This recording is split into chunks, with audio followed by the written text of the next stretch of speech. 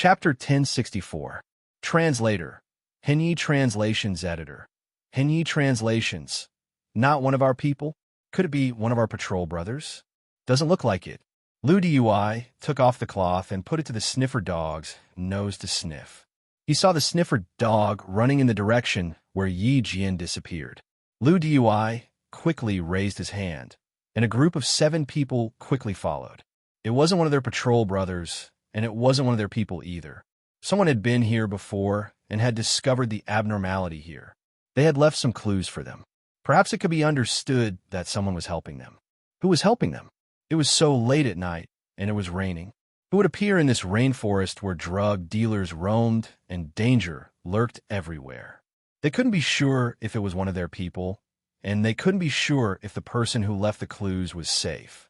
They didn't erase the traces of the drug dealers, but instead left it for them to discover. Perhaps it was safe for them. It was already late at night, and the border police pursuing the drug dealers were still walking in the dense rainforest with their sniffing dogs. The rain-soaked leaves swept across their bodies, faces, and hands, leaving behind rainwater and small cuts on their faces and hands. Yi Qian, who was walking along the mountain ridge, didn't stop. At this moment, she stepped on the dense shrubs and walked in a world of green. Even the rainwater had turned into green lines, splashing down in front of her eyes. There was no light in the rainforest at night. As she walked through the uneven growth of the forest, her military boots stepped on the shrubs. Even the sound of her walking was muffled by the sound of the rain. Did they take the same route? I can see the traces they left behind along the way. Bending down, Yi Jian pushed aside the low bushes and leaves, leaving a clear mark on the green leaves, which were left on the moist mountain soil. She smiled slightly and held the sniper rifle in her hand. She took out a sterile gauze from the first aid kit and tied a knot on the shrubs. As long as the border police didn't give up on the search, they would definitely find the clues she left behind. When he found out that he was going to take the enhanced survival route that Xia Jinyuan had trained him, Uncle Chen even joked that he would be like Major Xia when he encountered a group of drug dealers who were in the middle of a transaction. Xia Jinyuan's 15-day march ended with 2 extra days, making it 17 days. They spent 2 days following the drug dealers to their manufacturing site and inadvertently helped the border police force to destroy a large drug manufacturing site. He encountered them, but he didn't expect her to encounter them as well. The only difference was that this group of people had already been discovered and were now on the run. After leaving behind the markings, Yi Qian continued to carry the heavy sniper rifle on his back and walked alone in the endless forest. There was not a trace of fear on her face. She walked extremely calmly and fearlessly. She walked on the ridge that Xia Jinyuan had once walked on without any hesitation. On a mountain road about 20 kilometers away from Yi Qian, the group of 5 had no choice but to stop running because of the rain. They hid under the leaves to take shelter from the rain.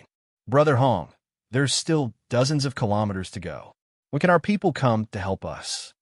The person who spoke in Mandarin with a local accent. He spoke very quickly and looked around as he spoke. From his expression, it was obvious that he was afraid. For anyone, the fear of the unknown was present at night. Walking on the same mountain road during the day and at night would greatly change one's mental and psychological state. For these fugitives, not only did they have to face the unknown dangers of the night, but they also had to face the danger of being caught at any time. Chapter 1065. A bald man held a makeshift walking stick with one hand.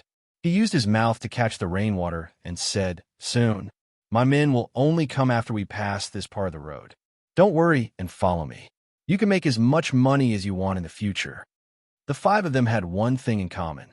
They were all bald. The leader, who was called Brother Hong, had a special identity. He was the breakthrough point of a big case for the anti-narcotics police.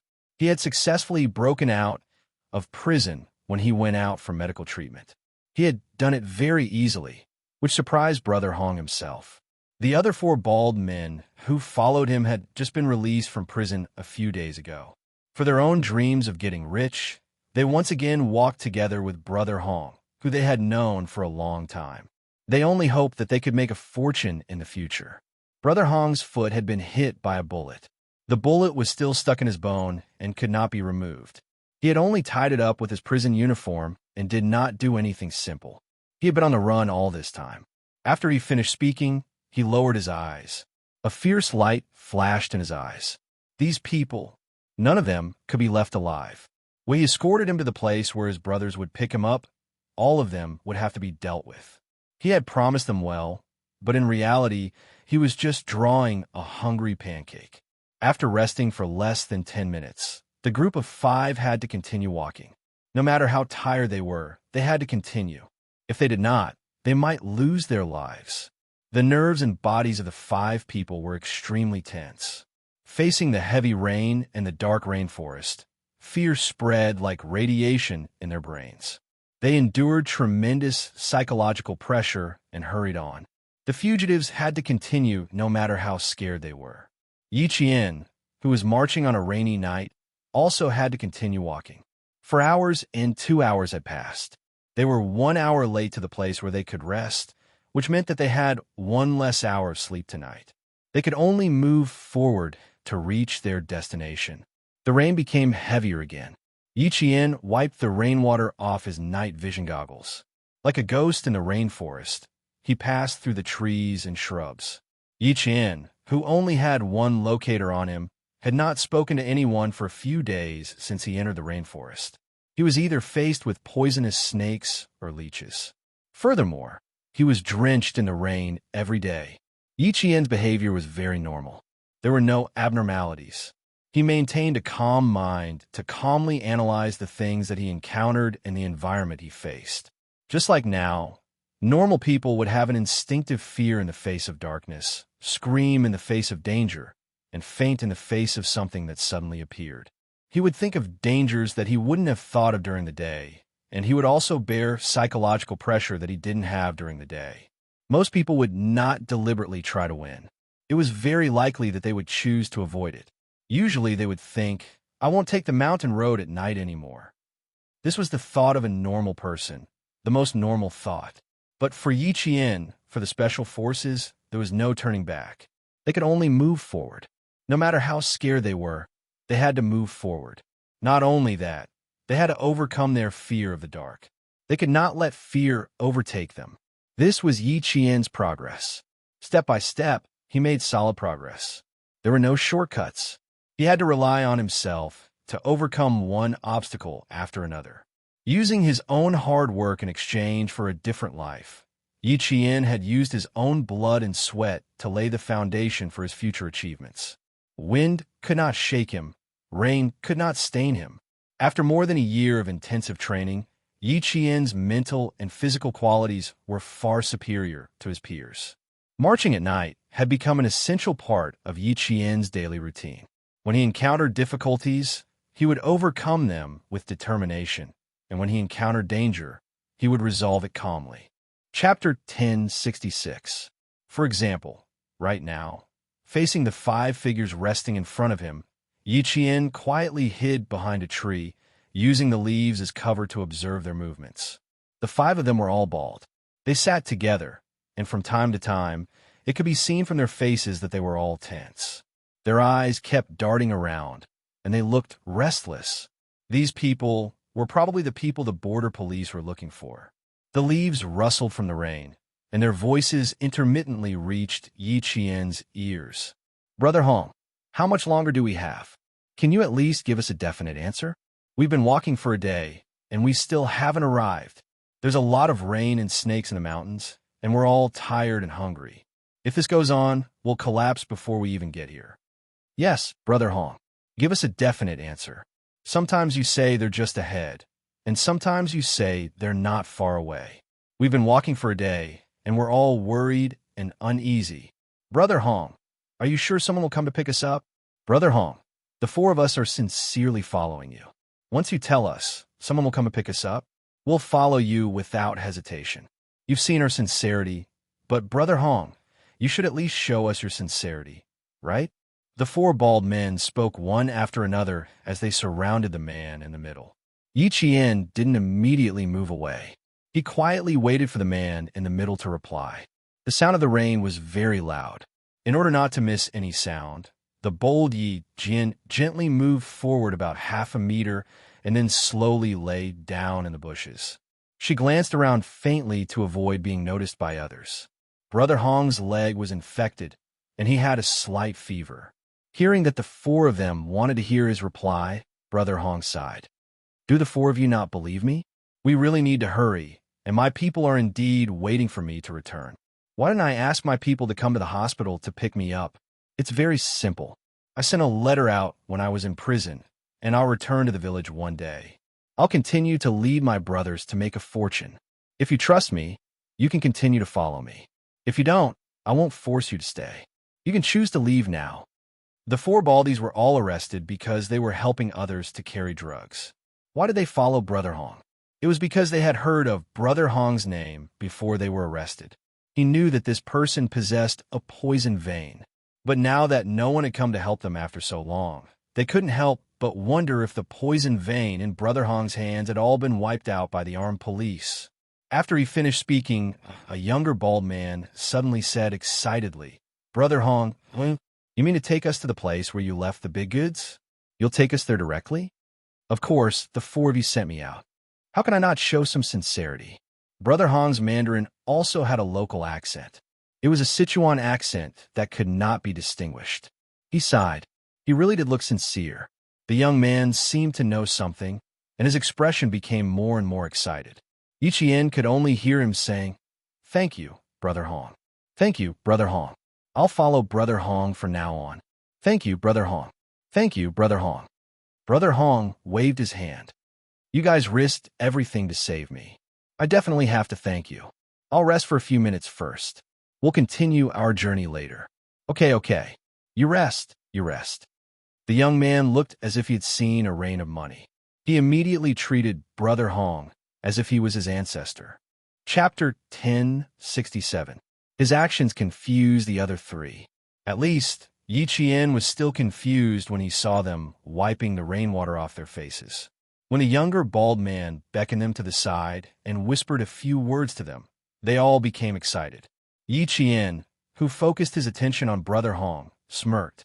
The four of them turned their backs to him and whispered. Brother Hong, who was resting with his eyes closed, slowly opened his eyes and glanced over. Yi Qian could see the obvious murderous intent on his face. They didn't leave, and neither did Yi Qian. This route was the fastest route in the entire rainforest.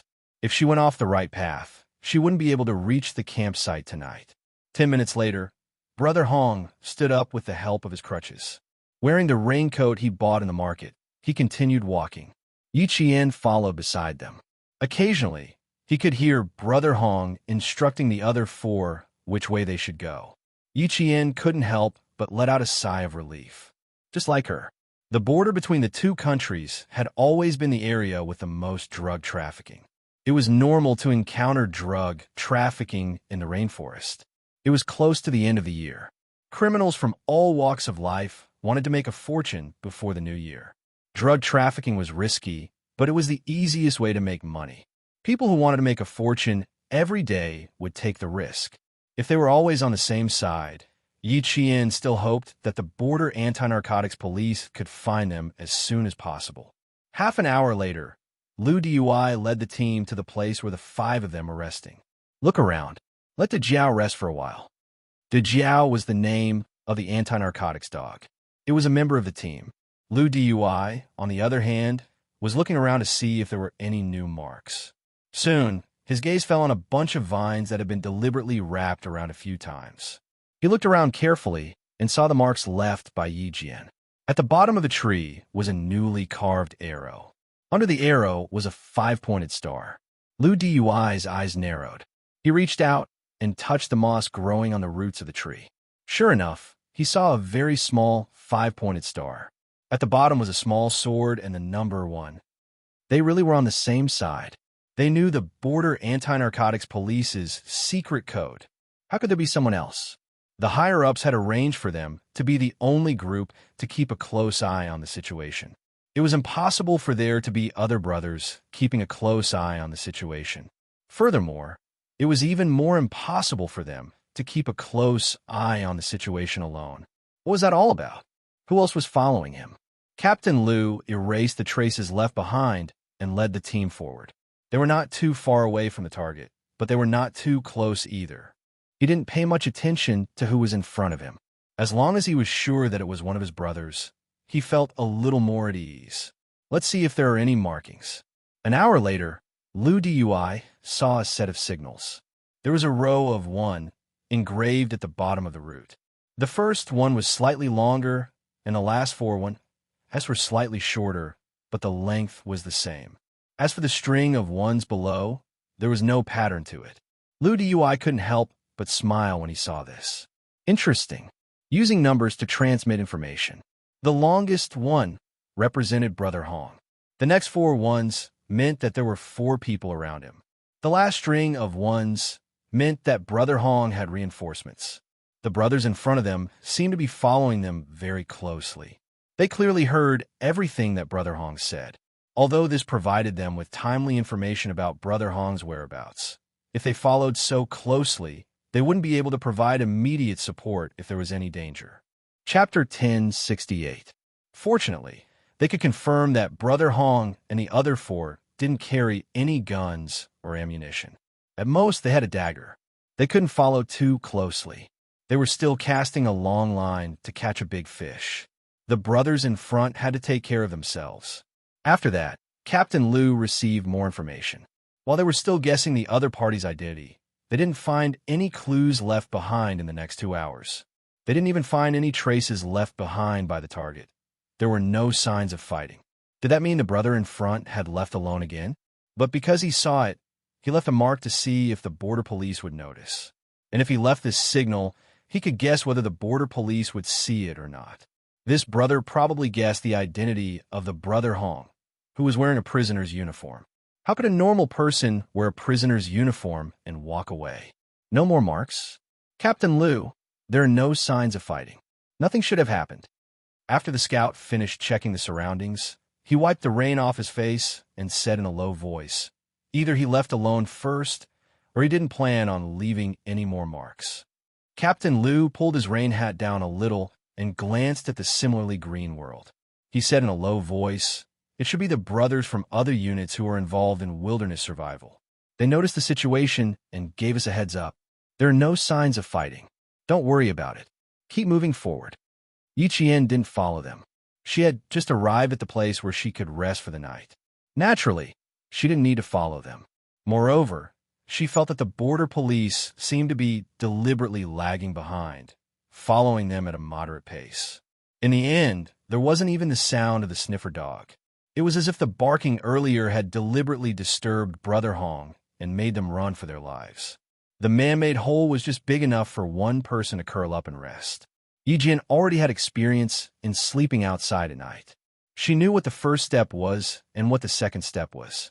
First, he used the rain curtain to block the wind and rain.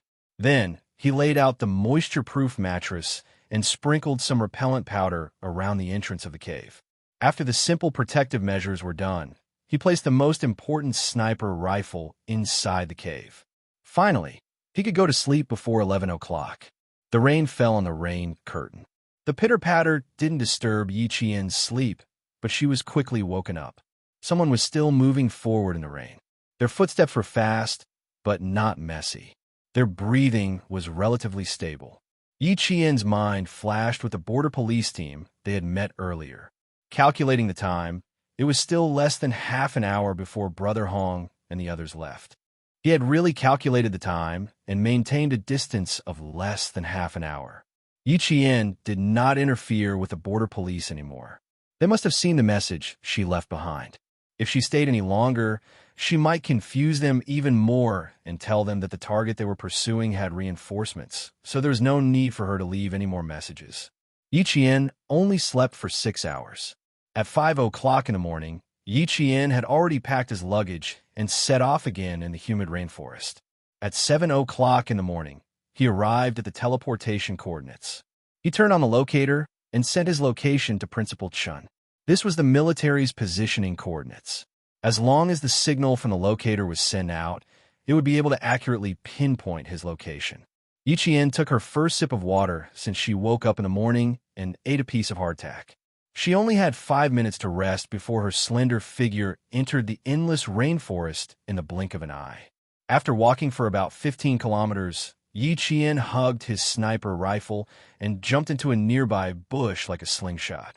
There was the smell of gunpowder and blood. Chapter 1069. Yi Qian was now more sensitive to the smell of rust in the blood and the faint mixture of gases in the smoke. Even if there was a faint odor in the humid air, Yi Qian would still be able to detect it. Yi Qian, who had hidden herself well, didn't immediately move. Only when she thought she could get closer to the smell of blood did she cautiously move forward. It wasn't strange for the smell of blood to appear in the rainforest, but if there was also the smell of smoke, then she needed to be careful, especially when she was walking on the mountain ridge between the two countries. Yesterday, she even encountered a group of escaped drug dealers, so she needed to be even more careful. If it was any other time, Yi Qian would judge whether or not she should go and investigate based on the situation, but this time she had to go and investigate. Brother Hong had previously said that he had reinforcements and wanted to kill the 4 bald men who were escaping with him. This was enough to prove that he had reinforcements and that someone had helped him get rid of the 4 bald men. And there was only a small group of border police officers chasing after them. If they really went against the reinforcements of Brother Hong, Yi Qian wasn't sure how high the chances of the border police officers winning were. She still didn't feel at ease, so she still needed to go and confirm. Yi Jianjian walked to a side of the mountain that was covered by shrubs due to the trees growing in the shade. Yi Jianjian saw a pair of crooked feet looming in the bushes. After the battle, the bushes were filled with the smell of death. The surroundings were very quiet, not even the sound of insects or birds. It was a deathly silence. Yi Qian completely hid herself in the bushes as she moved forward. When she got close to the location of the pair of feet, Yi Qian let out a sigh of relief. There was a black, fireball-like tattoo on the neck of the deceased. Just from this point alone, she was sure that this wasn't the border police officers. In the bushes, Yi Qian picked up a bullet. It was China's own 5.8mm bullet, used in the Type 87, which was the rifle that the border police officers were issued. There were a total of 6 corpses around the area. Their necks had a tattoo that looked like a fireball. They were all killed by Type 87 assault rifle bullets. Looking at the time, the gunfight that took place here was about 3 hours ago. It was now 8:40 in the morning, and the gunfight would take place around 5 to 6 o'clock in the morning. There were 3 hours between the gunfight and the gunfight. Based on the soldiers' speed, as long as they kept moving forward, they would be at least 35 kilometers away from her. However, based on the current situation, she was afraid that she would be. Before Yi Qian could finish his thoughts, a bird flew out of the mountain and soared into the sky. 1 second, Yi Qian was still deep in thought. The next second, she plunged into the rainforest and headed towards the direction where the mountain birds had fled. Although it was not raining today, the air in the mountains was extremely humid. Yi Qian climbed to a high spot and climbed up the tree like an agile monkey. Under the cover of the leaves, he saw a figure running left and right among the branches and leaves. He picked up the sniper rifle and adjusted the scope to the maximum. From the scope, he could still see a figure chasing after him. Bang! Bang! 2 consecutive shots were fired. The figure running at the front fired 2 blind shots behind him, trying to force the opponent to hide temporarily and buy time for himself to escape. The figure chasing after him was the border police officers. The one who fired the shot was the one Yi Qian saw a familiar black fireball tattoo on his collar. Without hesitation, he aimed the sniper rifle at the opponent's right hand. She didn't need to open or close one eye to shoot.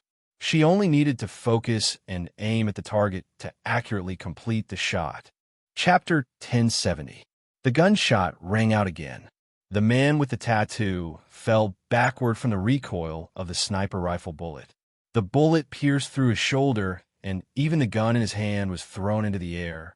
The man fell into the bushes, and then they heard the man's painful groan after he was shot.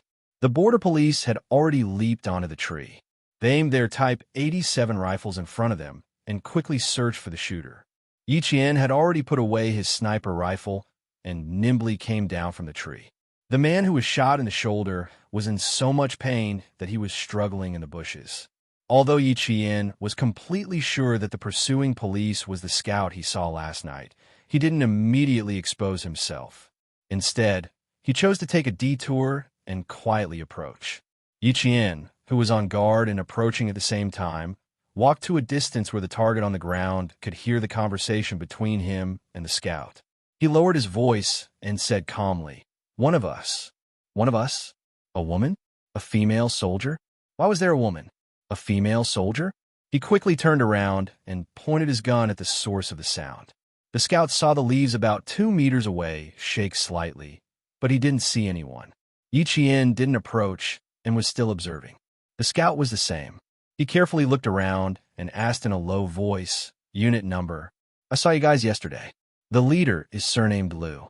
You are the scout," Yi Chien said and reported his unit number.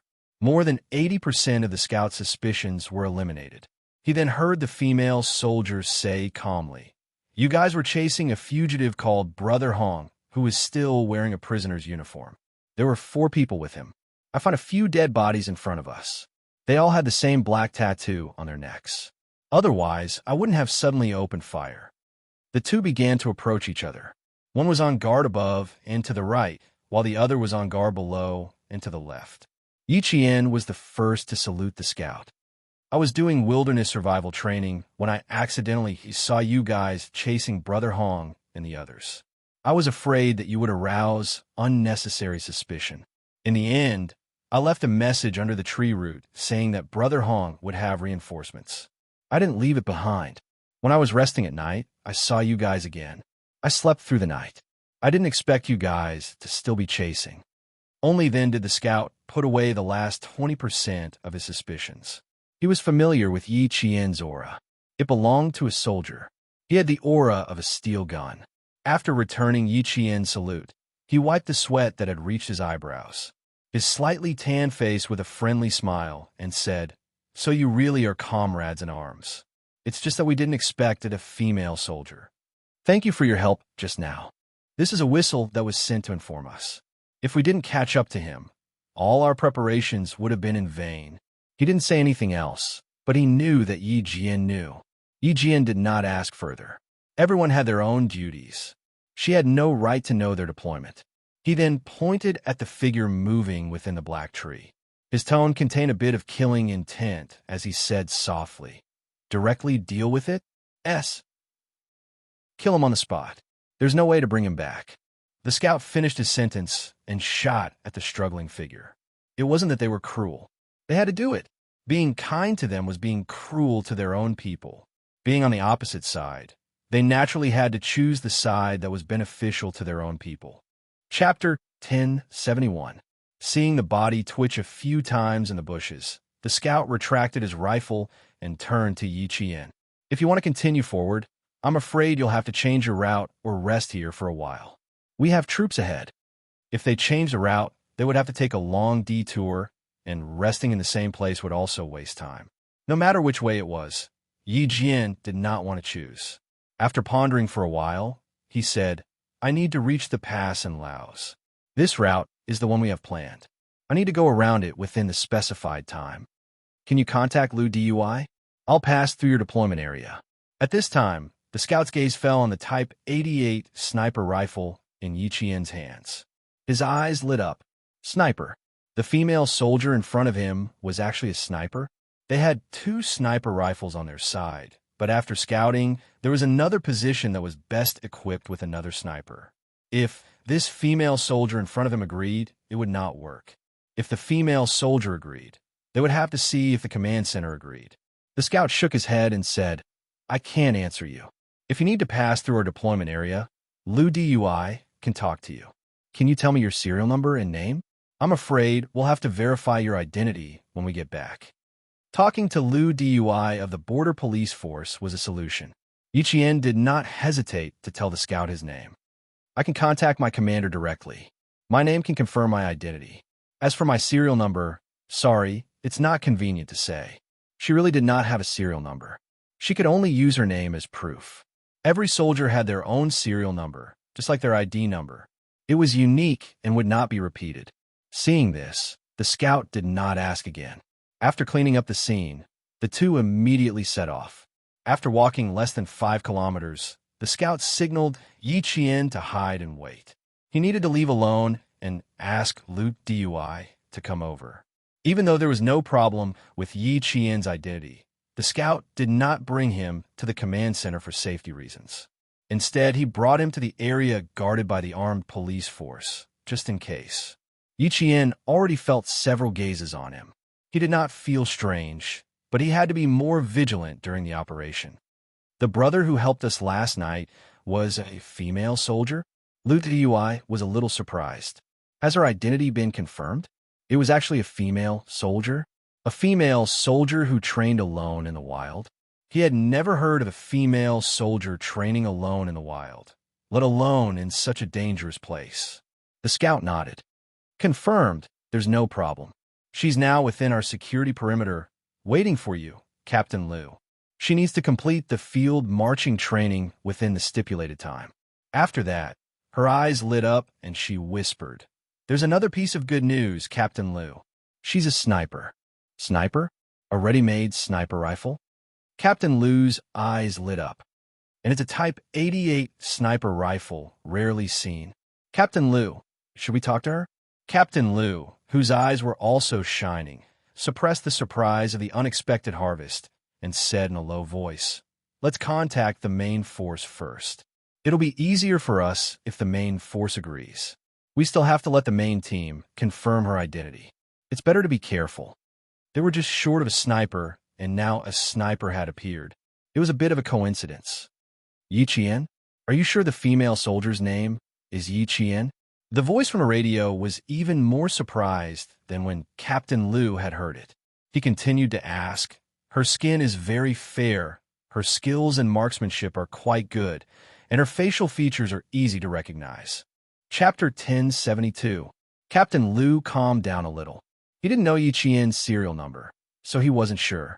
Now that he heard Chief Su's tone, it seemed like they knew each other, so he instantly felt hopeful.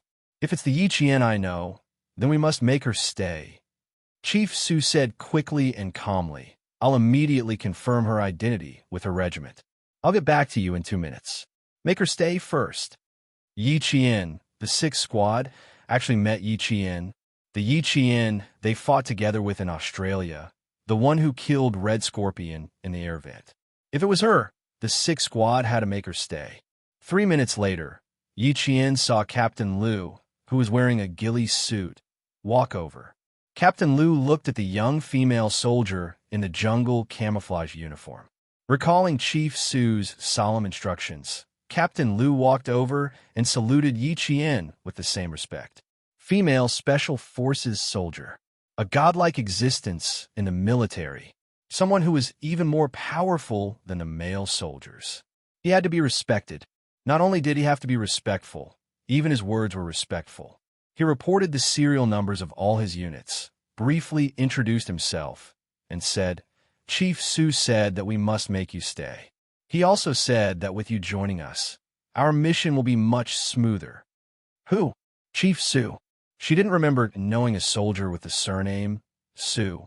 The communication hasn't been terminated yet.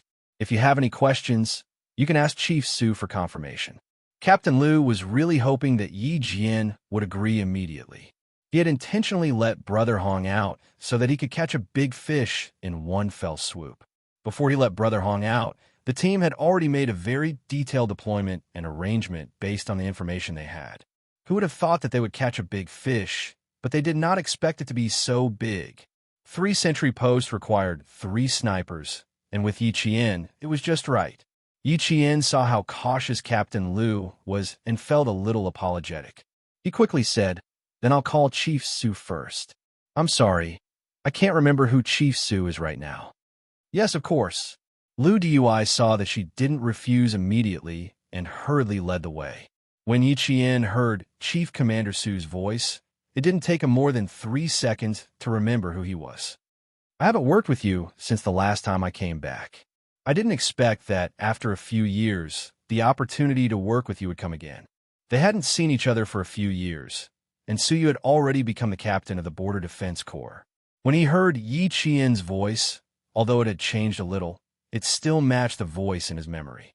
Yi Qian also smiled and said, I was wondering when I would get to know a head commander Su. It turns out that you're really an acquaintance. Su Yu said, ever since the Vietnamese Red Scorpion was killed, Laos has been developing and expanding rapidly in the past few years. Honggu, who we've been chasing, has been arrogant in the Mekong River for 2 years. We've also been keeping an eye on him for 2 years. She first explained the ins and outs of the situation to Yi Qian in a simple manner, then brought up the current problem. There are 3 sentry posts. We have 2 snipers here, and there's still 1 more sentry post that we can't deal with. To ensure that nothing goes wrong, I'd like you to be in charge of one of the sentry posts. I've just asked your regiment commander. He said that it's up to you to decide, and the army won't interfere. What do you think? Chapter 1073. Su Yu was discussing with Yi Qian. On the other side, Lu Tuan said to Commissar Yin, I don't know if Miss Jian is lucky or unlucky. Old Chun took her to the wilderness for training, and she actually encountered a large operation by the border police. 2 snipers aren't enough. We need 3. Little Miss Jian is involved in a big operation. I think these actual battles will be helpful for Miss Jian in the future. She hasn't enlisted yet, but she has already accumulated a few military merits. Next year's college entrance exam is the most important moment. It will be very beneficial to accumulate military merits. Although Commissar Yin was worried, he calmly analyzed it and felt that it was a good thing. Since she had chosen the military, she had to live up to the military uniform she was wearing. Once she wore it, fear and cowardice would become a thing of the past. She would be fearless in the face of danger. Lu Tuan nodded inside. 18 years old. Many of the recruits in our team this year are 18 years old. Compared to them, Miss Jian has already come a long way. Some of these 18-year-old recruits won't be as successful as Miss Jian even after they retire. Old Lu, I realize that Yi Qian's college entrance exam is getting closer and closer. You're getting more and more worried. Commissar Yin couldn't help but laugh when he heard his old comrade sigh again. Miss Jian will have no problem with the college entrance exam. She has a good mentality and physical fitness. Even if she gets sick on the day of the exam, she will be able to survive. There was a hint of teasing in his words. When it came to Regiment Commander Lu, he pretended to be scared. Don't mention my past. Back then, I fell into the water and caught a cold after falling into the water. Who are you calling mentally weak? He couldn't help but laugh. Miss Jian is indeed much stronger than I was at that time. I have high hopes for her. I'm afraid she has already agreed. Actual battles are rare. It is indeed a good thing for Yi Qian to encounter them. Using her sniper rifle to protect the border police is also a good thing. With a gun, she can protect the country and keep her comrades safe. Life can't be changed. It can't be changed. With a gun, she can protect the country and keep her comrades safe. Yi Qian understood this on the first day of the 4-year training program. After a few actual battles, he had a deeper understanding of it. Yi Qian looked at the entire deployment and knew what the scouts had found out. His expression turned serious. Their firepower is very strong. We can't rule out the possibility that they have heavy weapons. Let the advance group find out more about the situation in the village. It's better to know more about it. If they were to directly kick the enemy's nest, they would have to have a clear idea of the level of firepower. Lu Dui's finger pointed at a location on the combat map. This is the machine gun point. The advance team will kick this place down before we fire. After Yi Jian agreed, Lu Dui felt more confident. A sniper was different from an ordinary soldier. A sniper was like a diamond in the team. As long as she appeared, she would be able to kill all the targets in one fell swoop, regardless of whether it was high firepower or high sentry posts. The charging soldiers knew that there was a sniper protecting them in the dark. It was as if they were wearing an extra layer of bulletproof vests. They felt much more at ease. We're in charge of the top, while the Laotian police are in charge of the bottom. Go to the sentry post in the south. When you're done, you can immediately regroup and don't need to take a long detour. We have both the terrain and the people. Now we just have to wait for the right time. Captain Lu tried his best to think for Yi Qian. After all, he was in training and had been dragged along to carry out the mission with them. He could not be considerate. Chapter 1074. And the timing he was referring to was a rainstorm. Wait for the rainstorm to come, then use the rain as cover to carry out the operation. Yi Qian nodded. I have no problem with that. I will follow the team's arrangements. The sentry posts were all above. Brother Hong and his team were guarding against the Chinese border police. Soon, the news of the sniper taking care of the sentry post in the south was spread to the teams in the mountains. The most important thing was settled, and they were waiting for the signal to come in. With the enemy's strength, it was necessary to have 3 snipers, if they even had machine guns. Yi Qian, who was rushing towards the sentry post in the south, pursed his lips. He was afraid that there would be casualties. After reaching the south, Yi Qian finally understood why Xia Jinyuan said to go from the north to the south. If you didn't look carefully, you wouldn't know that there were people living in the villages in the mountains. After finding a few observation posts, Yi Qian finally saw a village in the corner of the mountain through the dense foliage. It was a typical Laotian farmhouse with triangular roofs and thick cross-weave bamboo walls. From where she was, there were as many as 5 households. But with the Laotian police there, at least she didn't have to worry too much. Time ticked by. Yi Qian, who had found the best sniping position, had been in hiding for 2 hours. The Type 88 sniper rifle had an effective range of 800 meters. At a distance of 1,000 meters, it could penetrate 3 millimeters thick A3 steel plates. With Yi Qian's sniping skills, she could choose between 800 meters and 1,000 meters. But she didn't. Instead, she chose a range of 500 meters.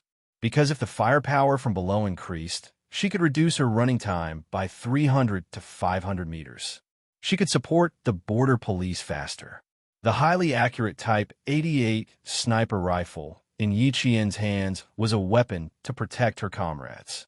As the time for the operation approached, Yi Qian's eyes moved closer to the scope, quietly waiting for the time to come. The rainforest was very quiet. No birds flew past, and no animals ran away. Yi Qian, who was perfectly disguised, saw the 3 snipers walking back and forth at the sentry post. From time to time, they would use binoculars to look into the mountains. The observation positions were all at the borders of the central region. Half an hour later, it started to rain heavily. Amidst the fine raindrops, Yi Qian slowly locked onto the crosshair of her scope. Amidst the sounds of the rain hitting the leaves, Yi Qian fired her first shot. Bang! The sound of the gunshot was muffled by the sound of the rain. The first shot was fired, the gun was reloaded, and the shell was ejected. Then she fired the second shot, and the third shot was a perfect shot to the head. Even though Whistle reacted quickly, he was still 1 step behind Yi Qian's bullet. The rain was so heavy that the sound of the sniper rifle was drowned out by the rain.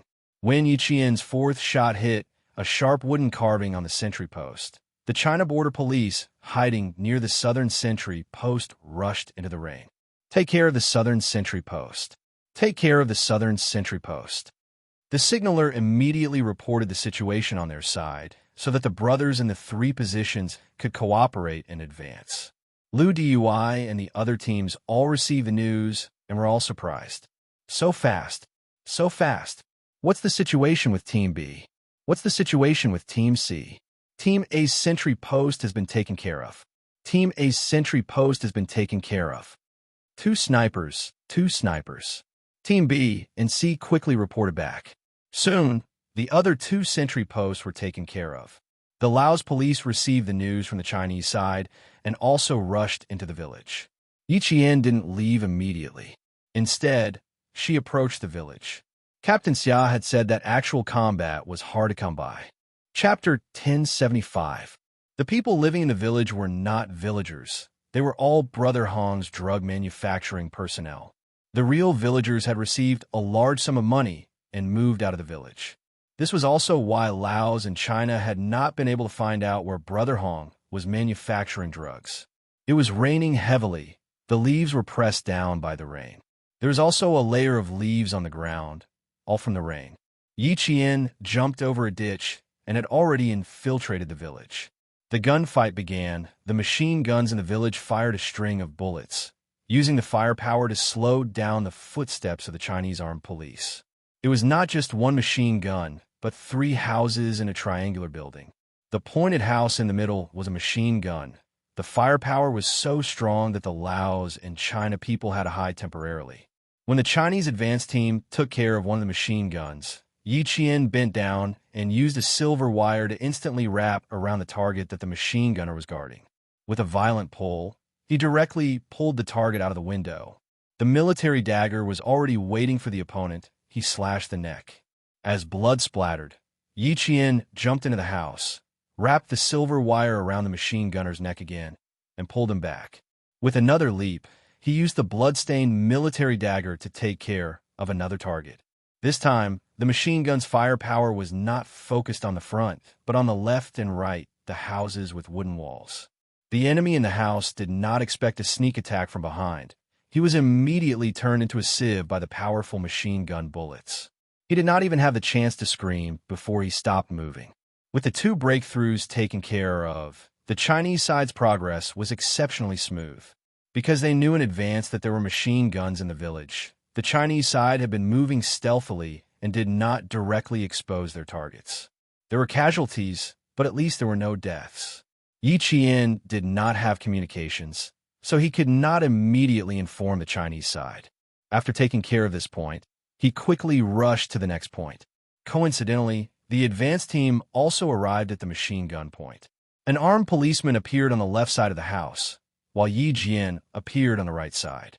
The 2 of them met face to face, and their first reaction was to rush to the window. They were on the same side. With one move, they had opened up the situation in front of them. So they were on the same side. That was good, that was good. There are still 2 more points. They're all facing Laos. 4 of our brothers are supporting them. The young armed police officer who had just taken care of the criminal in front of him was lying in the rain, gasping for air. Brother, you stay here. I'll go and support the other brothers. Yi Qian nodded. All right, I have no problem with that. Female soldiers? Someone from our team? Amazing. The armed police officers, who were about to get up, immediately crouched back down when they heard the voice. They looked at Yi Qian's face, which had been washed away by the rain. I've never seen him before. Be careful. I'll head over first. He had never seen a female soldier so powerful before. Yi Qian was guarding an exit. She did not hide in a house that could be blown up by a bomb. Instead, she chose to hide under a pile of rocks. It was an exit that led to the mountains. As long as she guarded it, she would definitely find something. When he saw a few figures dashing over, Yi Qian grabbed the policeman's sleeve and said, "The big fish is here. Brother Hong is here."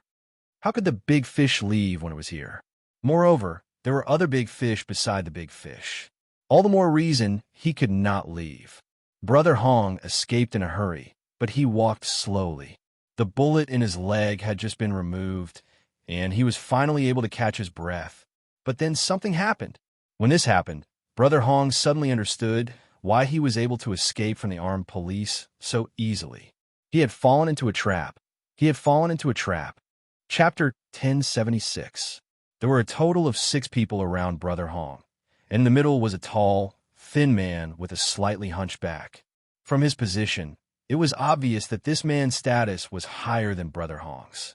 The armed police made a beheading gesture to Yi Qian, then set up the rifle in his hand and began to aim. Yi Qian returned the gesture. There are targets more powerful than Brother Hong. When they appear, I'll snipe them first, and you'll cut off their tail. We'll flank them from the back and prevent any pursuers from coming out. Okay, be careful. The armed police immediately picked up the rifle he had set up, bent over, and circled back to cover the rear. With a pincer attack from the front and the back, they had to be wary of someone shooting from behind, but with a sniper, the armed police didn't hesitate to cover the rear. In an operation, not only did comrades have to cooperate well, but they also had to have 100% trust in each other. Although Yi Qian had only joined the operation at the last minute, the way he cleared the muzzle of the machine gun left a deep impression on the young armed police. Building trust was sometimes that simple, and one cooperation was enough to make people trust each other. The 4 men escorting Brother Hong and the other two were like bodyguards. The guns they were holding were not ordinary rifles. They were all-stairs submachine guns that could be fired with one hand and could function as both submachine guns and handguns. This type of gun could fire a single shot with a light press of the trigger and fully automatic with a safe press of the trigger. From the length of the magazine, it was equipped with a 30-round magazine. Even though they had powerful submachine guns, Yi Qian's target was still the big fish he had set his eyes on. 1, 2, 3. Here it comes. The rain was getting heavier, and Yi Qian's eyes never left the scope. When the target appeared, the crosshair wasn't aimed directly at the target's vitals, but slightly off. When the target dodged to the side, the crosshair and the scope instantly locked onto him. After a bang, the hunchbacked man fell backwards. There was no pause, and everything happened too quickly. Brother Hong, who was walking with the man, didn't even know what had happened, and subconsciously turned his head to look. Fortunately, the bodyguard beside him reacted quickly and used his shoulder to knock his employer to the side, while he pulled the trigger and fired wildly. The hidden pile of rocks was hit by the bullets, and stone fragments flew everywhere. Bang, bang, bang. The continuous gunshots sounded particularly dense in the heavy rain. Retreat, retreat. Several bodyguards quickly shouted in Lao. Brother Hong was so shocked that he dragged his injured leg and quickly deviated from the original escape route under the cover of two bodyguards. Press it down. Press it down.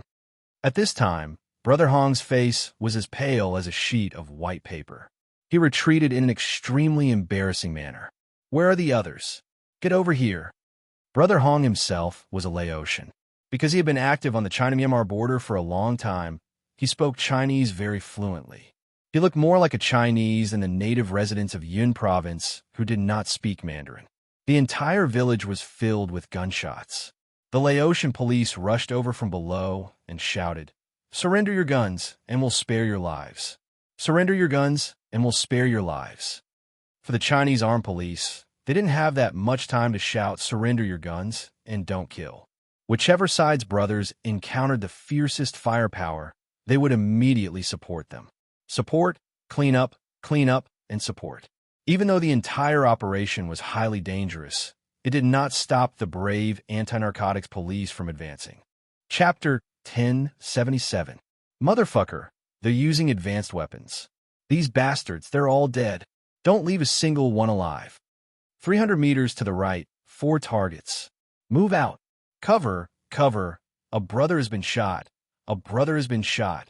Discovered the drug production chain. Discovered the drug production chain. Prepare to blow it up. With the cooperation of the various teams, the Chinese armed police directly blew up the drug production chain. As for how many drugs were still inside, they didn't care. The mission this time was to eliminate them. The huge explosion sounded with a bang, and the entire village shook. The flames rose with the black smoke and were suppressed by the heavy rain. The smell of gunpowder in the air became stronger and stronger. Motherfucker! The explosion startled Brother Hong, who was escaping. When he turned back and saw the black smoke rising, Brother Hong's face instantly distorted. My efforts are all gone, all gone. It wasn't just this one explosion. When the second explosion appeared, Brother Hong was lying on the ground, his hands digging into the soil. The murderous look in his eyes was like that of an African wild dog, so fierce that it was bloodshot. The two bodyguards didn't give him too much time to hate and immediately carried Brother Hong away. The village definitely couldn't be defended. They had to save their lives first. The blood that splashed out mixed with the rain and flowed with the water on the ground. The gunshots didn't stop, and the explosive fire didn't stop. The entire drug production village was sealed off, and the sound of gunfire and smoke were isolated from the world. One armed police officer was hit by a bullet. 2 armed police officers restrained the gunfire, and another armed police officer immediately dragged his shot comrade to a hiding spot. That young face, no matter how deeply the oil paint was applied, was clearly engraved with bravery and fearlessness between his eyebrows. He said that there was no war in peacetime, and that soldiers were purely wasting the taxpayers' money.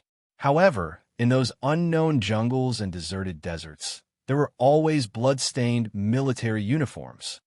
Yi Qian's eyes were filled with the glint of a sword. Every gaze was cold and ruthless. The sniper rifle in his hand had a total of 10 bullets, and now there were only 2 left.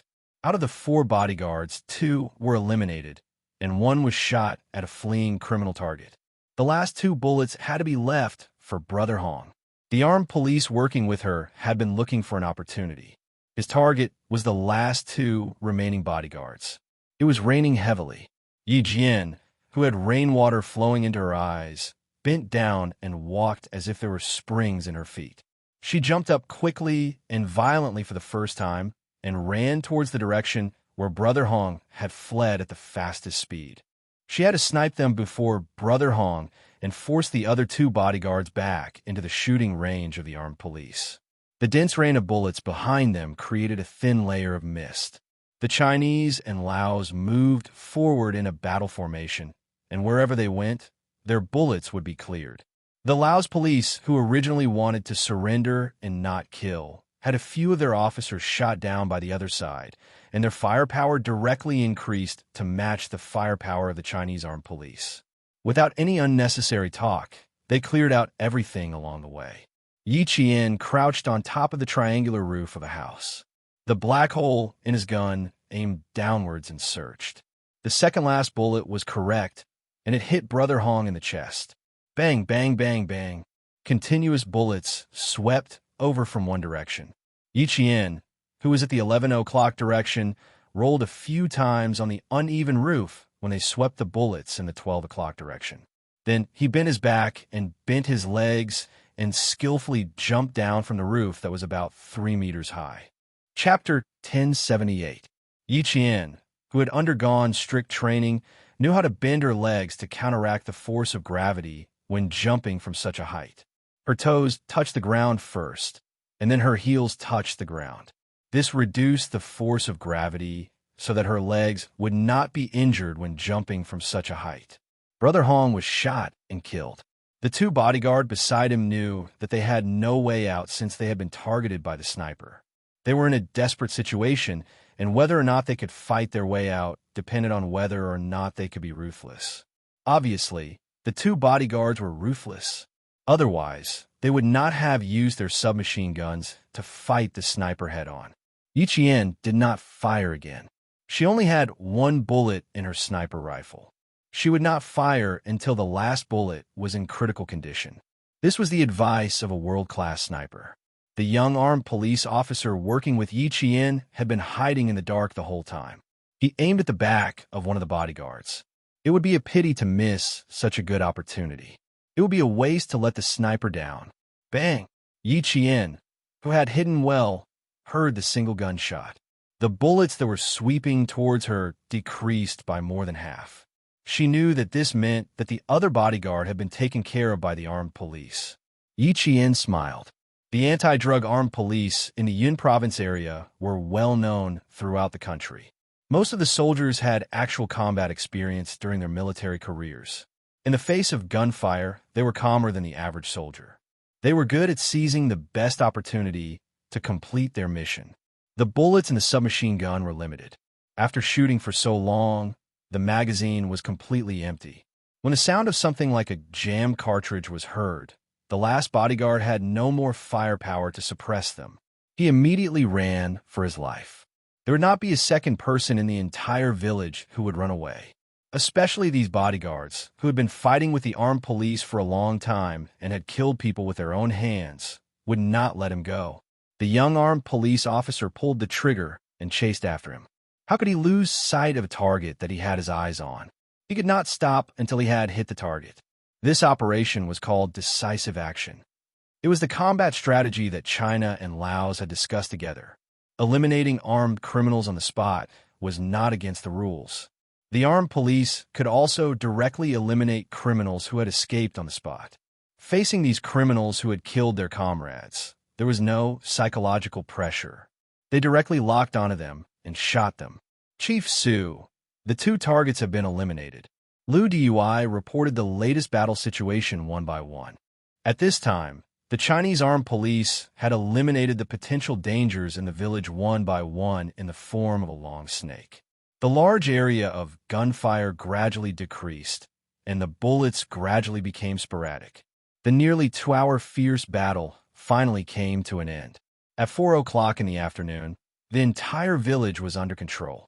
In the village where there were no gunshots, the Chinese and Laotian sides began to clean up the scene. A large amount of drugs were found, but they were not carried out of the village. They were directly dealt with incendiary bombs. Yi Qian walked to Lu Dui's side and saluted him with her sniper rifle on her back. Her dark eyes were still bloodshot as she smiled and said, "Lu Dui, can I leave now?" She had completed all her tasks, so she didn't need to participate in the cleanup work. She could leave directly. Asking Lu Dui was a sign of respect. The 2 important targets have been sniped by you. Thank you, Yi Qian. Lu Dui returned the salute to the young female soldier.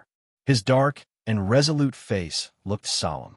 He said solemnly, "With your participation in this operation, the entire operation time has been shortened by at least half an hour. The elimination of the high positions in the south has also reduced our casualties. Thank you, Yi Qian." Chapter 1079. The casualty rate was a sad topic, and it was also a heavy number.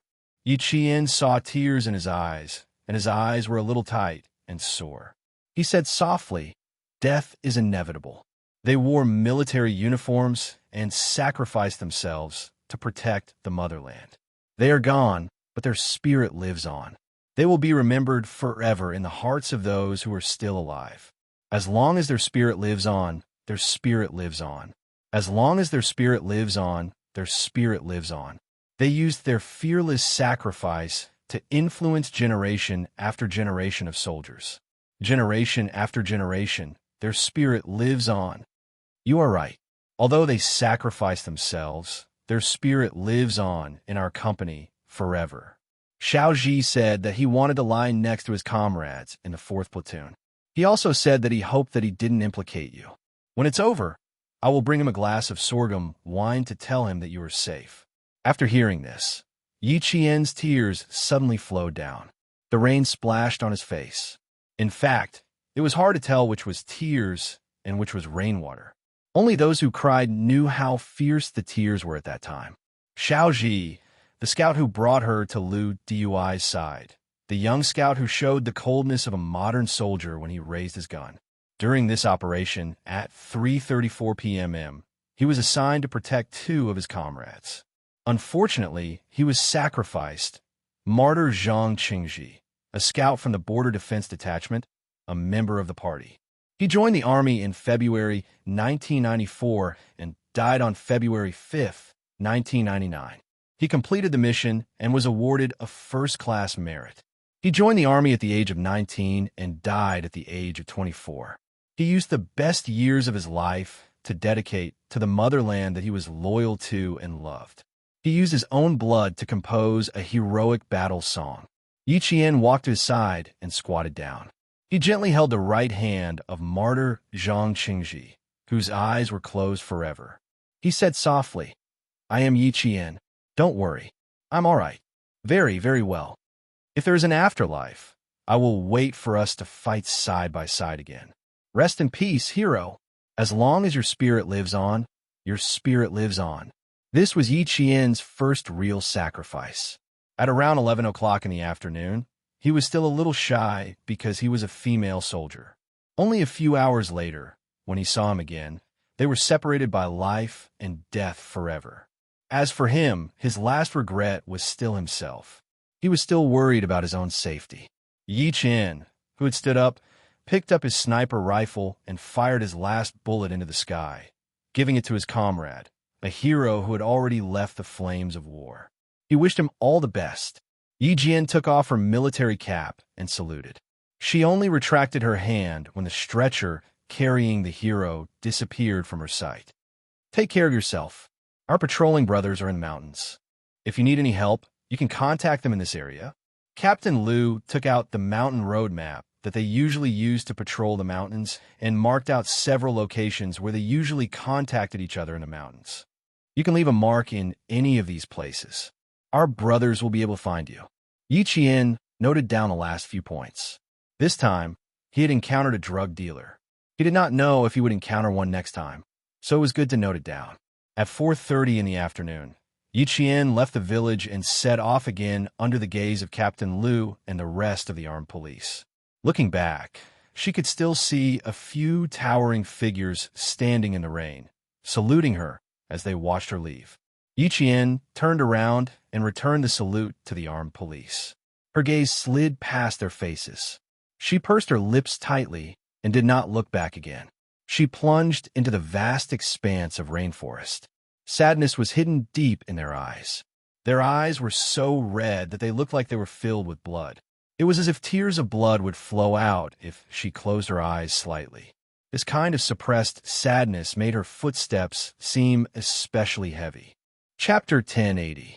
Yi Qian, who had used the last sniper bullet to end the hero's journey, started her survival training again with sadness. All the armed police and soldiers would not be deterred by the fall of their comrades. The most common slogan in the army was, "If you're a man, stand up."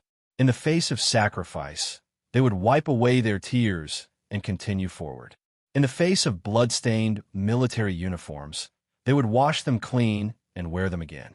The military's indomitable spirit was deeply engraved in their souls. Words like failure, cowardice, and cowardice would never appear in their dictionary. No matter how dangerous the path ahead was, they would continue forward without hesitation once they put on their uniforms. With the responsibility and mission on their shoulders, even if there was a mountain of knives and a sea of fire in front of them, they would charge forward fearlessly, with courage, without fear of death, and the calmness of passing through death. They would sacrifice themselves to protect their country. They were worthy of being called heroes of the people, immortal. Yi Qian took a deep breath and climbed up a rock. She returned her normal military route as fast as she could. She did not look back. She was not afraid. She had chosen the military route. She would never be afraid.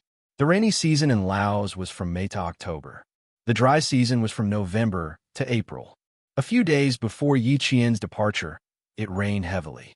The weather that followed was very good, which allowed Yi Qian to speed up the progress of her wilderness training.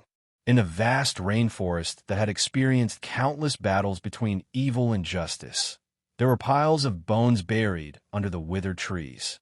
Not only were there the bones of criminals, but there were also the bones of border guards. Uncle Chun said that there were many soldiers who had been hunting down criminals. After their sacrifice, even their bones could not be found.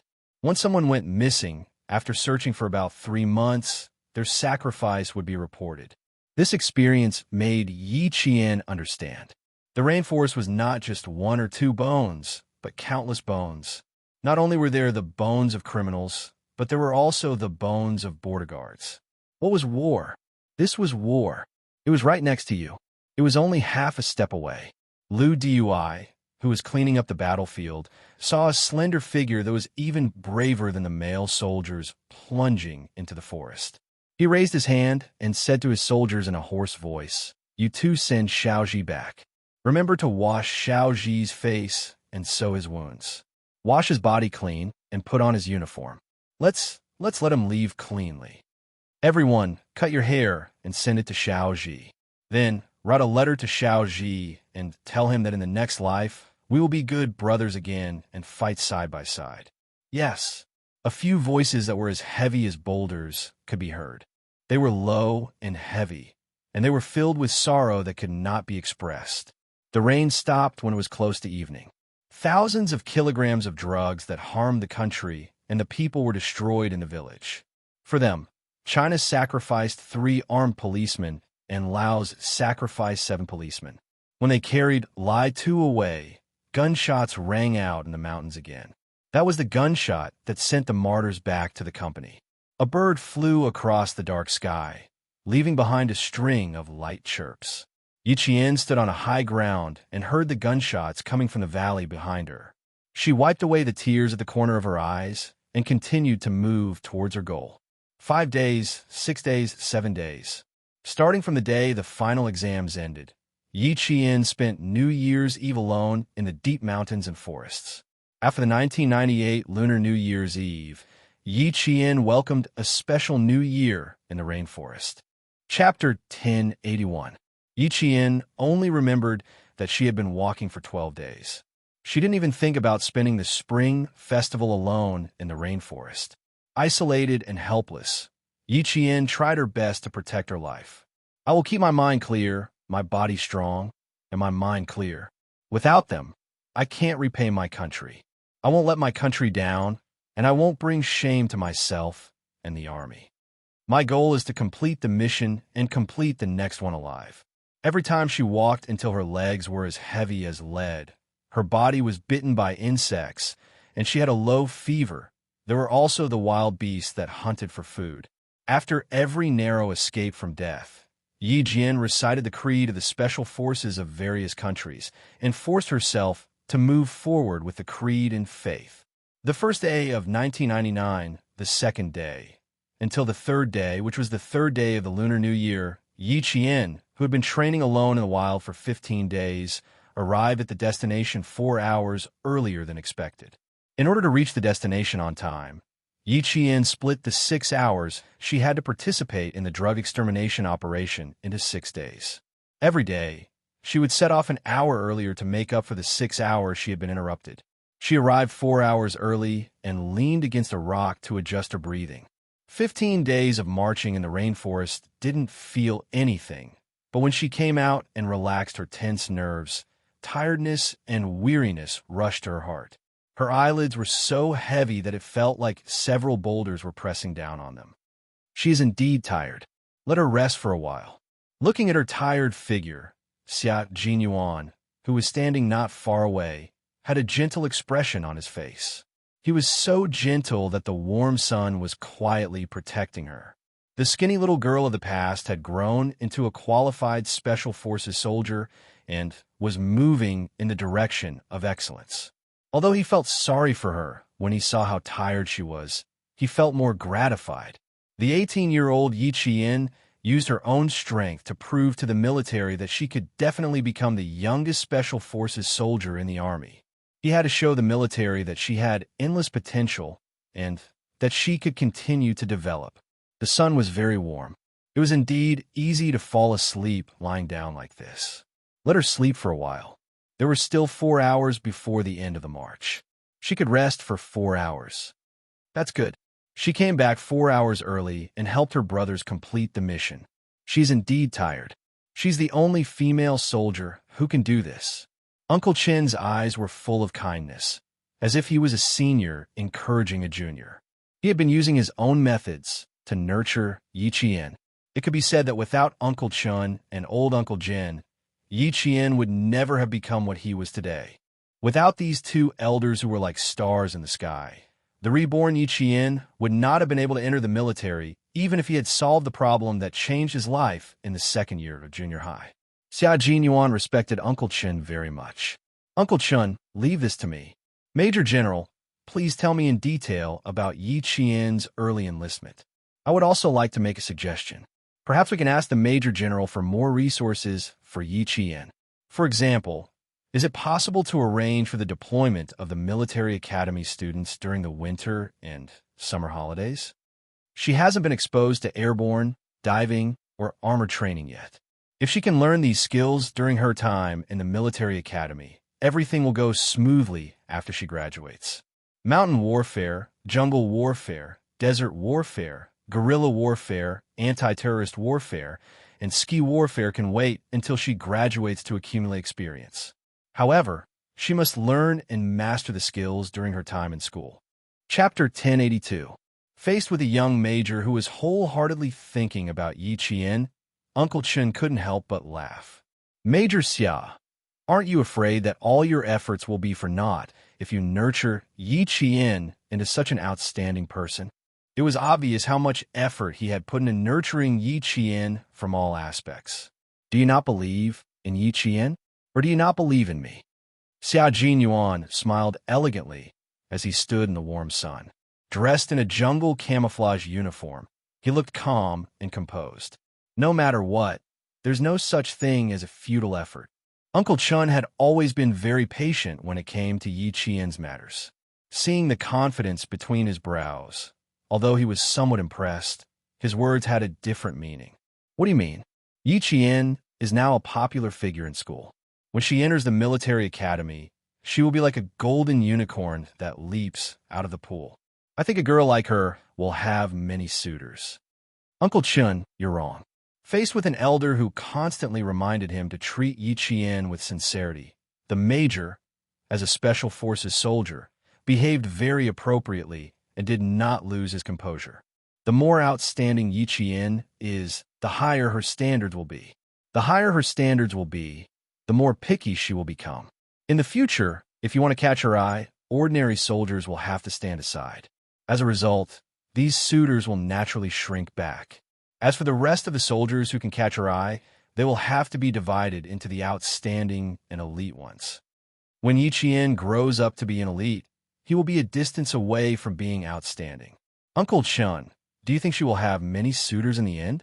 There won't be many elites who can become an elite special forces soldier like Yi Qian and fight alongside her. As Xia Jinyuan spoke, he began to laugh. His increasingly mature and elegant smile was tinged with arrogance. No matter how many elites are by Yi Qian's side, I will always be the most outstanding soldier in her heart. Someone who is compatible with her, someone who can fight alongside her and share life and death with her. His words made Uncle Chun laugh uncontrollably. Yi Qian has good taste. I believe that the two of you will become comrades in life and death and spend the rest of your life together. He glanced at the motionless, slender figure and said, I'm going to have a chat with the Major General. I can rest assured with you guarding this place. The Spring Festival was a time of reunion for the lights of the homes, but for some soldiers on the front lines, it was the beginning of a year of training. The place where the armored troops rested after their maneuver exercise was the grassland in the forest. Yi Qian only had to cross a small hill to see armored vehicles resting there. Yi Qian, who had arrived 4 hours early, knew that he had entered an important military zone. Only then did he relax and catch up on sleep. He had only wanted to catch up on sleep for a short while to replenish his energy, but unexpectedly, he slept for a long time. On the other side, the Major General finally saw the person who had trained Yi Qian since he was 13 or 14 years old to become an international sniper. With one glance, he inexplicably felt that he looked a little familiar, as if he had seen him somewhere before. The Major General was 54 years old, while Uncle Chun was 47 years old. In terms of age, they were only 7 years apart. If he had seen him somewhere before, it was impossible for him not to remember. When Uncle Chun came closer, the Major General suddenly strode over. As he walked, he sized up Yi Qian again. He was even more certain of the person who had trained Yi Qian, the soldier King Chun Dongfeng from the 1970s. He was a legend in the 1970s, a god of war who had joined the army in the 1970s. Chapter 1083. I didn't expect to see you again after 18 years. The Major General looked at the legendary soldier from the 1970s and felt a surge of emotions. Back then, I was in the company with the old chief. Your regiment commander immediately introduced you to the old chief after he finished reporting his work. Old Chun, your marksmanship is still fresh in my memory. No wonder Yi Qian looked so familiar when he held the gun. When I first saw this girl, I thought she was a talent with great potential. It turns out that she was trained by you. Uncle Chun had no impression of the Major General. He had met too many people back then. Now that he was middle-aged, there were some things that he didn't want to think about. Occasionally, he would dream of a bloody mist, and he would walk in the bloody mist. If it wasn't for Miss Jian, those dreams would continue. When he stopped and relaxed, he couldn't help but think about the past when he trained Miss Jian wholeheartedly. It was as if he had returned to the battlefield and returned to his own era.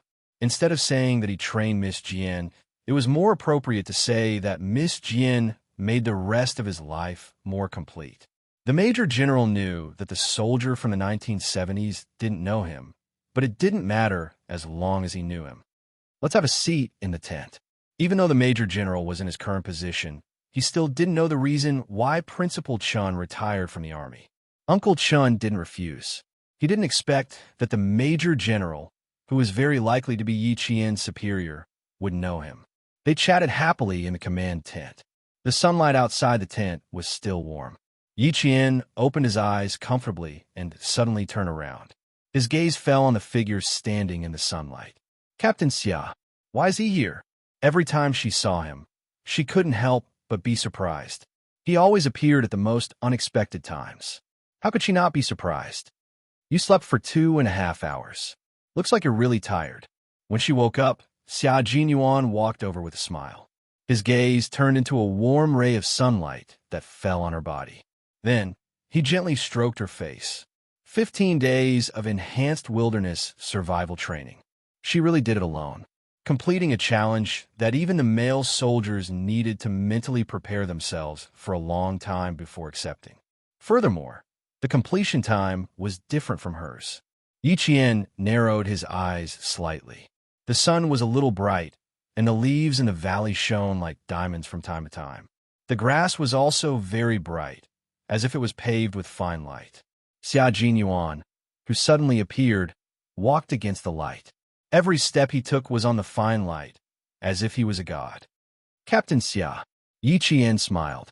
She was very happy to see him, to see Xia Jinyuan, who was also dressed in camouflage, and to see him return with the aura of a king bathed in blood. He must have experienced sacrifice, and he must have seen his comrades fall.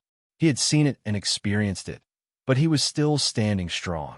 He had always been a role model for him to learn from, a goal for him to move forward. Seeing her smile, Xia Jinyuan's heart sank a little. Although she was smiling, she looked very tired, and there was a trace of haze between her eyebrows. The after-effects of wilderness survival had appeared on Yi Qian. He reached out and patted her shoulder lightly. Beautifully done, Yi Qian. You're the best soldier I've ever met. My little fox, having you by my side is something I'll be proud of for the rest of my life. You've become my pride, and I'm determined to become your pride. Chapter 1084. To be honest, this kind of survival experience would have been better if you had a partner. When you walk alone, it's as if there's no one else in the world other than you. It's as empty as if you're the only person on Earth. Sometimes it takes a lot of energy to suppress the negative thoughts. Seeing him, Yi Qian couldn't help but talk about her 15 days of survival training. Xia Jinyuan didn't interrupt her. He smiled warmly and quietly listened to every word she said. 15 days of wilderness survival training by himself not only honed his physical fitness, but more importantly, it also honed his psychological quality. She had suppressed it for too long and needed to be guided so that all the negative thoughts and stress would be resolved during the conversation, eliminating the bad and leaving the best to achieve the effect of psychological training.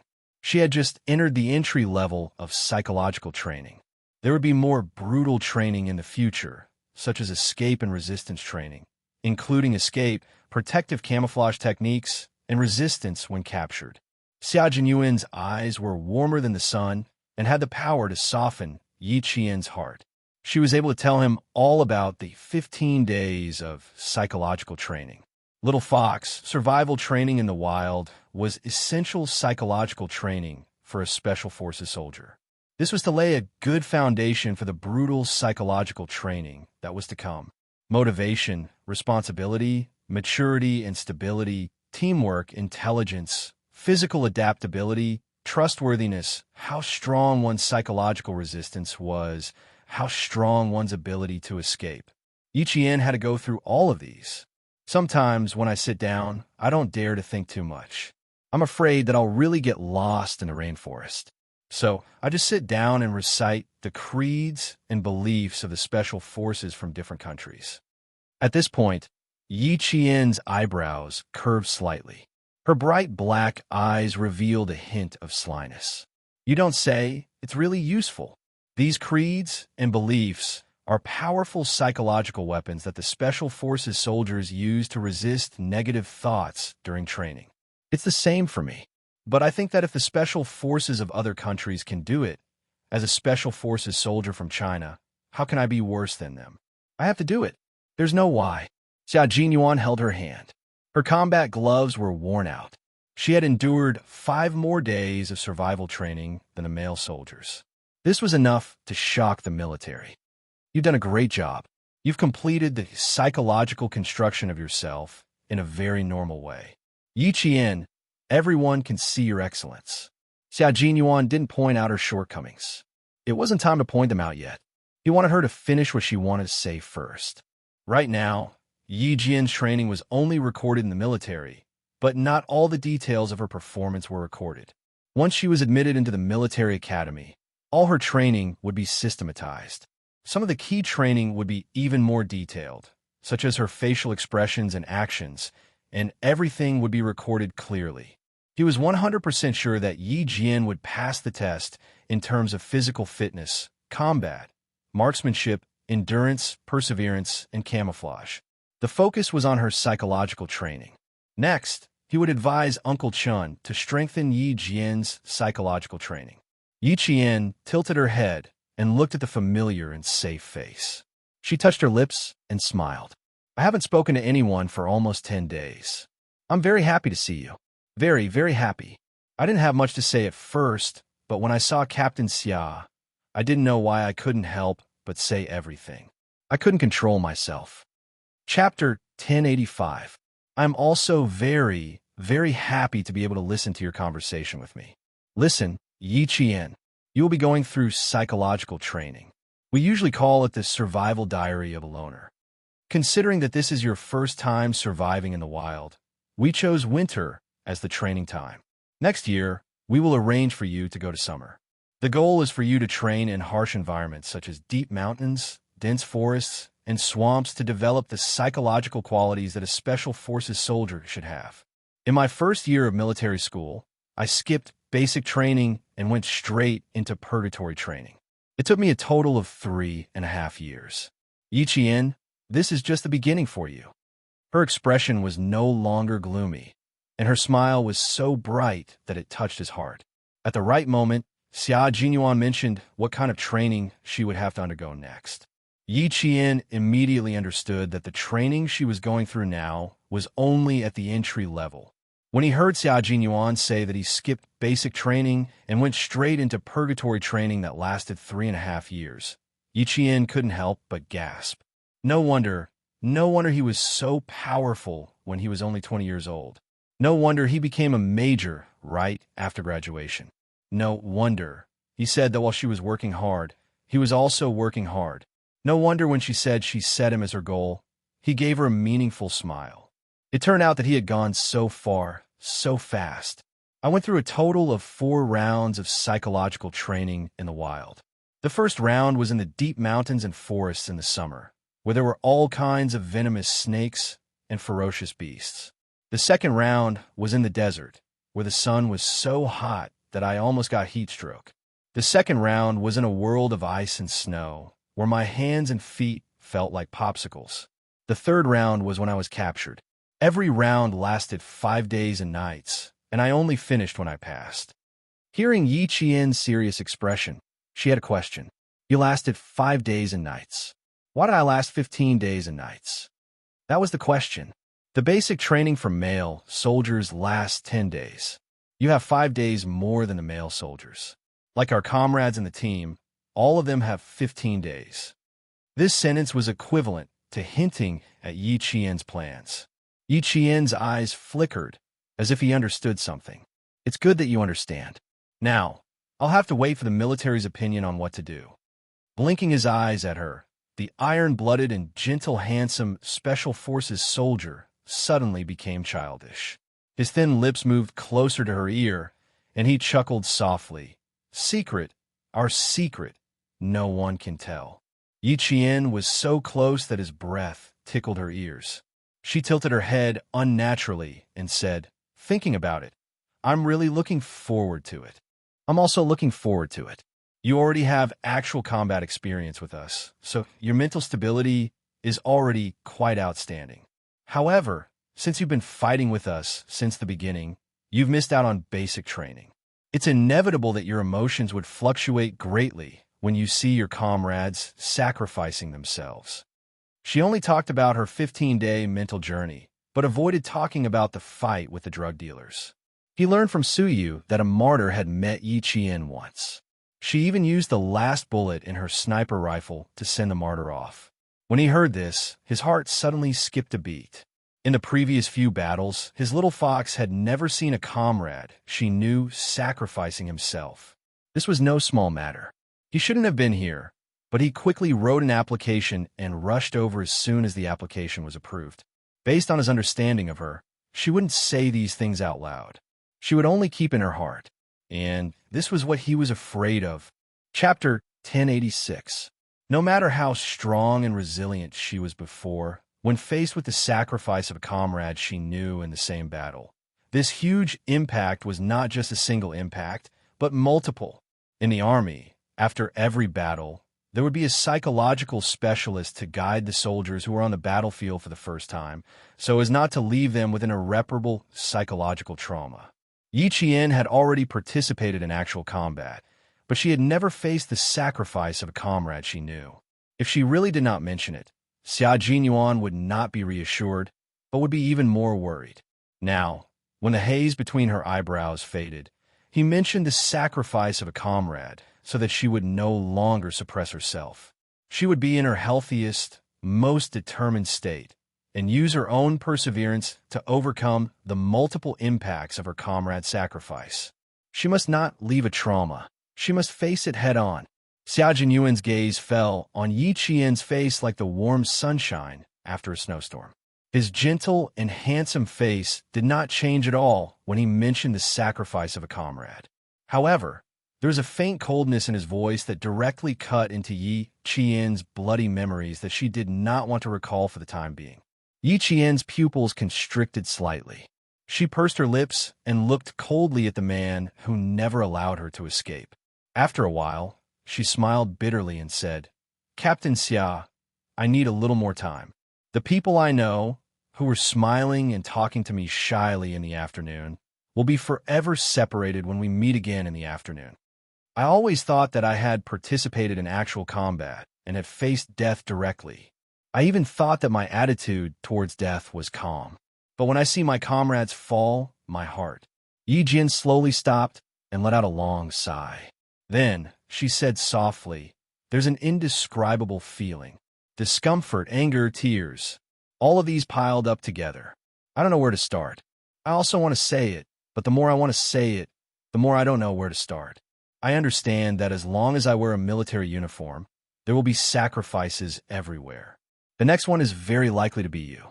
Captain Xia, I understand, but no matter how much I understand, I still feel sad." Xia Jinyuan put his hands on her shoulders and said in a low and cold voice, "Look at me, Yi Qian. Raise your head and look at me with your eyes. Look at me and listen to me carefully." There was a soft spot in her heart that belonged to her comrades. Yi Qian was not afraid of sacrificing herself, but she was not willing to see her comrades sacrifice themselves. What is the meaning of sacrifice? It's about protecting, using one's own life to protect our homeland, using one's own life to defend the peace of our country. You saw his sacrifice, but you must also remember why he sacrificed himself. That's because sin exists. There are too many evils in this world, too many wars, too much harm, and our existence is to use our lives to wipe out the evils that harm our country.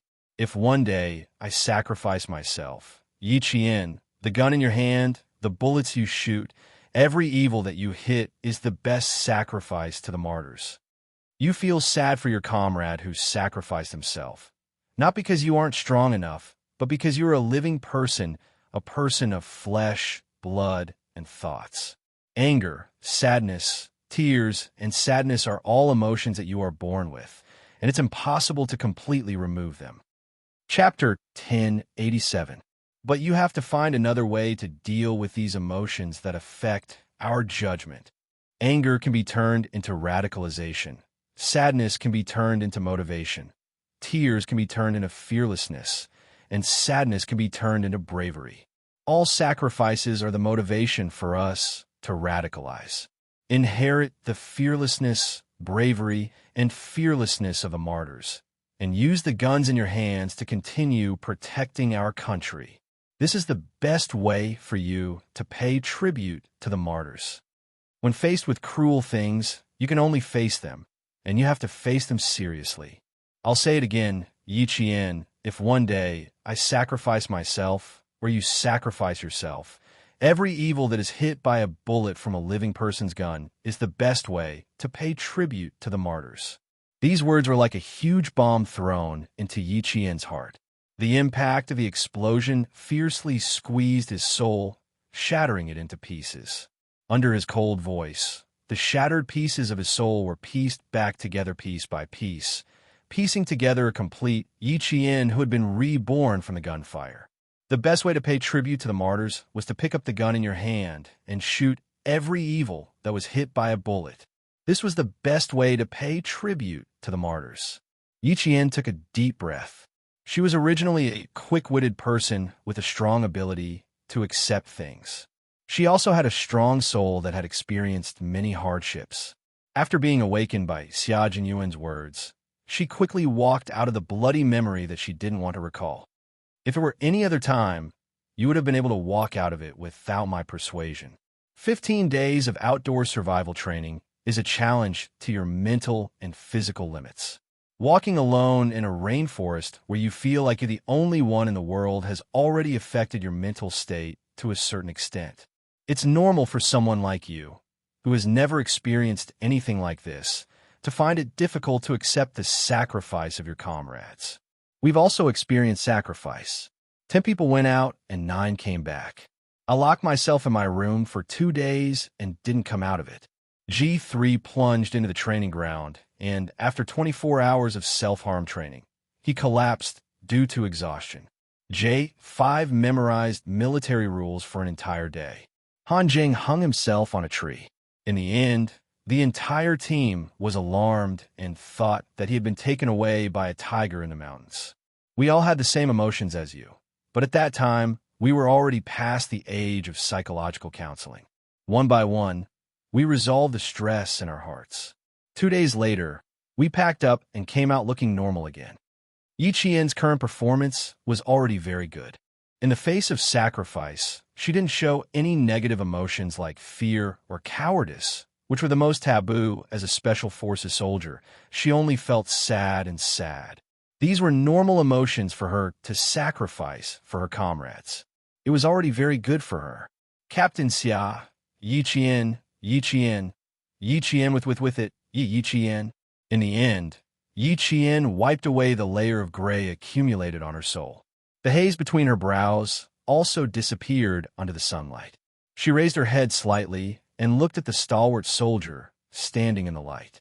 She smiled faintly and said, "At the same time, you've shown me once again how strong the goal I've been chasing is. Thank you, Captain Xia. Thank you for always appearing in front of me immediately and helping me solve difficult problems that I couldn't figure out in such a short time." Seeing that she had once again defeated herself, Xia Jinyuan smiled slowly and leaned over to kiss her forehead.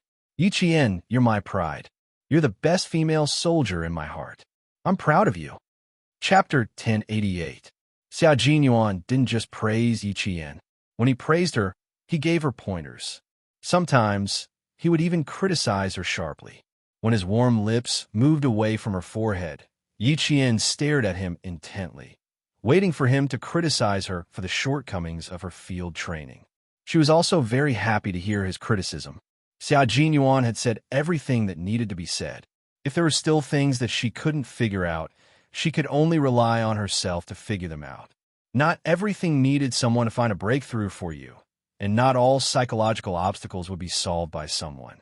This time, it was only because it was the first time she had sacrificed herself in front of a comrade she knew. That was why he had rushed over. This was the only time, and there wouldn't be a next time. Seeing that she was still waiting for him to say something, Xia Jinyuan smiled and said, "Let's go and rest downstairs. An armored unit has just finished their winter training. The Major General is also there. He knew that you were training in the wild and specially waited for you to come back. There are some things that he wants to ask you personally." Without saying anything else, he took the lead and strode towards the camp where the troops were resting. "Hurry up. The 15 days of survival training are over. There's still so many days of vacation left. You can learn new things from the armored unit. The survival training can come to an end for the time being." The low and handsome voice drifted over along with the wind in the mountains. Yi Qian jogged over, her clear eyes shining like obsidian under the sunlight. Armored unit? How many armor vehicles are there? How many days will they stay here? How will I enter the armored unit? Will the Major General agree? She used the gun in her hand, and every bullet she fired to pay tribute to the martyrs who sacrificed themselves. She thought that she would continue to pay tribute to the heroic souls who sacrificed themselves for this country without hesitation. Yi Qian took a deep breath and buried the bloody memories deep in her mind. She used the bloody memories to spur herself on. If one day she wore the military uniform, even if it was stained with blood, she wouldn't be afraid. The meaning of sacrifice was to pass on a legacy. It was the martyrs who used their brave and fearless blood to tell the generations of soldiers that they were not afraid of sacrifice. They were to face it bravely and fight for the country and the people. Faced with her questions one after another, Xia Jinyuan, who was wearing a jungle camouflage suit, turned around. His handsome face under the QGF-02 Kevlar helmet suddenly revealed a charming smile without any warning. His sexy thin lips curved into the sexiest curve. You'll understand all the questions after you see them. However, you still need to work hard. The Major General admires you very much, little fox. Whether or not you can learn from the armored soldiers in your last week's holiday depends on how you convince the Major General. Opportunities had always been fought for by oneself. He didn't stay here for long. He would leave by helicopter at 3:30 in the afternoon. Seeing that she was safe and sound, and that she had heard his words and remembered them in her heart, he would have to figure out the rest by himself. Yi Qian's footsteps became lighter. When she climbed over a small hill, Yi Qian was stunned by the scene in front of her. The armored unit had terrifying lethality, attack power, and destructive power on the battlefield. They could even attack several times in one round. This unit, which was composed of armored vehicles and soldiers, could be said to be a unit that represented military strength. At the foot of the hill, tanks, IFVs, armored reconnaissance vehicles, armored transport vehicles, all kinds of armored self-propelled weapons were parked neatly. The scene was so shocking that it made people stop breathing. Chapter 1089. What do you think? Do you have the urge to understand everything? Xia Jinyuan saw that she had stopped in her tracks and was staring intently at the rows of armored vehicles.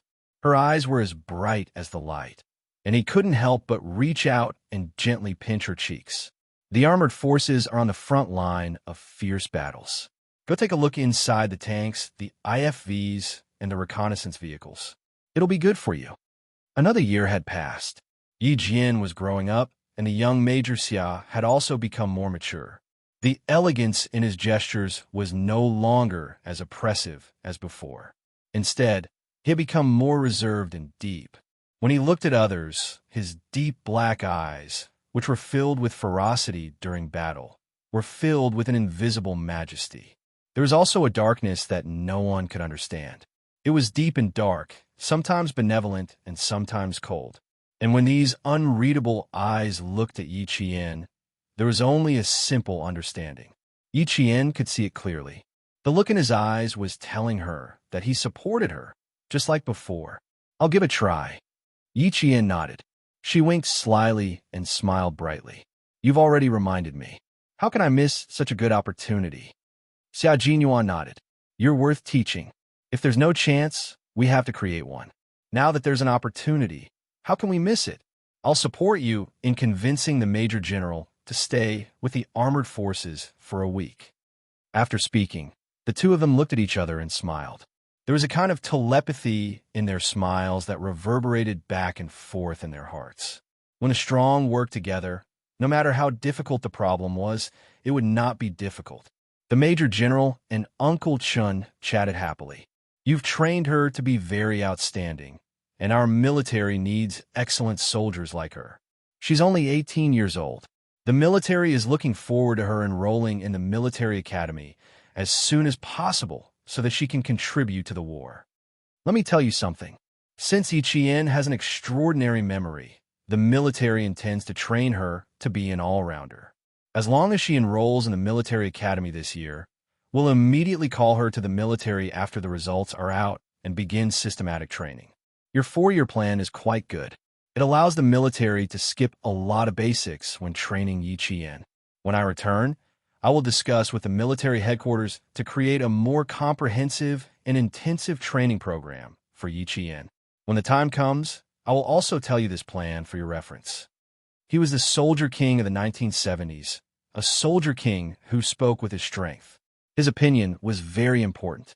Uncle Chun had always known that the military was paying attention to Yi Qian, but he did not know that it was to this extent. A customized training plan? Who else would be so special? Apart from Miss Jian, it would be difficult to find a second person.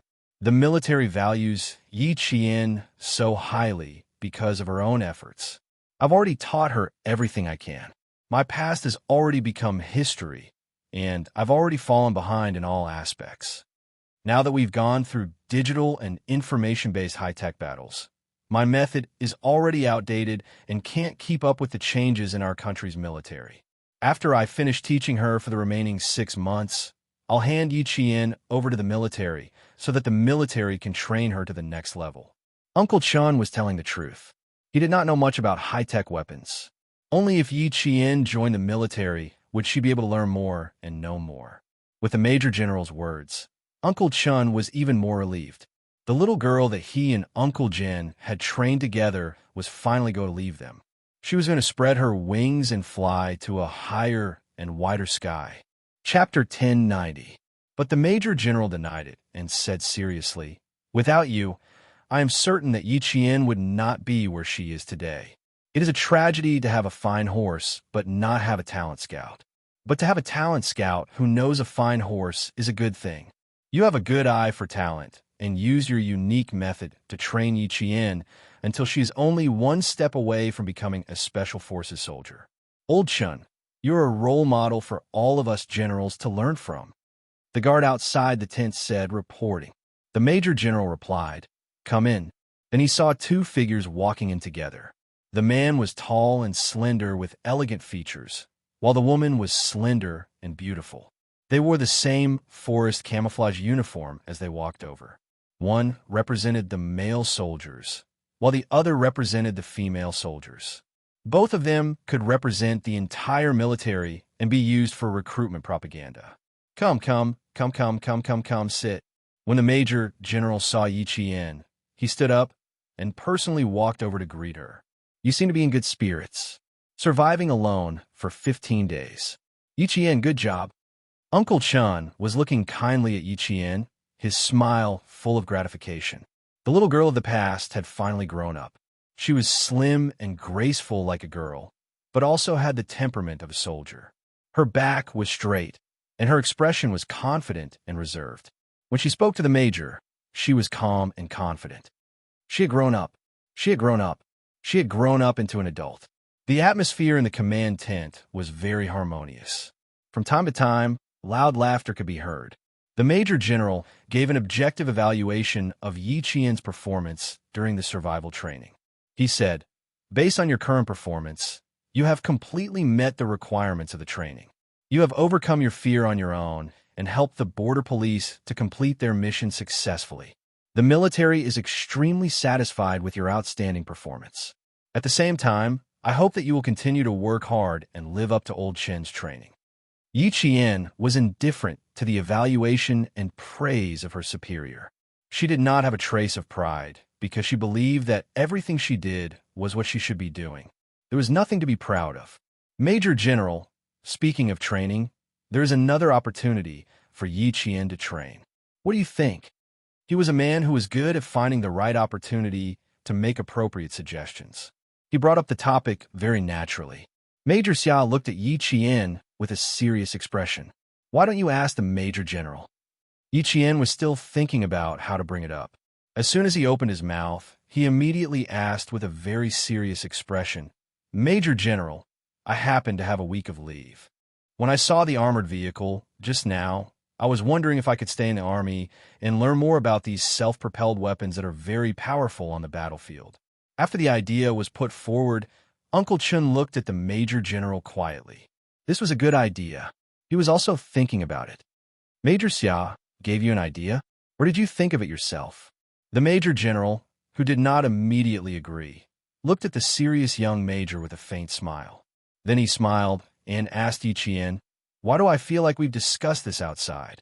"We did discuss it." Two voices sounded at the same time. One was Xia Jinyuan, and the other was Yi Qian. Their voices were loud and clear as they answered in unison. The Major General pointed his finger in front of each of their eyes. "It's a bold idea, but it's quite practical. 1 week is fine, but I'm afraid you won't be able to learn anything. You could try to understand it." He managed to convince Yi Qian to stay with just one sentence. Xia Jinyuan let out a long sigh. "Major General, you should have at least objected. You agreed so quickly that I didn't even have a chance to perform." Chapter 1091. Who are you trying to impress? The Major General glanced at the major who gave him a headache, but was also the most outstanding major. He raised his hand to look at the time and said, "You can set off now. You don't have to come here personally if there are any urgent matters in the future. As the leader, you have full authority to deal with them as long as they don't violate the rules." No matter how anxious Xia Jinyuan was to find Yi Jian, he could not leave the team because of personal matters. He and the pigeons were conducting special training for a company under them. There were some things that he could not overstep his authority, so he had to ask the Major General for permission before rushing over. He would only stay for half a day. He arrived at 8 in the morning and left at 4 in the afternoon. He originally planned to leave at 4 in the afternoon, but the Major General asked him to leave before 4 in the afternoon. A soldier's duty was to obey orders. Xia Jinyuan saluted the Major General and said, "Yes, sir." A simple "yes, sir." Without any superfluous words, he immediately agreed to carry out the order. He then said to Principal Chun, "Uncle Chun, I'll come and see you when I have time off." He only nodded and smiled at Yi Qian and strode out of the command tent. The youngest major in the team, Yi Qian, you've all worked together before. He's a very outstanding soldier. If there's a chance in the future, Yi Qian, you can ask him for advice. The Major General waited for Xia Jinyuan to leave before praising his soldiers. Then he said to Principal Chun, "Old Chun, let Yi Qian stay with me. You can leave with Major Xia in a helicopter later. Leave her in my hands. Don't worry. The jade has been polished, and I will polish it even more. I won't let your efforts go to waste." Headmaster Chun was more than happy to train with the army, especially in the armored forces. He quickly said, "The army is the place where I feel most at ease. I trained her so that she can serve the country and the people. Now that she can train with the armored forces, it's also because the military thinks highly of her." The Major General did not deny this point. He nodded in front of Yi Qian and said, "That is indeed the case. As long as she can get into any military academy in our country, we will immediately start 3.5 years of intensive training." All right, the same goes for Major Xia. After he gets into the military academy, he will immediately start 3.5 years of intensive training. Yi Qian will also do the same. Hearing this, no matter how calm Yi Qian was, he could not help but feel his emotions fluctuate. He could not control himself. Going through the same 3.5 years of intensive training as Captain Xia was a great opportunity. Then he heard the Major General say, "Since you're here, get used to it. We armored soldiers don't just drive armored vehicles. We need to know more. 7 days is a short time, but I hope you can gain something here." Faintly, Yi Qian felt that something was not quite right. It was as if he was hinting at something. As a newcomer, even if there was a hint, she would not be able to figure it out without understanding it. However, since she had this feeling, it would be good to keep it in mind. The Major General looked at her with a thoughtful look in his eyes, and the smile on his face deepened. A good seedling was indeed different. She could immediately detect something unusual in a seemingly unintentional sentence. Just from such a small matter, she could see that Yi Qian was very attentive. In the afternoon, Principal Chun and Xia Jinyuan left together. Yi Qian only walked them to a place that was a short distance away from the helicopter. Hearing the sound of the propeller not far away, he said to Xia Jinyuan, "This year, my wish will come true. Captain Xia, I am one big step closer to my goal." Chapter 1092. That's right. and I will personally deliver the military uniform to you. Xia Jinyuan adjusted the helmet for her. Study hard for a week. 6 hours of sleep out of the 24 hours is enough. Set aside the rest of the time. Yi Qian's lips curved into a smile. I was planning to only sleep for 4 hours. Silly girl, they have 6 hours of rest. Are you going to take 2 more hours to stand guard for them? He patted her shoulder and looked over her head to the 2 armored reconnaissance vehicles. He chuckled and said, "The self-propelled weapons of this armored unit are not bad. That armored reconnaissance vehicle is much more fun. Let's go check it out." Special Forces soldiers don't just know how to drive vehicles. You also need to know how to use tanks and fighter jets. For example, the Snowfield Brigade sometimes had to work with test pilots to fly the new fighter jets they developed. Yi Qian had a lot to learn in the 3.5 years. The Special Forces soldiers carried out special missions. Most of the time, they fought behind enemy lines or fought alone. The more they knew, the more protection they would have in future battles.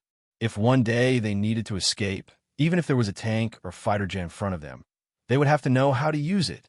After 15 days of survival in the wild, Yi Qian suffered from external injuries, fever, lost her way, and bee stings. After resting for less than 4 hours at her destination, she was ready for the next round of training in the blink of an eye. There was also the joy of the spring festival in the army. The Major General knew that Yi Qian had spent the Lunar New Year's Eve alone in the rainforest, so he specially ordered the cooks to make dumplings for Yi Qian as a way of consoling her. After consoling her mentally during the day, he came to settle things at night. That night, Yi Qian was sleeping soundly. Suddenly, someone snuck into her tent to assassinate her. Outside, someone was destroying the armored vehicles. Yi Qian knew that even if she only had 7 days to study, her days would be rich and colorful. Yi Qian took note of the Major General's words. When 2 people snuck in her tent, Yi Qian's first reaction was to lift the thin blanket covering her body and throw it at the shadow on her right. This was the army. The dark shadows that had snuck in were none other than the soldiers who had acted as assassins. Our armored soldiers don't just drive armored vehicles. They need to know more than that. Yi Qian understood the deeper meaning of this sentence. This time, Yi Qian wasn't frightened. Instead, she scared the soldiers who had sneaked in. She couldn't help but shout when she kicked. The woman's clear voice stunned the 2 soldiers who had sneaked in. Woman, did he sneak into a family member's room?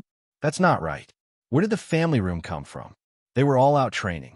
Where did the family room come from? Originally, they did not use much of their real skills, but when the 2 male soldiers heard that the voice belonged to a woman, they really thought that someone had sneaked in. Regardless of whether there was a problem or not, they had to capture the person first. Fist against fist, foot against foot, the tent was filled with the dull sound of flesh being struck.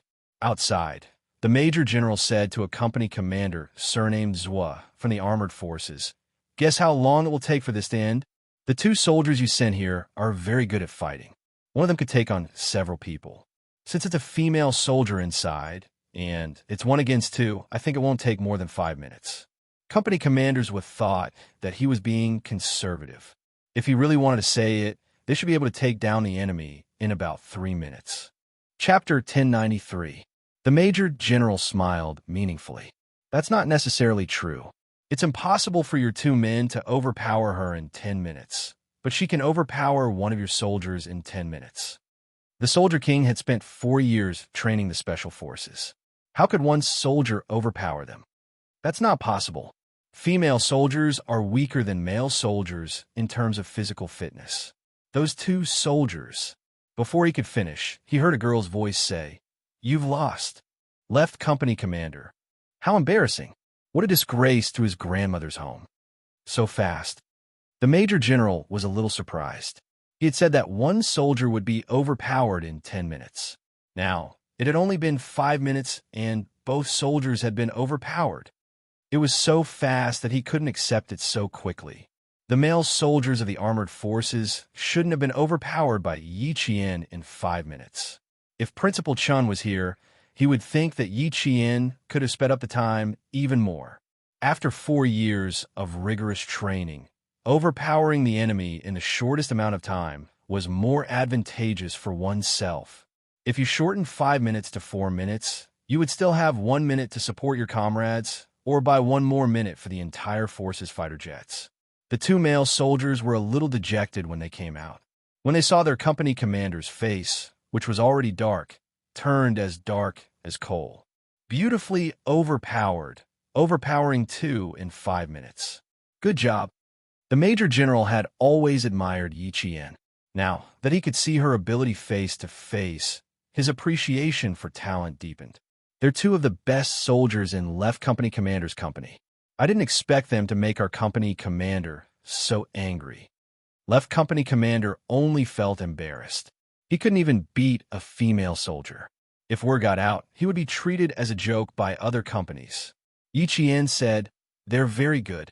It's just that I'm a woman and they were frightened by my sudden noise. Secondly, I have a weapon in my hand. It's very advantageous to fight in the dark. That's why I won. A loss is a loss. There's no need to make excuses." Left Company Commander shook his head and turned to stare at his 2 soldiers. He said in a low voice, "What do you think? We're not as good as them. There's no excuse. If you lose, you have to admit defeat." The 2 male soldiers admitted it straightforwardly. The result was right in front of their eyes. They had lost. There was no reason for it. You have to admit it. "I'm going to run 5 kilometers. After that, I'm going to sleep." His attitude of admitting his mistake was pretty good. Fortunately, he didn't embarrass himself with his attitude. The Left Company Commander's mood improved slightly. His gaze fell on Yi Qian's face. He was full of questions. The Major General didn't stop the Left Company Commander's order. After the 2 male soldiers left, he said, "Don't underestimate Yi Qian. I'd be surprised if she didn't have some skills. It's not strange for you 2 soldiers to lose. After all, armored infantry is different from her. Don't feel embarrassed. How can you not lose against the Special Forces?" Hearing this, the Left Company Commander almost bit off his own tongue. It was already shocking enough that 2 male soldiers couldn't beat a female soldier, and now there was another 2 male soldiers going up against a female soldier from the Special Forces. It seemed that there was nothing embarrassing about losing. Also, there were no female Special Forces soldiers in their company. For the Marine Corps, it didn't look like it. She was also wearing Army camouflage. It couldn't be the Marine Corps. A female soldier from the Amphibious Reconnaissance Team. When the Left Company Commander left, he still saw the Major General whispering something to the female soldier from the Special Forces. From time to time, he would raise his hand to point at the armored vehicle, as if he was introducing something. Chapter 1094. The Major General was a Major General in the Army. He came from the armored forces and was very familiar with armored vehicles. Sometimes he could even participate in the technical guidance and maintenance of armored vehicles. It was no wonder that Xia Jinyuan said that this armored troop was one of the most powerful troops. Since the leading general could be so hardworking and take the lead, the officers and soldiers at the grassroots level would naturally follow the lead of the general. For the next 7 days, not only did the Major General personally guide Yi Qian, but he also personally drove the tank and explained the different types of tanks. Tanks with automatic loaders did not have loaders. They only needed a commander, a gunner, and a driver. The commander commands the entire vehicle in battle and is responsible for communications. The gunner is responsible for operating the cannons. The driver's job is a little more monotonous. The commander is responsible for driving. If we don't have an automatic loader, we will need another loader. For many years, there's been a lot of discussion about manual loaders and automatic loaders. Our country has manual loaders and automatic loaders. There's a problem with automatic loaders. Countries like the United States and other Western countries generally do not use automatic loaders. In terms of technical reliability, the main reason is that they have doubts about the reliability of the autoloader. Once the autoloader malfunctions, the disaster brought about by the war will be so great that it can affect the outcome of the battle. Our tank can reach a maximum speed of 65 kilometers per hour, climb a maximum of 31 degrees, and wade 1 meters deep. It mainly uses armor-piercing shells and anti-personnel grenades. Look here. The Major General began to explain the operation of the tank. He explained everything to Yi Qian, from the commander to the gunner. The armored soldiers could have explained this kind of introduction to Yi Qian in detail. However, the Major General wanted to do it himself because he wanted to understand how capable Yi Qian was in these 7 days. She was quite satisfied with her performance on the first night. Yesterday, she had followed the armored soldiers to the artillery field. One of the tanks had a problem with its track. She did not say anything and carried the heavy equipment with the male soldiers. She did not show any signs of being tired. Last night, Commander Zhua had secretly said to him, "Major General, the female Special Forces soldier you're talking about can't be a woman, right? That ruthlessness to herself. Even I feel scared when I see it." She was even more ruthless than the male soldiers and was more like a soldier than the male soldiers. Such female soldiers were like gold in any army. Wherever they went, they would shine. Yi Qian, who was sitting in the driver's seat, didn't even wipe the sweat from the corners of his eyes. He stared intently at the Major General as he explained the equipment in the tank and the main functions of each instrument. The tank had a ventilation system. Although it was always on, sitting in a sealed space for a long time would cause one to sweat profusely. They were riding in a self-loading tank. The Major General carefully explained to Yi Qian the different types of self-loading. It was obviously difficult to understand, but Yi Qian listened with great interest. The Major General had been paying attention to Yi Qian's expression all this time. He had purposely come over in the middle of the day to instruct Yi Qian because he wanted to see how strong Yi Qian's perseverance was. The more he observed, the more satisfied the Major General was. He was even more impressed by the Soldier King's sharp eyes. If it weren't for his sharp eyes, based on the military's investigation of Yi Qian's family, it was very likely that such a talented person would be buried in the crowd instead of serving the country. Chapter 1095. The main components of a fixed-angle automatic loader are usually placed in the turret. The cannon must be locked at a specific angle before it can be loaded. It has a shortcoming, which is that every time it is reloaded, the cannon must be reset to its original position. Even the observation equipment must be reset.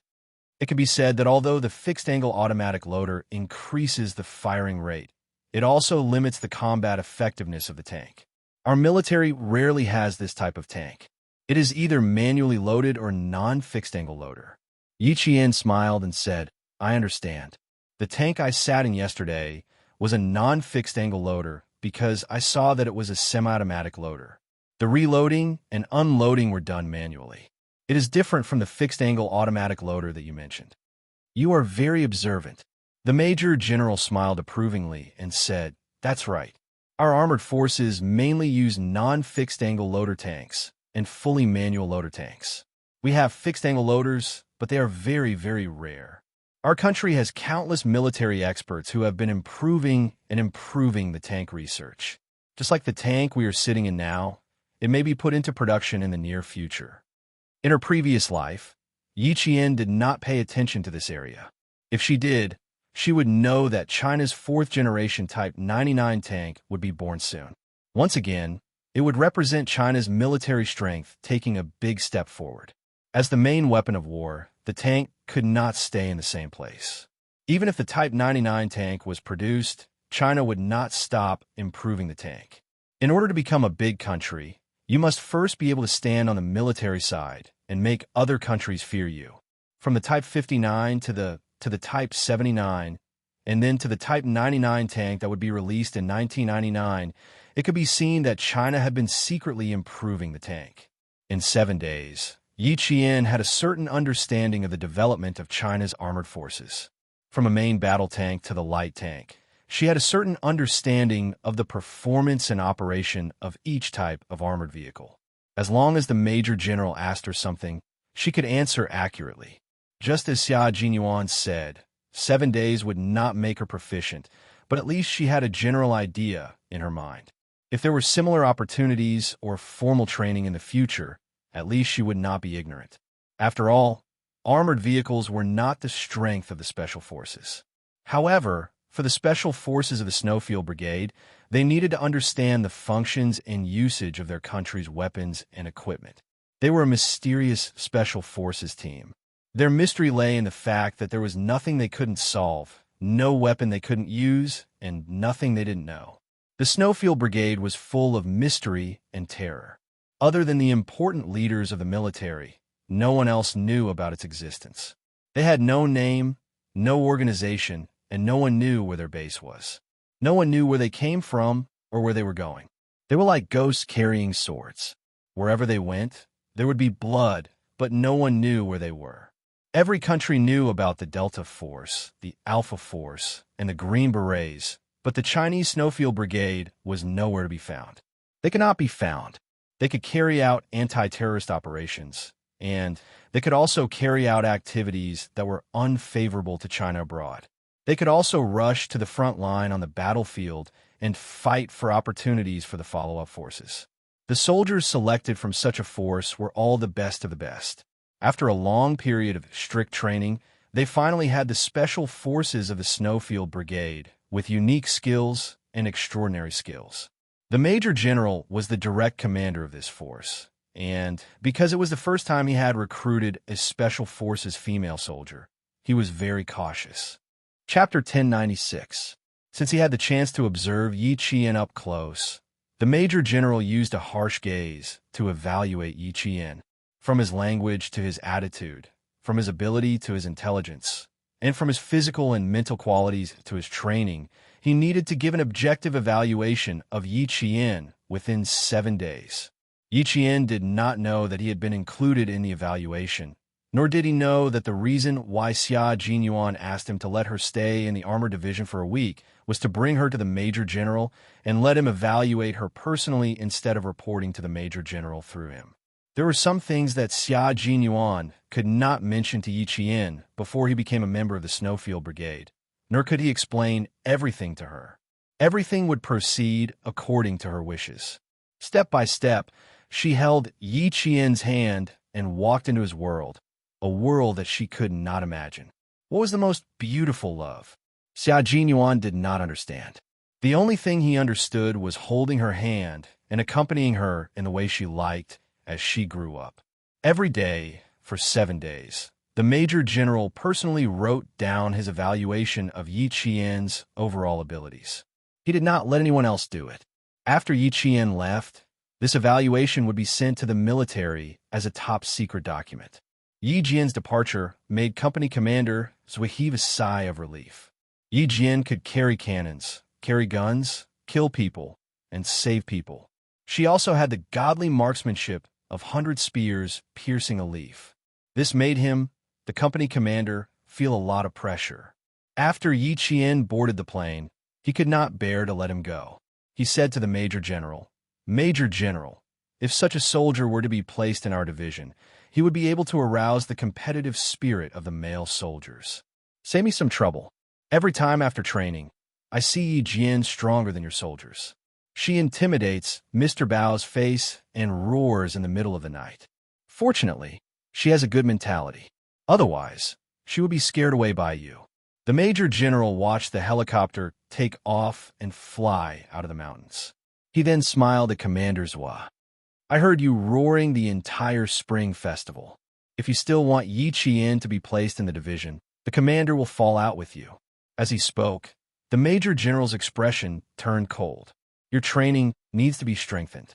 I can understand that you can't beat her one by one, but I was so embarrassed that you didn't even notice that she had killed 4 sentries in the middle of the night." Although he was criticizing Yi Qian, he was very satisfied with his performance. With the Snowfield Brigade abilities, it was normal for him to kill 4 sentries in one go. Commander was straightened his back and saluted. "Roger." The story of a female soldier killing 4 whistlers spread throughout the army for a long time. Everyone wanted to know who the female soldier was, but no one knew who she was. Who would know who she was with that painted face of hers all day? The sun was shining brightly at the border, but the southern province was still cold. Yi Qian stepped on the snow and returned to her residential area.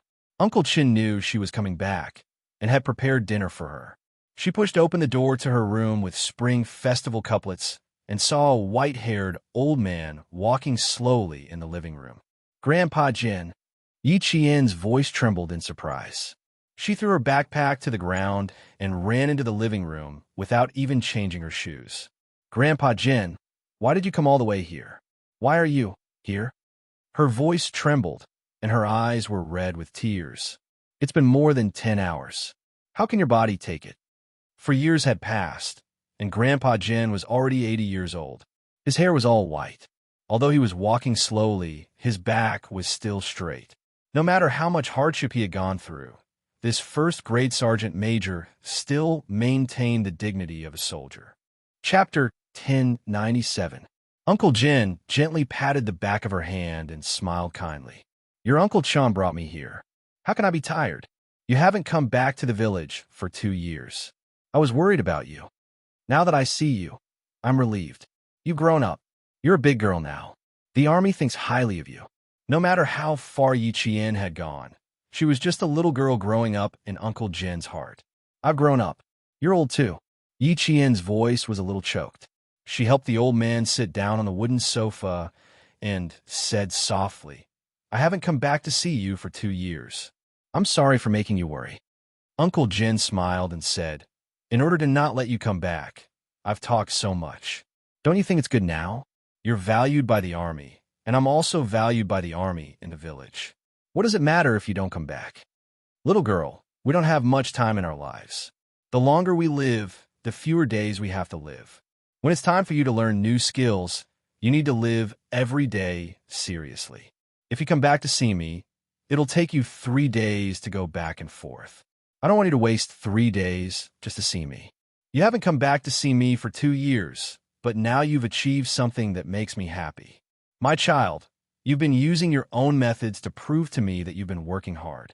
You've lived up to my expectations. That's good. That's good. When people get old, they understand how precious time is. The 80-year-old old man used his life's experience to educate the child he had watched grow up. He only hoped that she would grow up and live up to her time. Yi Qian secretly wiped away the tears that she couldn't hold back. She tightly held the old man's withered hand that didn't have much vitality left. She pursed her lips and showed a stubborn expression. She smiled faintly and said, I haven't come back to see you. I can only tell you with my own actions that I won't let you down. I won't let you down. Grandpa knows. Grandpa knows. You're a good child. Your grandpa's pride. Uncle Jin had lost a lot of weight in the past 4 years, but he was still in good spirits. Although he spoke slowly, his words were clear and firm. Judging from his condition, the old man's body was still in good condition. When he saw Yi Qian wiping his tears, he couldn't help but laugh out loud. Look at you, child. I didn't see you shed a single tear after 15 days of intensive training. Why are you crying now?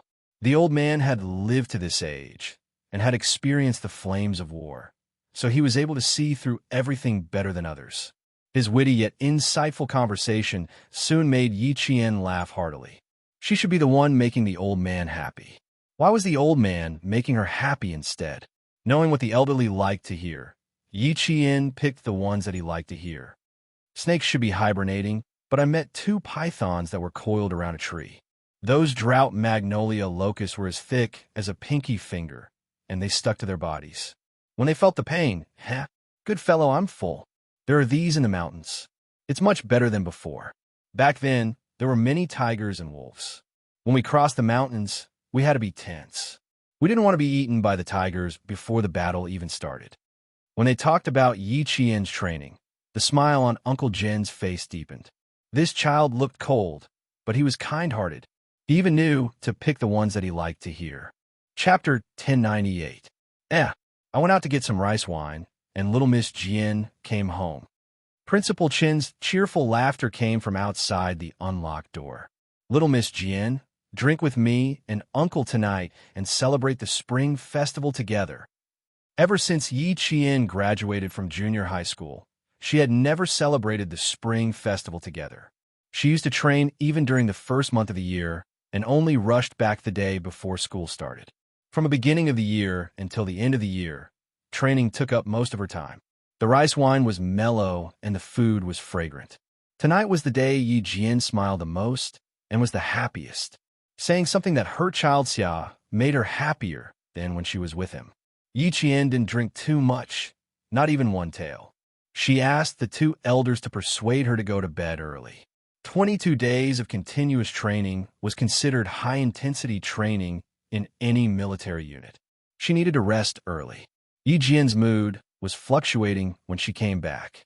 She drank some wine and chatted with her two closest relatives for 2 hours. Yi Jian, who was very happy, naturally listened to them obediently. After washing up, she really went to bed and fell asleep. After she fell asleep, Principal Chun poured a cup of warm rice wine for Uncle Jin in the living room.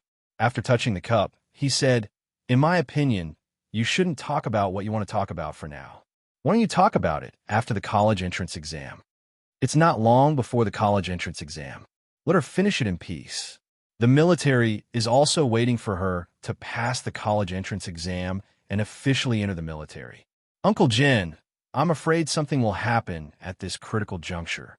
It's not worth it to affect Yi Qian's college entrance exam because of the Yi family's trivial matter." Uncle Jin took a sip of the wine and sighed. "That old woman from the Yi family is going crazy. She allows her son-in-law to do whatever he wants. I'm afraid that he will cause trouble in school, and little Miss Jian won't be on guard. There's something wrong with that old woman and her son-in-law. I don't understand why they want you to talk to Yi Qian and persuade her to meet with them. Also, I heard old woman mention a jade pendant that night. Why do I feel like it has something to do with little Miss Jian? There's one more thing I wanted to ask you that night. Since you knew that Sun Yaozu was a wanted criminal, why didn't you contact the police to arrest him directly? Now, he's become a big scourge. When Principal Chun went back to fetch Uncle Jin to the provincial capital, he bumped into old Madame Yi with her son-in-law and daughter. He wanted to stop them, but Uncle Jin persuaded him to go back to his room. For the sake of Yi Qian, he must not come out. He didn't show himself, but he heard a lot of things. One was about the jade pendant, and the other was about Sun Yaozu's wanted criminal, who went from being a fugitive to being innocent. After asking, the living room fell into silence. After a while, someone said, "It's something that can't be explained in a few words, but I do regret not telling the police." As for the jade pendant, Miss Jian actually knows about it. It can be considered as her mother's relic, but I advise her not to take it back. Principal Chen's hand that was holding the peanuts paused. "I'm a little confused by your words. Since it's the relic of martyr Sun Xueqing, why would it become a scourge?" After she got the jade pendant, she put it in a small box when she came back. She was gone and turned into powder. When he mentioned Yi Qian's mother, every wrinkle on old Master Jin's face was serious. She also mentioned to me that if she were to sacrifice herself one day, it would be related to the jade pendant. Chapter 1099. Back then, Sun Dongqing and Yi Jifan were the ones who received the jade pendant from Miss Ye's mother. I didn't know what happened back then, until one day, when Yi Jifan was transferred to the town. After drinking, he said something incoherent. He roughly said that it was thanks to the jade pendant that he was where he was today. Coincidentally, the village chief, who I asked to take care of Miss Jian, overheard him. Uncle Jin didn't seem to be as spirited as he was when he was talking to Yi Qian. His voice was as bleak as the autumn leaves. I rushed back from the army and found out that the jade pendant was in Yi Jifan's hands. After leaving the pendant, I saw Yi Jifan rise from the town government to the deputy mayor. He held the position of deputy mayor for 3 years. After that, he was promoted faster and faster. He went from deputy mayor to mayor, then to city mayor, and now to the provincial office in just 4 years. As Yi Jifan climbed higher and higher, so did the owner of the jade pendant. That's why he had the power to promote a deputy mayor to a provincial office in just 4 years. Uncle Jin had been paying attention to Yi Jifan's promotion over the years. He knew that he couldn't let Yi Qian face Yi Jifan head-on. Principal Chun picked up a peanut and put it in his mouth. His mind was racing. In other words, this jade pendant isn't a good thing for Yi Qian and Yi Qian's mother. You can say that. Uncle Jin narrowed his eyes slightly. His serious expression had the wisdom of an old man who understood life. It's not a good thing for Yi Jifan either. He was suddenly given so much power. Think about it. Why? There's no good or bad without reason. There's always a reason for everything. Ever since Yi Jifan got the jade pendant from the village to the town, his career has been so smooth that it's amazing. The more I think about it, the more certain I am that someone is directly controlling Yi Jifan. If an official is controlled by someone else, that official might become someone else's scapegoat. Principal Chun was shocked. He lowered his voice and said, "Are you saying that martyr's son Xueqing was ordered to investigate the jade pendant, but unfortunately she was killed because she was exposed? Then why didn't the owner of the jade pendant immediately take it back? Why did they let Yi Jifan have it and promote him so arrogantly? Aren't you being too high profile? Aren't they afraid that the higher-ups will find out? Moreover, from the looks of it, I can only see that this piece of jade has brought benefits. It has allowed Yi Jifan to rise all the way to the provincial office. Also, don't you think it's strange that Sun Yaozu was acquitted? Who investigated the case for him? Who overturned the case? I don't think it's possible for Sun Yaozu to appeal on his own. How could a fugitive throw himself at the muzzle of a gun? Are you saying that someone secretly helped him?" Uncle Jin didn't think about this point. It was mainly because old Lady Yi scolded Yi Jifan that night and said that he raised an ungrateful person. Also, with Yi Jifan's cautiousness, he wouldn't take the risk to help a fugitive. Principal Chen paused for a moment and said, "Sun Yaozu became an innocent person. He swaggered back home and started a big construction project. He held a big banquet and became a famous big boss in town. His actions were very high profile. It was as if he had found a big backer." This analysis caught a point. The two elders looked at each other and revealed a smile of understanding. Principal Chun sighed and said, "This jade pendant is indeed a disaster. Yi Jifan is holding it now and thinks that he got a treasure. When he gets too high and falls, he will know how miserable it is." Chapter 1100. A second ago, he was worried about Yi Jifan's rapid promotion, but the next second, he was elated. The owner of the jade pendant knows how to use checks and balances. He used the relationship between Sun Yaozu and Yi Jifan to restrain Yi Jifan. He wasn't afraid that Yi Jifan wouldn't listen to him. Principal Chun picked up the small aluminum wine pot that was still warm in boiling water and poured himself and old Uncle Jin a small cup. "I didn't expect this person to be so powerful. This thing is indeed a scourge." Old Uncle Jin smiled and sighed. There was sadness in his old voice. "If the jade was a good one, I would have asked Miss Jian to take it back. Unfortunately, it's not a good one. It caused Miss Jian's mother to sacrifice herself. How can I let it stay by Miss Jian's side? It's not a bad idea to let Yi Jifan take it. I want to know if Miss Jian's mother sacrificed herself while carrying out a mission with the jade pendant. Or was it related to the mission? If we want to know, we need someone to help us lure out the person behind the jade pendant. I've only persuaded one person to join the army in my life, and that was Yi Qian's mother. Also, you said that it was a waste of talent for Miss Jian not to join the army. I thought about it for a long time and only agreed when I knew that she was willing. Old Chun, I didn't let Miss Jian go back to the village all these years. I let her train with you alone so that she can become stronger. She won't be bullied because she doesn't have parents, and she won't be harmed by the person behind the jade pendant. After the college entrance exam, you can continue training with Miss Jian. You don't have to come back to the village. Granny Yi has already returned to the village. You don't have to let Miss Jian see such an old woman." The two elders talked in the living room until 11 o'clock at night. They didn't let Yi Qian know about their conversation. There were some things that they needed to tell Yi Qian, but it wouldn't be too late to tell him after Yi Qian was admitted to the military academy. Outside the window, the cold wind rustled. Leaving the stove in the house, without heating, one would feel cold all over. It was too late at night, and the lights in the houses were gradually extinguished. Some people, like Yi Qian, went to bed early. Yi Jifan, who had just returned from a business meeting, was still awake. He sat at his desk, smoking cigarette after cigarette. Not only did Sun Yaozu come back openly, he even called him to tell him that his identity had been settled. How could a fugitive who had been wanted for so many years have the police withdraw the arrest warrant? How could this be? He had been in the coastal area for so long and had yet to settle his identity.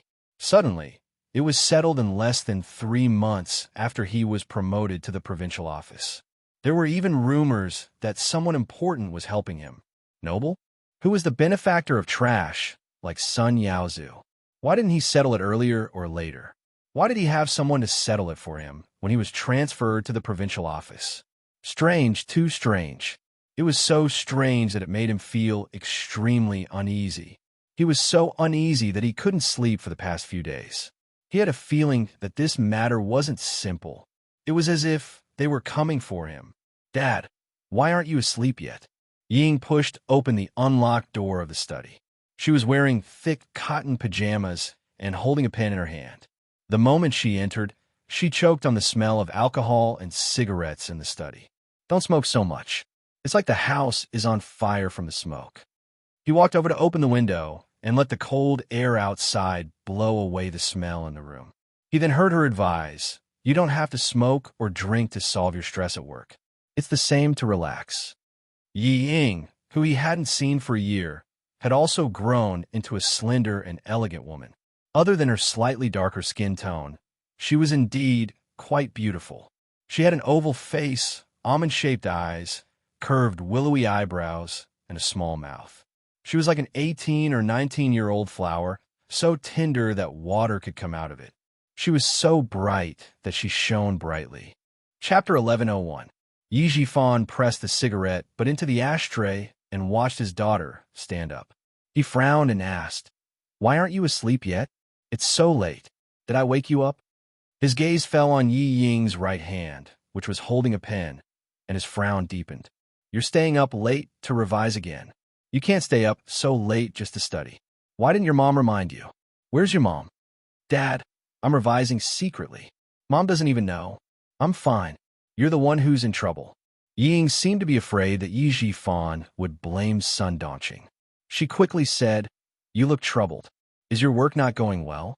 She pursed her lips and revealed a worried expression. "You're busy enough outside during the day, and sometimes you have to entertain clients at night. You should be the one who takes care of your health the most at home." "I'm fine. Mom will take care of me. You're so tired. You need to rest even more. Otherwise, Mom and I will be very worried." As Yi Jifan's official position rose, he came home later and later at night. Sun Dongqing did not mind, but Ying cared a lot. The age of 18 or 19 happened to be in a sensitive period, because she often heard from her classmates in school that her father had a mistress outside, had a child, and was going to divorce her mother. Ying was a little afraid in her heart after hearing so much. Yi Jifan was now a provincial official, but Sun Dongqing was still the same Sun Dongqing. She had not made any progress in the past few years and only enjoyed life. Fortunately, she had learned how to dress up and take care of herself. In order to be able to stand tall in front of the official's wife and consciously lose weight, her mental state could not keep up with Yi Jifan's. In terms of appearance, she would not embarrass Yi Jifan. Yi Jifan could not guess what his daughter was thinking. However, seeing that his daughter was concerned about him, he was naturally happy. He smiled and said, "Dad is fine. Go back to sleep. You have to get up early when you go back to school tomorrow. Go to sleep. Dad is going to sleep now." Seeing this, Ying did not insist. She softly said, "Then you should rest early. Good night." When she walked to the door, Yi Jifan suddenly called out to her, Ying, did your grandma call recently?" "No, I didn't answer grandma's call, but Mom should have." Ying replied casually. Over the past year or so, the family had been in contact with their youngest aunt and grandmother a lot, but it was usually grandmother who took the initiative to call. She added, "Every time grandmother calls, she's looking for you." She asked mother to reject the call. On this point, Yi Jifan firmly believed it. Now that he was an official, Sun Dongqing, who had been ruthlessly stabbed by the old woman when she was young, could stand straighter and straighter in front of her. As long as it was related to her family and him, Sun Dongqing would never be polite. It was also because Sun Dongqing was wholeheartedly devoted to this family and her husband that he could accept some things even if she didn't do as he wished. Yi Jifan didn't ask any more questions. He motioned for his daughter to go back and rest, while he stayed in the study for a long time. The next day, Sun Dongqing, who was preparing breakfast for her daughter, said angrily, "What's wrong with your father?" She was like a firecracker early in the morning. When she asked him, she was even yelled at. "I asked him to send you to school, but he said he didn't have time. What kind of father is he?" "Mom, you should be more concerned about Dad. It's useless for you to worry about my studies. You can't help me. Instead of talking about Dad by my ear every day, why don't you ask Dad what happened these past few days? Also, Dad suddenly asked me if Grandma called last night. Dad never asks, but he suddenly asked me. Something must have happened. If you want him to be nicer to you, Mom, you should at least know what Dad is worried about." Chapter 11:02. Why was it that some women could coax their men so well that they wouldn't dare to go against her if she told them to go east? Wherever she told them to go, the man could only go there willingly. It could be seen that coaxing people was a skill. Yi Ying was quite proficient in the art of coaxing. Ever since she learned that Wang Danden's father had a mistress outside and did not return home for a few days, Yi Ying, who had a pretty good EQ, immediately realized the situation at home and felt a sense of crisis. So every time she saw Sun Dongqing's expression that said, "He dares to abandon me," she was always angry. But after all, she was her mother. Even if she was angry, she had to suppress it and remind her mother. "Mom, look at yourself. Have you said anything to Dad this week?" Dad has been busy since the second day of the new year. He comes home at 11 or 12 o'clock every night. As his wife, have you waited for him? Have you cared about him? You said that Dad is always angry with you. Mom, I beg you to think about your own reasons, okay? Don't focus on me all the time. I'm already an adult. Don't I know how to take care of myself? Ever since Yi Ying entered high school, Yi Ying could make decisions for Sun Dongqing in some matters at home. Sun Dongqing could choose not to listen to her husband, but she must listen to her daughter. Seeing her daughter's cold expression, Sun Dongqing quickly took out a boiled egg and put it in Yi Ying's bowl to please her. She continued disapprovingly, "I've been married to your father for decades. Do you think I don't know what kind of person he is? Give him some color, and he can start a dye factory. Eat an egg. I heard that eating an egg every day before the college entrance examination won't make you catch a cold. Eat." Her disapproval made Yi Ying's suppressed anger burst out. She slammed her chopsticks on the table and said angrily, "Mom, are you really waiting for Dad to abandon you before you know what fear is? Who is Dad now? Do you think he's still the little village official in the village? Dad is now a provincial official. Do you know how colorful the outside world is? Do you know how many women are dreaming of being an official's wife? How old is Dad now? He's just in his early 40s. The golden age of a man. Powerful, and mature. Mom, do you know how many people outside can't wait for Dad to leave you and divorce you?" Yi Ying had never said these words to Sun Dongqing before. At this moment, she finally couldn't help but burst out all at once. What she said really scared Sun Dongqing. After the scare, Sun Dongqing pulled a long face and shouted, "How dare he? When I was young, I followed him. In the end, I was harmed by that damned old woman. I didn't even have the chance to give you a younger brother or sister. Your father forced me to endure it for his own sake. I've suffered so much with him, and he dares to divorce me. Why wouldn't I? If Dad really dares to do so, what can you do? Was this a joke? Can you outdo Dad?" Yi Ying was so angry that she didn't even hear what Sun Dongqing said. She rushed back to her room without even finishing her breakfast, picked up her bag, and left with a bang. Sun Dongqing was stunned by her daughter's scolding. In her memory, her daughter had never lost her temper like this. What divorce? What golden age? Who cursed their own parents like that? That wasn't right. Why would she say those things out of the blue? Could it be that Yi Ying saw or heard something outside and came back to remind her? Divorce her? Yi Jifan, how dare he? Chapter 11:03. Her temper is becoming more and more like her father's. She gets angry at the slightest thing. Did I owe you two in my previous life? Sun Dongqing said angrily. She didn't look too good. Staring at the breakfast that was getting cold, Sun Dongqing thought for a while and got up to call Yi Jifan. Your mother called on the third day of the new year and asked us to go over on the sixth day of the new year to move. I didn't agree. If you think there's a problem, call her and ask. Move? Yi Jifan, who wasn't in a good mood, had been dozing off in the car. When he heard this, he suddenly sat up and said in a low voice, Move? What move? Sun Dongqing, who had been scolded by her husband and daughter early in the morning, said angrily, "How would I know? I haven't seen her call to ask about our family in the past few years. Now that you've been promoted, she's trying to curry favor with you. How can I let her off so easily? Olji, let me tell you, your mother and I are mortal enemies in this life. Don't even think about being a filial son. For Sun Yaozu, she won't even let go of your career. Why should I be good to her?" Yi Jifan had a knot in his heart when it came to the past, but what was the point of mentioning it after so many years? The past couldn't be changed. The current plan was to find out who was secretly settling Sun Yaozu's matter. As for the old woman, now that Sun Yaozu's identity had been restored, would she still be involved in the company? Ask around and find out where she's moving to. Someone secretly settled Sun Yaozu's identity.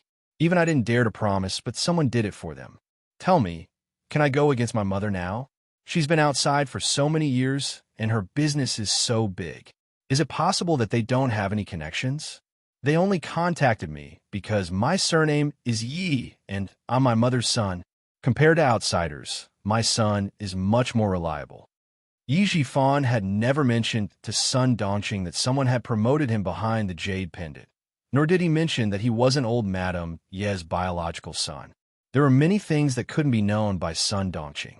Under such circumstances, he could only say this so that Sun Dongqing, who had put all her heart into the family, would restrain herself and even lower her head. Moreover, this time he really wasn't trying to scare Sun Dongqing. You can remember the past, but you can't mention it again. For the sake of Ying's future, for the sake of our family, it's not time to fall out with my mother yet. With these words, Sun Dongqing was really intimidated.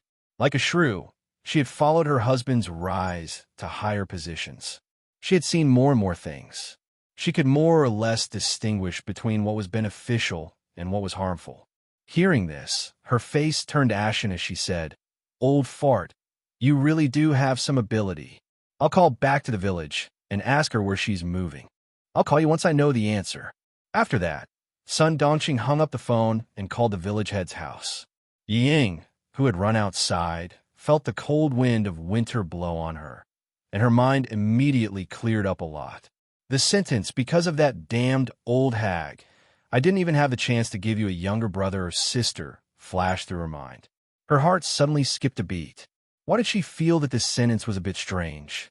Coincidentally, the bus to the school came over. Ying temporarily suppressed the strangeness in her heart. She would ask about it when she got back at night.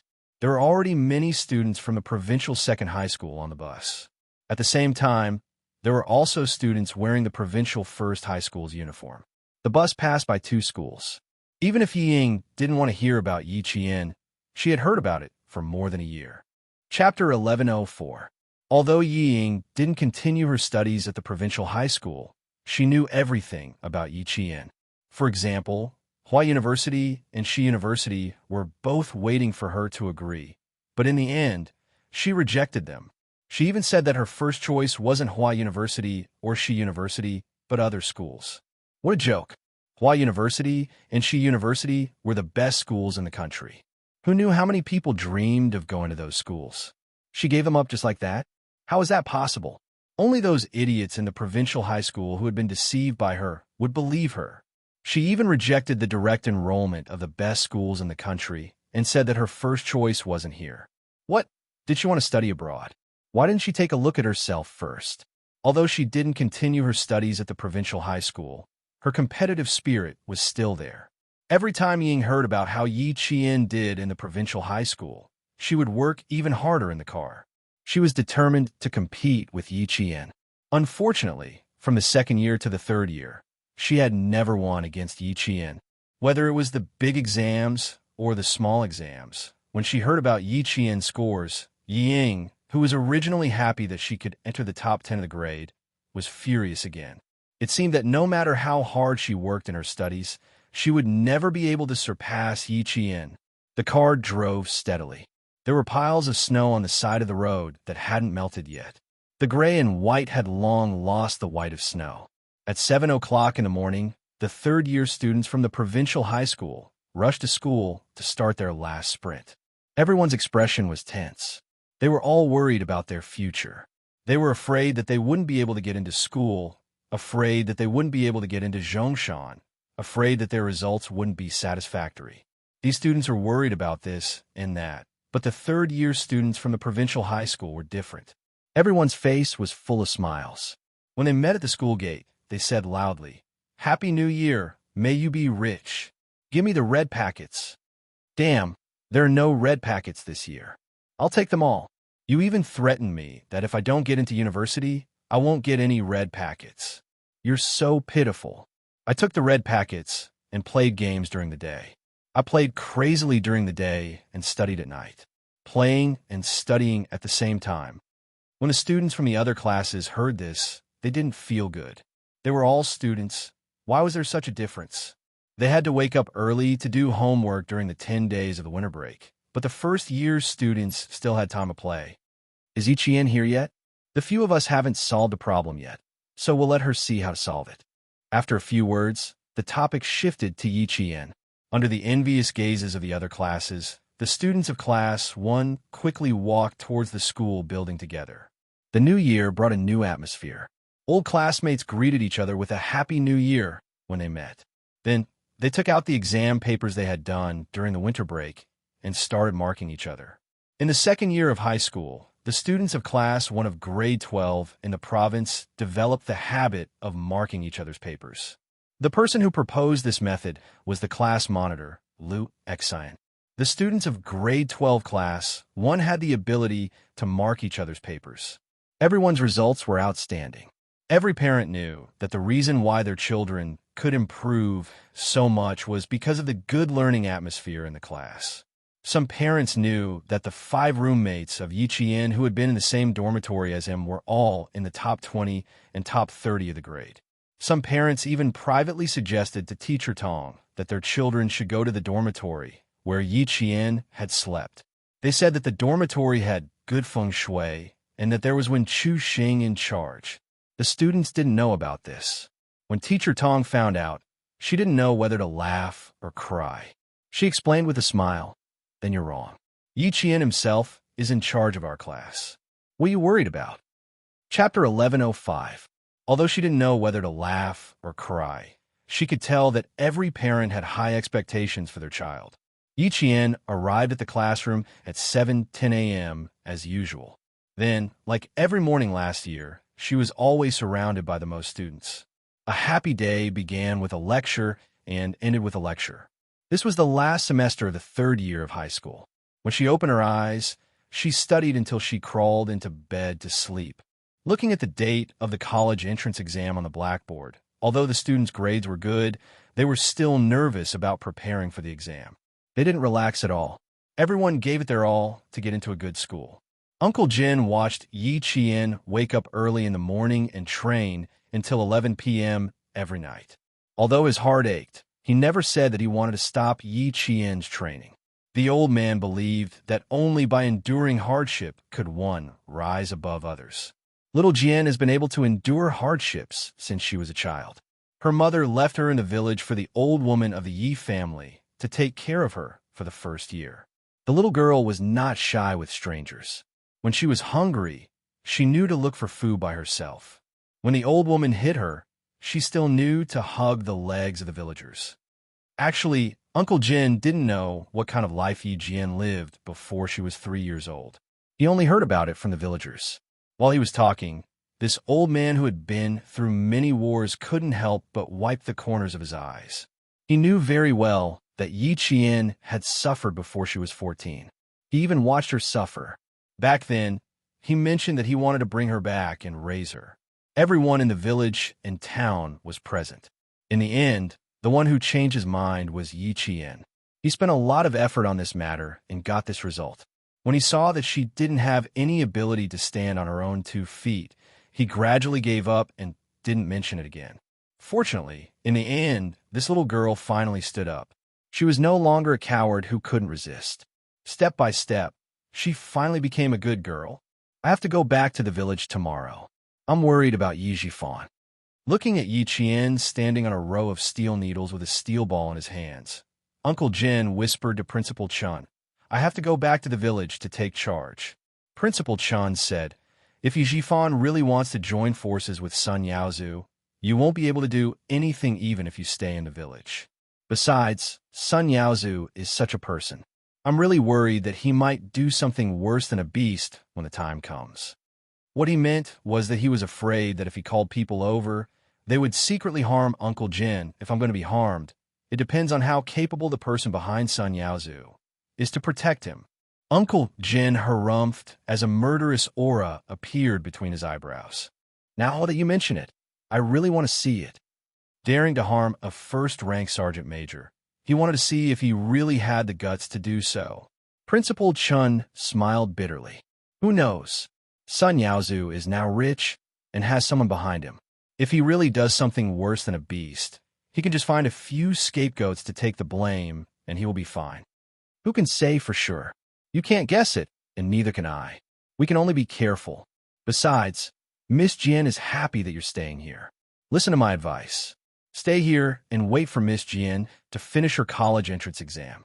After the cutoff score is out, you can accompany her to the military academy. Miss Jian and I are really worried about returning to the village. Chapter 1106. Yi Qian didn't want Uncle Jin to go back to the village. She wiped the sweat off her forehead after training and objected. It's true that living here isn't as comfortable as living in the village. There's no one to chat with you, but you've only been here for 2 days. How can you go back so soon? I won't object if you want to go back, but you have to rest well first. It takes 18 hours to travel from our village to the provincial capital. How can you take it if you haven't rested well? I even heard you coughing in the wee hours of the morning.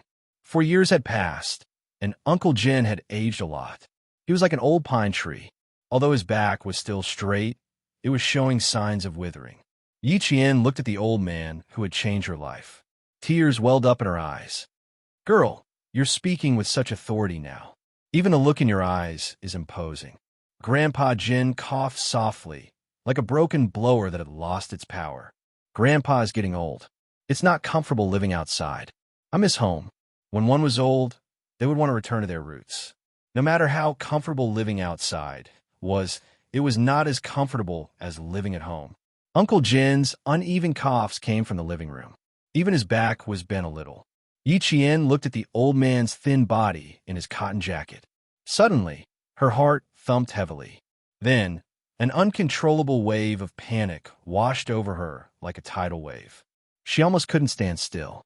Panicking, she grabbed Uncle Jin's skinny hand and said softly, "If you really want to go back, I'll go with you. Is that okay?" The 3rd year of high school started a week early to make up for the missed classes. She could ask the teacher for leave and come back when the classes officially started. "Girl Jian." Uncle Jin suppressed the itch in his throat and said sternly, "School is school. You have to attend classes properly. How can you do whatever you want? The school has its rules, and the class has its rules. As a reservist who is valued by the military, how can you ignore the rules and discipline?" Looking at the elder who had always been strict in front of her in terms of rules, Yi Jian, who was so flustered that her eyes turned red, couldn't say anything. Her lips moved, and she couldn't say anything that was difficult to say. In her previous life, when Yi Qian returned to the village after school, she only found out that Uncle Jin had passed away a few years ago. As for how many years it had been, she did not ask. She secretly returned to the village to see Yi Ying's glory, then saw her own downfall, and then quietly left the village. That year, he was 21 years old. Now, she was 18 years old. It took him less than 3 years to reach the age of 21. At this moment, her heart was filled with regret. She regretted not going back to spend more time with this elder who had changed her life. She regretted not thinking in this direction. If she could start over in this life, did that mean that Uncle Jin did not have to follow the same path as he did in his previous life? Would he be able to live a long life? Yi Qian thought to herself, but when she saw Uncle Jin's skinny hands holding the gun, she panicked to the point that her heartbeat became irregular. She panicked to the point that all she wanted to do was to keep this elder here. The college entrance exam is only a few days away. Girl Jian, you can't let your guard down, okay? If you want to spend time with Grandpa, you have to wait until the exam is over. By then, Grandpa will be waiting for you to come back with firecrackers. Uncle Jin could see that Yi Qian was afraid, but he didn't know what she was afraid of. He thought that she was afraid of him leaving. Chapter 11:07. Translator. Henyi Translations Editor. Henyi Translations. Then he smiled kindly and said, Grandpa also raised dozens of chickens and ducks at home, waiting for you to go back after the college entrance exam, so that they can nourish your body. Girls should still take care of their bodies. Train hard normally, but when you're free, you should cultivate your body and make up for what you've lost in the past. This is the only long-term plan. Uncle Jin was indeed worried. If he could convince Principal Chun, he could also convince Yi Qian. But because Yi Qian had a knot in her heart, she took a day longer than Principal Chun to convince her. When Yi Qian went to school the next day, Uncle Jin said to Principal Chun, I don't know who this girl's temper is like. Even her mother wasn't as stubborn as her when she was young. I said that I would be leaving today, but it seems like I'll have to stay for another day. Uncle, you should rest for another day. Principal Chun was convinced last night, but it didn't mean that he would accept it immediately. Right now, he was thinking the same thing as Yi Qian. He wanted to stay for another day. No matter what, Uncle Jin still went back. Yi Qian didn't send him to school. She wanted to send him, but Uncle Jin insisted on it. Yi Jian, who usually arrived at school at 7 o'clock in the morning, made an exception today. She didn't leave until 7:30. Looking at Uncle Jin, who was standing at the door and waving at her, Yi Jian still felt uneasy even though the whole night had passed. Study hard, girl. Uncle Jin gestured for Yi Qian to go to school quickly. Although the old man's eyes were cloudy, they were still filled with wisdom and wisdom. He smiled gently, kind and benevolent. The sun was out, and Yi Jian, who was sitting by the window, was bathed in the warm winter sun. She was reading the review materials while writing notes in her notebook.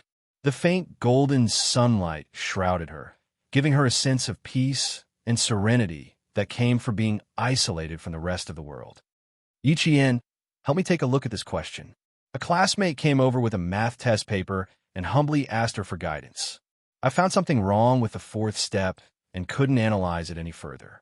But I think the formula is correct. A student interrupted Yi Qian's train of thought. She did not raise her head as she held a pencil and corrected the mistakes on the test paper. The formula is correct, but you didn't draw the auxiliary lines correctly. At 11 o'clock, the train set off. Yi Qian looked at the time and pursed her lips slightly. She wanted to go back to the village to take a look. She hadn't been back for a few years, so she should go back to the village to take a look. Yi Qian was good at hiding her worries. Even after Uncle Jin went back, she didn't show any of her worries on her face. She came to school alone and went to the special training camp alone. Even in Jiasin, who was very close to her, would only occasionally notice that her childhood friend was in a daze. At this time, Yi Qian hid her worries to the extent that even in Jiasin, who was very close to her, couldn't see through her. She was calculating the time. It would take 18 to 19 hours to get back to the town from the provincial capital. She also calculated that she would call home at around 8 or 9 o'clock tomorrow morning. Yi Qian didn't feel relieved until she heard Uncle Jin's energetic voice on the phone. Maybe she was thinking too much. She could live another life. Maybe Grandpa Jin could also live a long life because of her appearance. Yi Jian, who had hung up the phone with a smile, did not know that old Madam Yi had arrived just in time. She was sitting in the main hall of the hall. Her kind face revealed a hint of harshness. She put on a fake smile and said to Uncle Jin, Brother, you have to give me an answer today. Little Jian is my eldest son's daughter. How can you transfer her household registration out of the family? Chapter 11:08. If Shifan didn't come back and tell me about this, I wouldn't even know that you've done something so despicable. Yi Shifan said helplessly, Uncle, last night when I got home and got drunk, we talked about Yi Qian's household registration. My mother got mad at me and scolded me for not taking care of my niece and letting her wander outside. You know my mother's personality. When I woke up and realized that I had said something wrong, I couldn't appease her no matter how much I apologized. So I brought her to you. How do you think we should deal with this? Old Madam Yi slapped the table and said angrily, What do you mean by how we should deal with this? Yi Qian is my granddaughter. She's the blood of the Yi family. How can we let her go outside? Just transfer her household registration under my name. No one can touch the glory of the Yi family's blood. That brat really had some tricks up her sleeves. She had forced Sun Dongqing, a shrew, into a corner and forced Yi Jifan to agree to transfer her household registration. She wanted to escape from the Yi family? No way. Faced with old Madame Ye's arrogance, Uncle Jin smoked his pipe and said slowly, "That brat's surname is Yi. The blood of the Yi family runs in her body. No one can change that. As for where her household registration will be, it's not up to me to decide. An 18-year-old child can open a separate household registration. An 18-year-old was considered an adult and had the ability to conduct civil affairs. They were fully capable of civil affairs. Just as Uncle Jin said, even if Yi Qian had a separate household registration, it would still be legal. I don't care if she's 18 or 28. I only know that she's my granddaughter. Jifan, since you've told Uncle Jin about this, you should do it well. I'll feel uneasy as long as my child doesn't come home." Old Madam Yi had lived a respectable life for more than 10 years. She was a woman of her word. She didn't think there was anything wrong with making the decision. Since she said it, the people around her had to listen. It was the same in the company and at home. She didn't believe that a man of several decades couldn't take care of a young girl. Although she had reached an agreement with Yi Jifan, it didn't matter if she showed some sincerity first. Only visible sincerity would allow the cooperation to continue for a long time. Only by tasting the sweetness would he know his family's attitude. As Yi Jifan watched, he sneered in his heart. At the end of the day, all she did was show up. She was still the one who had to do the actual work. She then sighed and said, "Mother, I think what Uncle said makes sense. No matter where Yi Qian's household registration is now, she will always have the surname Yi. No matter where she goes, she will still be Big Brother's daughter. I think it's better if you don't take it to heart, so as not to hurt the harmony between neighbors." What did he mean by that? Was she trying to undermine him? Old Madame Yi, who was infuriated, sneered. "One ingrate. Everything was fine last night, but he changed his mind today. I haven't even blamed you for raising a good granddaughter of mine outside, but you're helping an outsider to anger me." Old Madame Yi was furious. She had wanted to quickly get Yi Qian's household registration out and then tamper with it a little. Now that she had finally made a move, it was going to cause more trouble. How could Uncle Jin not understand when he heard this? They wanted to work together to restrain Yi Qian, but in the end, there were still benefits to be discussed. He didn't even make a move and started fighting among himself. Fight, fight, fight. The fiercer they fight, the less it will affect Jian Yiling. Chapter 1109. You two don't have to argue in front of me. You don't have to worry about Miss Jian's household registration. As for the Yi family, you don't have to worry about anyone taking advantage of Miss Jian. I'm an 80-year-old old man, and I don't have much time left. I can't take advantage of her. Old Man Jin said coldly as he placed the copper pipe back on the table. His old but dignified face revealed a hint of coldness. Yi Jifan and Old Madam Yi didn't dare to speak loudly again. In Shuku village, Uncle Jin had always been respected. Miss Jian was about to take the college entrance exam, and they still wanted to do something? They had to see if they had the ability to do so. Although Yi Jifan was a provincial official, he didn't have much of an aura in front of Uncle General. He didn't have the guts to confront a first-grade sergeant major who didn't even need to salute the chief. He quickly apologized. "Uncle, don't be angry. It's my fault for saying something I shouldn't have. Yi Qian's surname is still Yi. My mother is old and conservative. Plus, she was worried about her own granddaughter, so she was rude. Please don't take offense." Good fellow. Not only did he clear his name, but he also successfully pushed all the blame to Old Madame Yi. It seemed like Yi Jifan was used to pushing the blame to others. That was why he was so skilled at it. Second brother, it seems like you want your sister-in-law and brother to die with grievances. You receive benefits from your sister-in-law and promised me to take good care of Yi Qian. You didn't want to take responsibility after receiving benefits. I didn't expect you to be this kind of person. You've disappointed me, really disappointed me. Old Madame Ye's reaction wasn't bad either. She brought up Yi Qian's mother. She saw Yi Jifan's vexed face and sneered. So what if he was a provincial official? Didn't he start off by taking advantage of others? She then stood up and said to Uncle Jin, "Brother, Yi Qian doesn't even acknowledge me as her grandmother. She needs to be disciplined. If I don't raise her by my side, I can't explain it to boss. This matter can't be messed up." Since she didn't manage to reach an agreement with Yi Jifan, she had to continue talking. She couldn't do what she wanted to do without room for negotiation. She had to stop here first and bring it up again. Old madam, you didn't want to strain her relationship with Yi Jifan. Therefore, she left a sentence that said, "She will come again in the future," so that there would be room for discussion with Yi Jifan. Yi. Little Miss Jian has a wide road ahead of her. You'd better stop the dirty thoughts in your heart.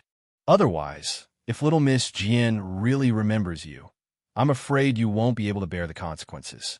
Yi Jifan's face stiffened at the mention of old Madam Yi. Fortunately, he was able to maintain his composure.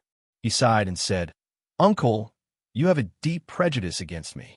I'll explain it to you next time. I won't disturb your peace today. Goodbye." He didn't stay any longer and hurriedly walked out.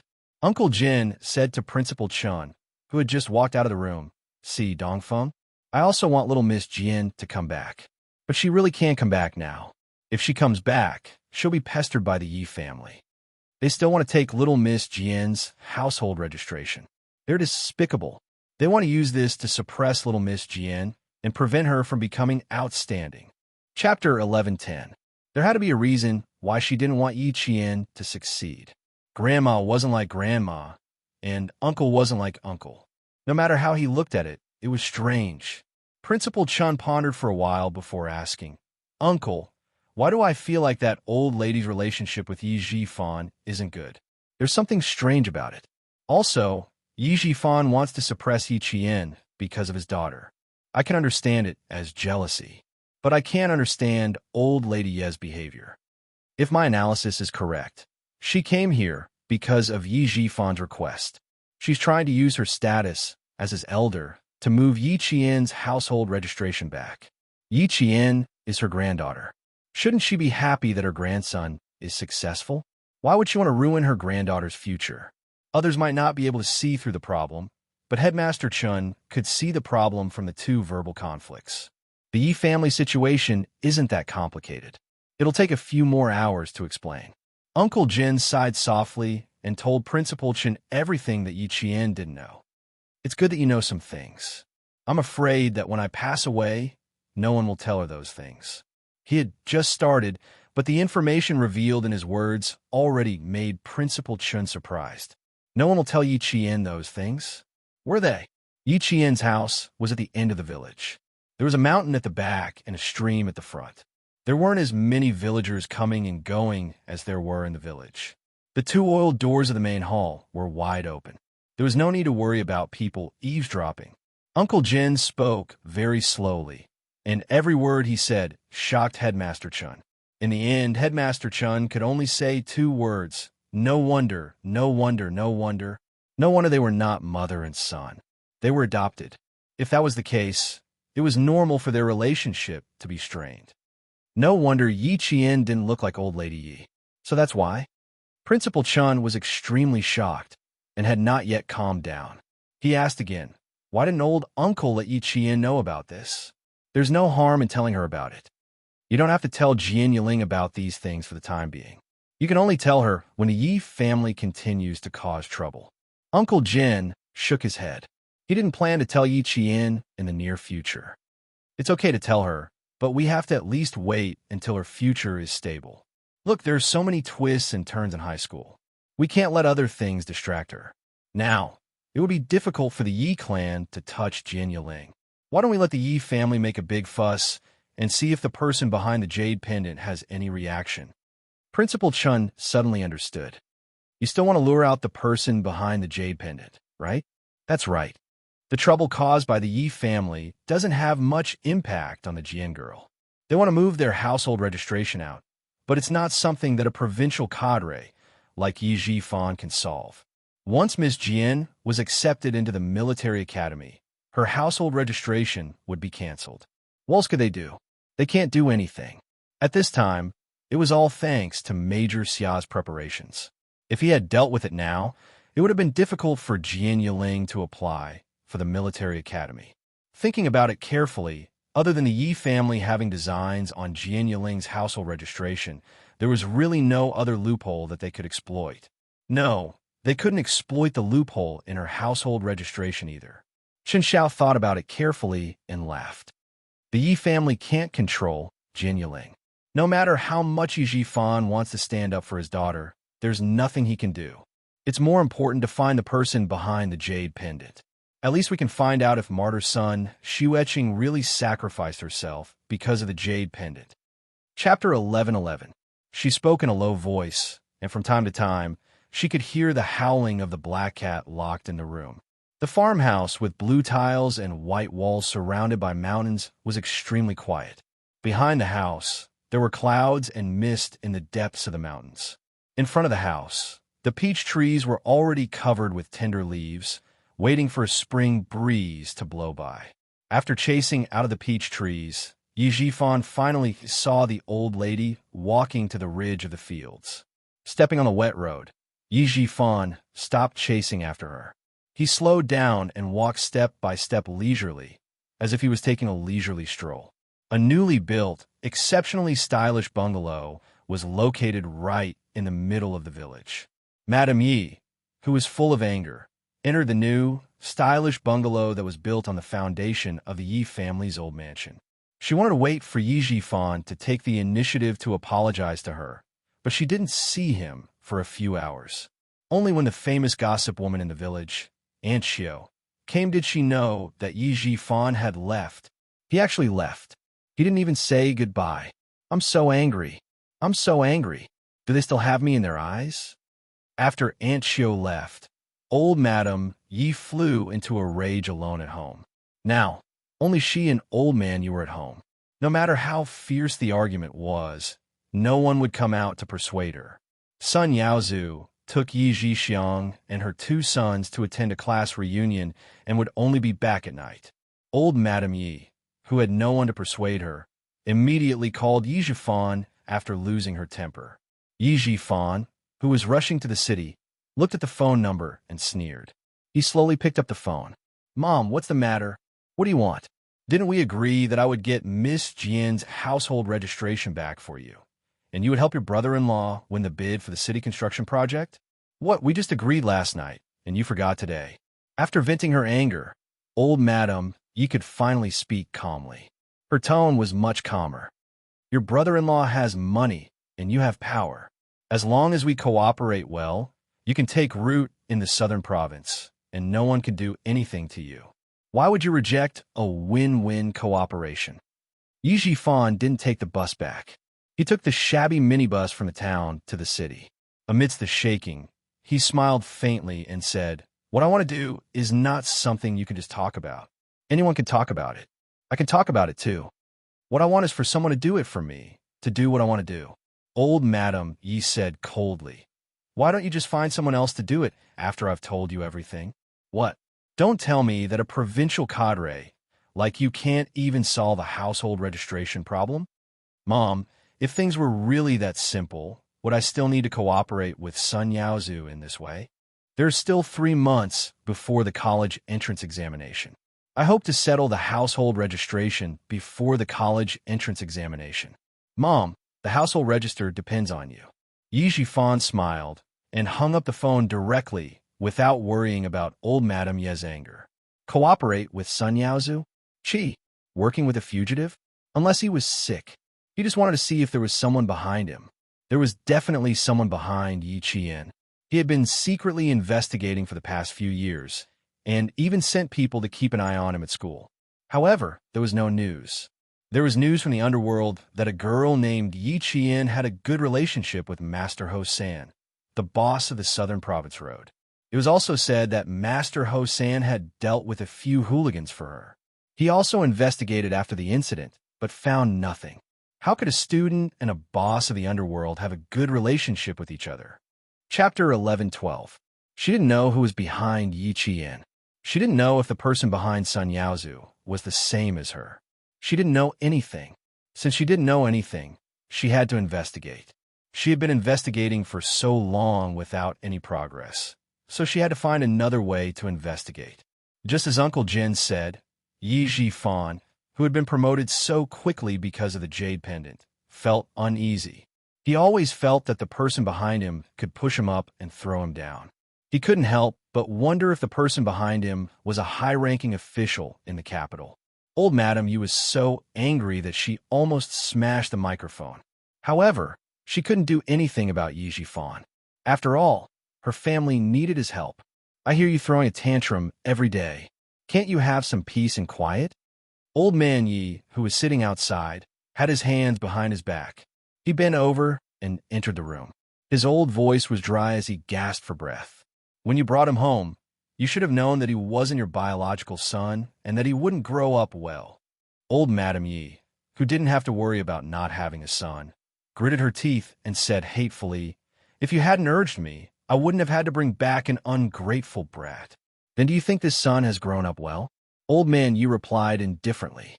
Then he put his hands behind his back and left with a carefree look on his face. He couldn't make the decision for his family. If he continued to talk about it, he would only embarrass himself. Old Madame Yi, who had been angry for a few times, felt her heart clench in pain. She was angry, but she didn't lose her mind. Since Yi Ji-fan was determined to transfer Yi Qian's household register back, for the sake of their future cooperation, this matter had to be done properly. When her daughter and son-in-law came back, she had to make a trip to the provincial capital.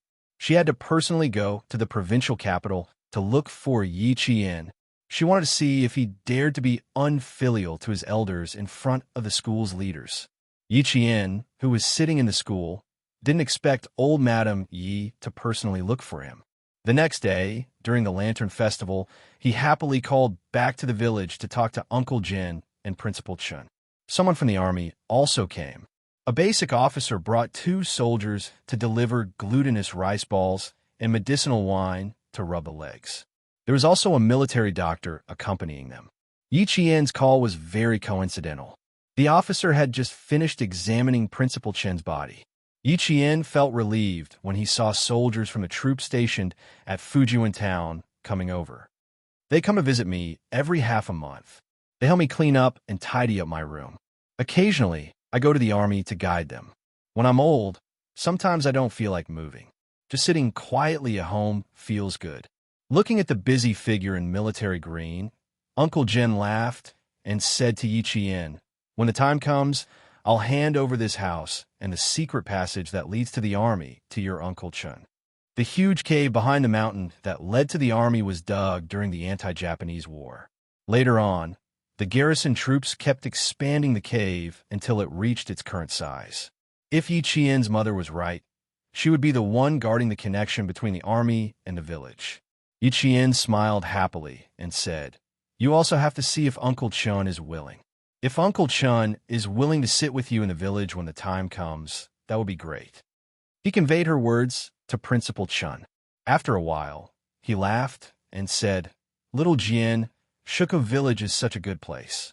Even if you didn't say anything, I would still want to live there. In about 100 days, I'll go back to the village to accompany my old uncle. I'll also go to the army once in a while. That's enough for me." Chapter 11:13. Principal Chun, who was in his 50s, had been through the same war and had a lot to talk about with Uncle General if the 2 elders could live in the same place. Yi Qian would be relieved. Regarding this, Uncle Jin agreed wholeheartedly. The soldiers who came to visit Uncle Jin never showed up in front of the villagers. The villagers were used to Uncle Jin celebrating the Lantern Festival alone. On the Lantern Festival, Uncle Jin, Headmaster Chun, and several officials in the army celebrated a lively festival. Principal Chun left Shuku village before dawn on the 16th day of the first lunar month. Uncle Jin, who was sending him off, reminded him, "Remember, don't tell anyone that Yi Qian's wife is back. I have He with me, and normal people don't dare to break into our house." Before dawn, Uncle Jin, who had sent Headmaster Chen out of the village, was smoking a pipe and laughing. "I live in peace and quiet by myself. I have He with me, and normal people don't dare to break into our house." Hey GA, the Tibetan Mastiff that put its forelimbs on Yi Qian's shoulder when they first met, was now an adult. It was even more majestic now, and people in the village didn't dare to get close to it. Sun Yaozu and old madam, you didn't know that Uncle Jin had a Tibetan Mastiff by his side. When they found out later, they were so scared that cold sweat broke out on their backs. The mountain village was obviously much colder than the provincial capital. When they arrived at the entrance of the village, Principal Chun didn't want Uncle Jin to send him off anymore. Uncle, you don't have to send me off. Yesterday, the military doctor told you to keep your legs warm. When Miss Jian is admitted to school, I will come back to the village to accompany you. Principal Chun, who was all alone, had a similar life as Uncle General. He had no parents, no siblings, and no daughter of his own. The two elders had poured their life's efforts into Yi Qian. Now that Yi Qian needed to go on a long journey, they were relieved to let their young eagle fly and enjoy their old age. I will wait for you to come back. When you come back, we can go for a walk in the mountains and the fields. We can also wait for Miss Jian's call. Principal Chen laughed heartily. Soon. It's March 2nd now. There are still 100 days before Miss Jian's college entrance examination. I'll invite you to go fishing then. It was early spring, and everything was still waiting to wake up. Principal Chun brought the dry goods from the village back to the provincial capital. Yi Qian had been waiting for Principal Chun to return. When he learned that Uncle Jin was in good health, the smile on his jade-like face was as clear and bright as the gurgling water in a mountain stream. Uncle Chun, can I go back to the village on May 1st? I want to go back and take a look. I haven't been back for a few years. I miss home. Even if she wanted to go back, she couldn't make the decision on her own. Now that she had entered the special skills training, there was a training schedule every day that couldn't be interrupted. If she really wanted to go back, she had to prepare. If it was in the past, Principal Chun would definitely agree. But with Uncle Jin's order, he couldn't. He smiled and said, "You're making it difficult for me. Before I came back, I had to persuade you to prepare for the college entrance examination and not worry about him. If you really want to go back, you can only wait until the college entrance examination is over and bring the college entrance examination score back to see him. Uncle is in good health. You know Hey GA, right? That guy is fierce and intelligent. With him guarding Uncle Jin can rest assured." That was true. Haiga was indeed the best guard. Yi Qian didn't mention returning to Shuku village anymore. However, he would call back every 3 days to ask about Uncle General. Uncle Jin didn't know whether to laugh or cry. On May 1st, there were 7 days of holiday. Yi Qian carried his luggage and went through a week of escape from death training. Chapter 11:14. The reason Yi Qian was called Escape by the Skin of Death training. The difference between this training and the previous 15 days of outdoor survival training was that there was no water or dry food. Yi Qian would be placed in a ravine, and her food supply would be completely cut off. She would have to figure out a way to survive. This week, Yi Qian would probably have to eat a lot of things. For example, she would have to eat vegetarian food, such as roots and tree bark. For meat, she would have to eat rats and birds. No fire, no cooked food, no water, no raw meat, and no raw food for a week. This type of training was called Escape by the Skin of Death training. Not only did Yi Qian have to survive being cut off from food, but she also had to submit a detailed military map. At the same time, she had to use sand, mud, and other materials to recreate the ravines she had walked through based on her memory. You must not lose the GPS tracker. Your phone has 3 batteries. Keep it well. Before entering the ravine, Principal Chen only gave a few words of advice before letting Yi Qian enter the mountains alone to begin the week-long Escape by the Skin of Death training. Yi Qian finished checking the necessary supplies and confirmed that there were no omissions. Once again, she embarked on the training alone. With the 15 days of survival training during the winter break, Yi Qian appeared to be more experienced this time. She did not immediately rush to travel.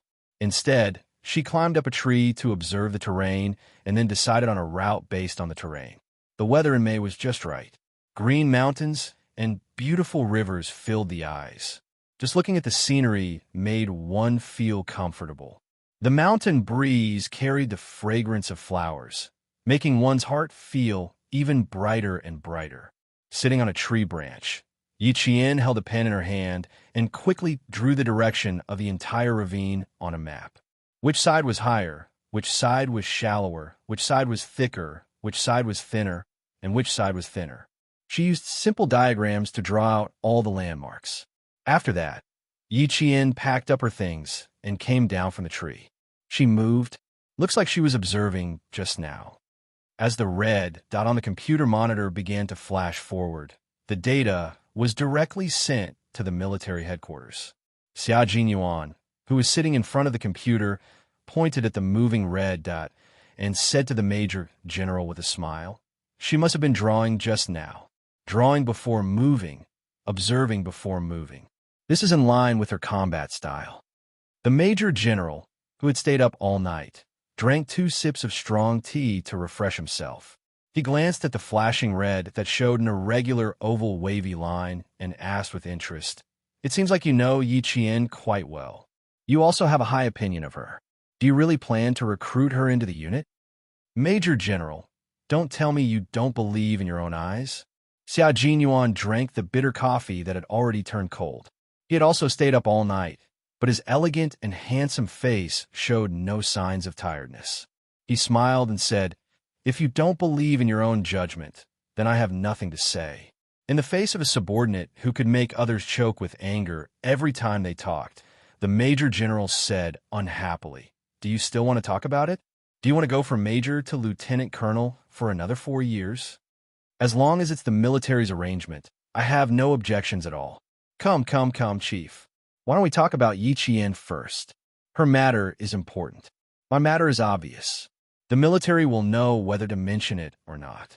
It's not up to you to decide." Major Xian never cared about useless threats. Right now, Little Fox's future was the most important thing. The Major General knew what kind of personality he had. The more you went against him, the more he would go against you. Hearing this, he restrained his expression and said sternly, "The military hasn't made a decision on whether to put her in the position of Phoenix King. We still need to further investigate. Even you were investigated for 3 years before the military agreed. It's the same for Yi Qian. 3 years of military academy life will be carried out according to the Special Forces training plan. Whether or not she can sit in the position of Q King, Yi Qian will have to prove it with her own strength." Chapter 11:15. Xia Jinyuan naturally hoped that Yi Qian would be able to complete all the training the military gave her. Hearing this, he smiled and said, "Major General, you have to take care of female soldiers more. I've been in the military since I was a child and followed my father everywhere. I know a little about the Army's weapons, the Air Force's equipment, and the Navy's big guys. After entering the school, there's systematic training, so I can learn faster than other students. Yi Qian is different. She hasn't been exposed to the military's equipment and weapons. Since you intend to train her in our direction, you should at least open the door for her." Yi Qian couldn't miss out on any of the necessary training. However, Xia Jinyuan would also fight for some training or guidance in the military that Yi Qian might not be able to participate in. He hoped that she would know more and knew that she would be willing to learn more. Now that the Major General and the military were more and more satisfied with Yi Qian, he had to give some suggestions to prevent the military from only arranging for Yi Qian to train hard and leaving the technical training for last. Door for convenience? Yi Qian's ability is enough to create a path for herself. Why should I open the door for her? The Major General still didn't understand what Xia Jinyuan meant. He frowned and looked dignified without being angry. No one in your team has opened the door for convenience and climbed up with their own abilities. I'm going to open the door for Yi Qian today. Soon, I'm afraid that she will be carried down from the battlefield by you guys." Xia Jinyuan didn't mention that the Major General had misunderstood his meaning. Instead, he went along with his words. In the blink of an eye, the smile on his handsome face instantly turned cold. He said in a deep voice, "You're right. If she doesn't train properly, not only will she lose her life, she will also drag her comrades down. A soldier with unlimited potential like Yi Qian needs to be trained properly. She might even be able to save the entire battle at a critical moment. Therefore, I suggest that after her college entrance exam results are released, we should arrange for technical training and special training to be carried out together. The Navy has a month of frogman training from July to August. Why don't you arrange for her to test the waters with the Navy commandos after the exam? Let Yi Qian have a go at sea rescue, naval assault, underwater training, and so on. Xia Jinyuan's expression was extremely serious, and there was a hint of sharpness in his expression. The Major General did not suspect that Xia Jinyuan had any personal motives at all. Instead, he nodded in agreement. You're right. It just so happens that it's the Navy frogman training in the Southwest Sea. We can let Yi Qian go there a week in advance to warm up and let the person in charge of this training get to know him better. Only after we have a certain understanding of the situation can we decide whether to allow Yi Qian to complete the 1-month training with the Navy commandos. However, this kind of training is not as easy as training on land. If he really goes to the Navy, they will also conduct a comprehensive test on Yi Qian's condition. The Snowfield Brigade was different from other special forces. This was a comprehensive combat force. The special forces of the Snowfield Brigade needed to know how to fly in the sky, run on land, and swim in the sea. In particular, they needed to be familiar with transport equipment and special equipment. Xia Jinyuan had complete confidence in Yi Qian's physical fitness and ability to accept the training. Since that was the case, he arranged all the training that she had to go through according to the military training so that she could enter the next round of training as soon as possible without any accidents. Holding her hand and walking together was not an empty promise. Xia Jinyuan had always kept it in mind and had never forgotten it. Chapter 11:16. He didn't have any objections to the Major General's words. After listening quietly, he added, "These are all essential training. I dragged it out until my 2nd year in the military academy. Of course, I can't say that the military didn't arrange it well. The main reason was that I went to the Air Force Base to play for more than a month after the college entrance exam. Now that Yi Qian is in the middle of the Navy's frogman training, the military has high expectations for her. She can definitely go with the Navy to test the waters and learn a little. In the future, she will participate in the Special Forces training of the sea, land, and air forces every year. She still has 1 year to study in the 4 years of military school. There are still 4 years left. It was enough time for Little Fox to become an outstanding Special Forces soldier. He would wait patiently for that day to come. The Major General took his words to heart. You're right. We do need to bring up her training plan. The intensive training the military has arranged for her needs to be modified. He walked to the computer and saw the little red dot on the line moving forward. He narrowed his eyes and stared at the red dot. He asked Xia Jinyuan, "We only arranged a team of 7 people to ambush her during her survival training. Why don't we add more people, give her a good test, and then submit her training report as a case to the Navy?" "Major General, your arrangement is a bit sudden." Xia Jinyuan raised his eyebrows. It sounded like he disagreed, but there was a hint of interest in his handsome face. If one small team was not enough, they could arrange for another small team to go over. Then there would be 14 of them. Interesting. If the little fox really made it out of the survival training where she had to fight against 14 people at once, then the assessment of whether or not she could enter Lord Shui would probably stop. And then she heard him say with a laugh, "If you really want to arrange it, you have to pick the right people." From the beginning of the training, Uncle Chun has been preparing ambushes. I have cooperated with her several times. Her reaction is very fast. Previously, she was ambushed under known circumstances, but this time, we arranged for her without any warning. Even old Chun didn't know about it. This kind of ambush is interesting. But the Major General paused when he thought of Soldier King's strength and said thoughtfully, "You reminded me that Yi Qian, who was trained by Soldier King, would not be weak in this aspect. Indeed, we have to be selective." Xia Jinyuan couldn't wait for the Major General to do more to get the Navy to agree to Yi Qian's frogman training this July. He picked up his landline and handed it to the Major General. "I have no objections to your arrangement. Of course, if you have any instructions, I'll listen to you immediately." What he meant was, "I can immediately bring my men over to ambush Yi Qian. Go, go, go. You'd better be obedient tomorrow." The military will officially take over Yi Qian's affairs. Don't get involved. The major general took the phone in his hand and called Nan Province's provincial military. How strong one's strength was could be seen through the tests again and again. This time, without any water or food, if Yi Qian could still escape her pursuers' search and ambush, then there was no need to prove her individual strength. Send another team of 7 people to Langshan Ravine in Mount Dalong to search for a female soldier. If they can't find her within 3 days, withdraw. The major general gave the order to the provincial military in front of Xia Jinyuan. This was the military's first assessment of Yi Qian's individual strength. It was suddenly carried out without Principal Chen's knowledge. Moreover, the number of people increased from the original 7 to 14. In terms of numbers, Yi Qian was at a disadvantage. Chapter 11:17. In addition, the other party had brought their own rations, so there was no need for Yi Qian to find her own food. In terms of survival, Yi Qian was at a disadvantage. Most importantly, she had no idea that the military was involved in this escape from death training.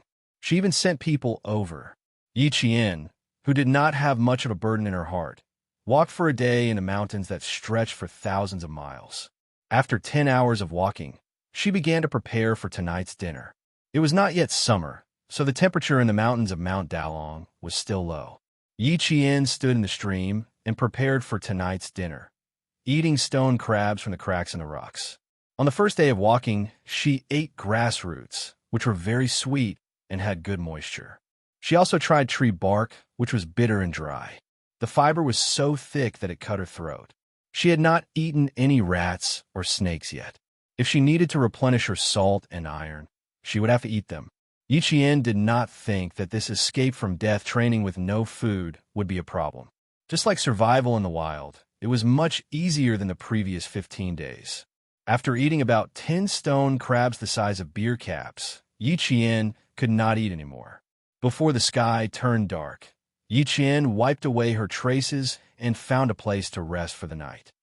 A nameless tree that grew out of the cracks in the rocks. She was the only one in the mountains. The wind blew, bringing with it the sound of leaves rustling.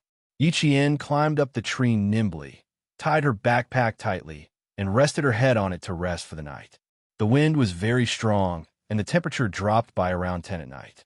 Several dark figures passed through the darkness and headed straight south. These are the soldiers sent by the provincial military. One team needed to chase after the female soldiers they were chasing, and the other team needed to go to the front to carry out an ambush. If they couldn't catch the female soldiers in training within 3 days, they would withdraw. They would be dismissed as a failure.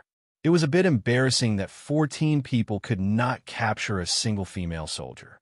However, it was said that the female soldiers they were chasing were different from ordinary female soldiers. During the pursuit, they could not treat them as ordinary female soldiers. They had to be more vigilant. Cut in from here. The two of you set up an ambush. Remember, you can only capture him alive. The sky was just beginning to brighten when a team of 7 arrived in front of Yi Qian. The team leader was the one who ordered them to take action. Wait until the target enters your line of sight. Don't rush into action. These female soldiers aren't simple. We have to be careful. Rest for 2 hours and take turns to be on guard. The leader of the team confirmed the deployment plan again and asked the soldiers to remember the checkpoint they were guarding. He waved his hand and told them to rest for 2 hours. Tomorrow, they would arrive at the mountainous area at 10 in the morning. After that, they would head into the mountains and march for 16 hours straight. Now, it was 3 in the morning, so they could sleep until 5 in the morning to replenish their energy. It was not very quiet in the mountains at night. The chirping of the insects did not stop for a moment, but it was not noisy. Instead, it was like a lullaby, and Yi Qian soon fell asleep. Even with the lullaby in her ears, she couldn't stay in a deep sleep. Without someone on guard, no matter how solid the environment was, her heart wouldn't be at ease. In addition, she had been eating raw food all day. After sleeping until 2 in the morning, Yi Qian woke up hungry. She had entered the period of hunger, and this would happen every day. Yi Qian woke up again at dawn. She scooped some cold water from the stream, to clear her mind. Under the faint sunlight, Yi Qian looked at the compass, opened a map, and marked it with a pen.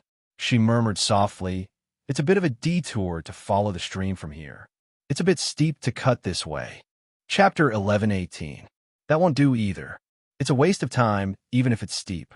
Even though it's a bit of a detour along the mountain stream, I can still make up for the time lost if I walk faster. After planning the next day's itinerary, Yi Qian began to draw a map of the terrain that he saw. As part of his training, he couldn't forget it.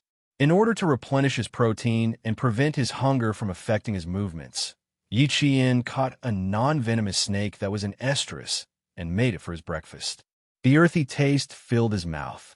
Raw meat tasted bad, but as long as it could replenish his protein and energy and drive away his hunger, he could swallow it down after a few bites. As for parasites, they weren't even in his consideration. That was why he had so much time to think about these and other things. When it came to survival, there was only one thing that he had to think about: filling his stomach. Spring was warm, and the flowers were blooming. From late April to early May, the snakes were in their estrus period. Early in the morning, Yi Qian saw the male and female snakes making clear and bright sounds that sounded like they were hitting rocks. When he looked up, he could see the snakes entwined together on the branches. When he looked down, he could also see them in the cracks of the rocks. Faced with these scalp-numbing snakes, Yi Qian's gaze swept over them and fell on the abnormally broken branches. The creases were very fresh, and there were still wet twigs that had condensed into milky white beads. Yi Qian broke the same branches and observed whether the twigs condensed into beads faster or slower. After 5 minutes, there was still no twigs. Yi Qian looked up to the south. Someone had passed by last night, and it looked like they were heading in the direction of the mountain stream that she had chosen. It was normal for people to pass by in the mountains. Some were secretly hunting, and some were villagers who went to the highest peak of Mount Dalong to dig for herbs. Anything was possible. However, the traces that they left behind would not be deliberately erased. If they walked past, they walked past. If they stepped on it, they stepped on it. There was no such thing as erasing the traces. Experienced poachers would usually erase the traces they left behind in order to cover their tracks. However, there weren't any rare animals in Mount Dalong. There were only small animals like pheasants and rabbits, so it wasn't worth it for people to risk their lives to hunt in the middle of the night. Villagers who didn't dig herbs, hunters who didn't hunt. After eliminating those who weren't dangerous, the only ones left were those who were dangerous. Yi Qian's gaze turned cold. He held the dagger in his hand and continued walking south along the stream. Is it possible that he didn't take this path? I didn't see any traces along the way. Firstly, I didn't bring any water. Secondly, I didn't bring any food. Even if you're looking for food, you should leave some traces. About 5 kilometers away from Yi Qian, a few soldiers in jungle camouflage passed through the mountains. They stepped on the green moss as they searched for the correct location. Reporting, Captain Xiao, "We didn't find anything here." Captain Xiao, did she go the wrong direction? Lost your way in the mountains? Team B arrived at one of Yi Qian's training destinations, but they did not find any traces of her in this area, so they were suspicious. Captain Xiao was also a little puzzled. Logically speaking, there should be traces left behind by her. He turned to his comrades and said, "Go to the stream and search again." If the female soldier was lost, they definitely had to find her. However, he was afraid that the female soldier wasn't lost. It was them who couldn't find her. "Yes, sir." A few voices sounded in unison. They quickly spread out to search by the stream. After searching for about 10 minutes, Captain Xiao contacted the provincial military and reported their situation one by one. "Commander, we searched the place where she rested last night, but didn't find any traces. Do you think it's possible that no one came here?" Chapter 11:19. For Captain Xiao and the others, the mission was a bit sudden. They were also training in the army when they were suddenly told that a female soldier was undergoing special training and needed their cooperation to complete the assessment of the female soldier. Now, the female soldier was nowhere to be seen, not even a trace of her. Where are they going to find her? What if the female soldier got lost? The instructor in charge of Team A in Team B heard this and said to the captain of Team B, "We confirm that the female soldier has been moving in the direction given to you." The military leader said that this female soldier is not an ordinary female soldier. If you can't find her in 3 days, retreat. Moving in the direction given to them meant that they didn't find any traces left by the female soldier. All traces were erased by her. Captain Xiao, who was about 172 meters tall, had a cold expression on his face. After ending the call with the military, he immediately led the team to chase after the female soldier. After Yiqian realized that there was a group of unidentified people in front of him, he became more careful. Although he walked carefully, he didn't slow down. Walking along the woods on both sides of the stream, Yiqian's military boots stepped on the wet moss. With a cold gaze, he acted like a real warrior, embarking on his own journey. Yiqian's diet was cut off. He relied on all kinds of raw food to maintain his life. He walked until about 11 o'clock in the afternoon and stopped. On the computer screen where he could see her location signal, the red light that represented her was still flashing and didn't move forward. Stop about 1 kilometer away from Team. The person who spoke was an unfamiliar young face. His facial features were handsome, and the lines were sharp and angular, as if they were carved by a master. There was a chill that kept people away from him. This was a man who had a completely different temperament from Xia Jinyuan. His skin was a healthy wheat color, and he wore a white Navy summer uniform. He sat in the Navy commander's office and stared at the flashing red dot in the same place. He was as cold as a glacier by the sea. There was no extra expression on his face. The Navy commander stood beside him and stared at the red dot in the same place. He asked, "Did she find something up ahead, or is she just resting in the same place?" "I'm not sure." The man didn't speak much. His muscular arms were crossed in front of his chest, and his unintentional movements had the sexiness of a soldier. She started Special Forces training at the age of 14. There are very few girls like her. Are you saying that she has already noticed the abnormality? The Navy commander picked up the document sent by the Army and flipped to the last page. When he saw a line of training plans, the commander smiled and said, "This girl is indeed not simple. Jinyan, look here. She is trained by the sea." Jinyan, Li Jinyan, 26 years old, lieutenant commander, the captain of a certain naval commando team in the West Southern Sea, had been honored with first-class meritorious service many times and had even been honored with special-class meritorious service 3 times. Being exposed to the sun for so many years, he was not affected by the warmth of the sun.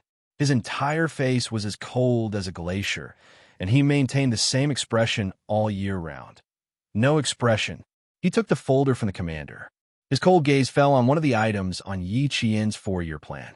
The corners of his mouth twitched slightly, and he said flatly, "The records are vague. They can't be used for reference." "You don't be so picky. Didn't you just say that you started Special Forces training at the age of 14? That's very little. The little girl shouldn't be too bad. Otherwise, the military wouldn't have placed such importance on her." The Navy commander knew his beloved general's temper.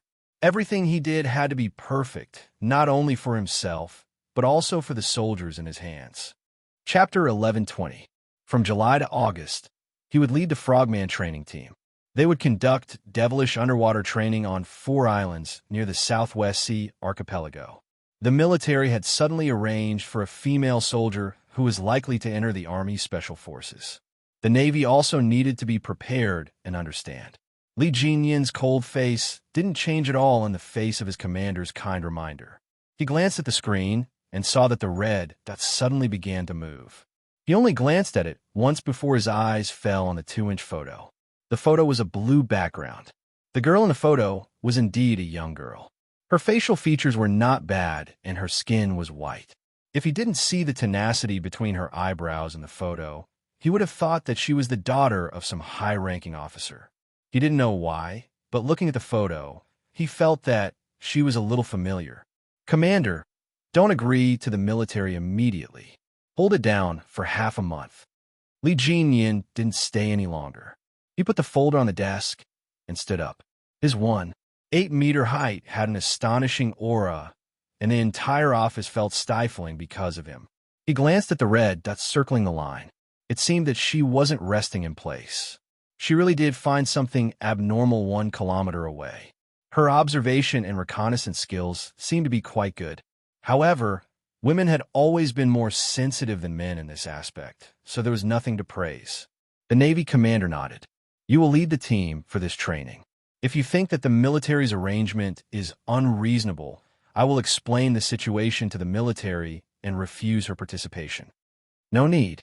The fact that the military said so means that they have this plan. Hold it down for half a month. I just want to see if the military will persist because of her.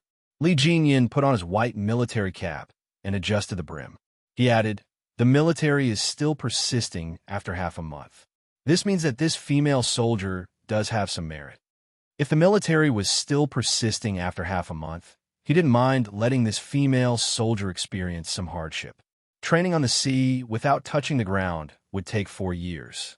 If she wanted to join the Frogman training immediately, she would have to see if she had the ability. The sun in the Southwest Sea was particularly bright. The entire beach shimmered with silver light. The southern province's Dalong Mountain was hot and humid during the day. After walking for 4 hours, Yi Qian resisted his thirst and quietly took a detour in the forest. There was someone in front of him, and it was very close to him. If he continued to walk in the same direction, he would bump into them head-on. As a Special Forces soldier who acted alone, he was most afraid of bumping into someone head-on. If he wanted to know who the other party was, what they were up to, and whether it was safe or not, he had to go around and observe. Sensing danger, Yi Qian arched his back like a cat as he passed through the forest that was so quiet that he could hear a pin drop. He quickly took a detour to seize a good vantage point so that he could see who was in front of him. She was 1 kilometer away from the ambush point, but when she made a detour, she appeared within the range of the scout's binoculars. However, she only appeared for a second, giving the scout no time to react. By the time he reacted, Yi Qian had already disappeared from his line of sight. He only saw the leaves rustling gently, but did not see anyone. Because the scout did not carry out a second round of reconnaissance, Yi Qian, who had unintentionally entered the scout's range, did not feel anything strange. Holding onto a tree branch with both hands, she leaped lightly and landed in a stone depression with its back to the sun. Chapter 11:21. It was normal for them not to discover the scout. Yi Qian was strong, and so was their army. This was also why Xia Jinyuan wanted her to train nonstop and add an actual combat training. Completing every training session successfully did not mean that you were already very strong and invincible, but that the deeper and more dangerous problems had yet to appear. The scouts of the Southern Province Military Region were well known throughout the military region for their strength. Although this scout missed the opportunity to see Yi Qian directly, he immediately put away his binoculars and jumped down from the tree when he saw the abnormal movement of the leaves. At 11:30 in the afternoon, the sun began to shine brightly. The soldiers of Team A, who were camouflaged in the leaves and behind the vines, quietly waited for the female soldier they needed to chase to appear. The scout ran to the camouflage captain and said in a low voice, "Captain, the female soldier might have discovered our tracks. I saw the movement of leaves about 500 meters away from us, but I didn't see anyone." She didn't discover them the first time? The captain of team was a little surprised. Sometimes the strength of the scouts in their team couldn't even take advantage of the military region, but this time they only saw a shadow. I didn't see anyone at all. By the time I discovered them, I only saw the abnormal movement of leaves. If it wasn't for the fact that there wasn't any wind just now, I might have thought that the movement was caused by the wind, the scouts said truthfully. "We have to retreat, Captain. We can't stay here for long." They had to retreat. The pursuers had discovered them long ago. They were the ones who discovered the female soldier in advance. How could they be discovered by the female soldier?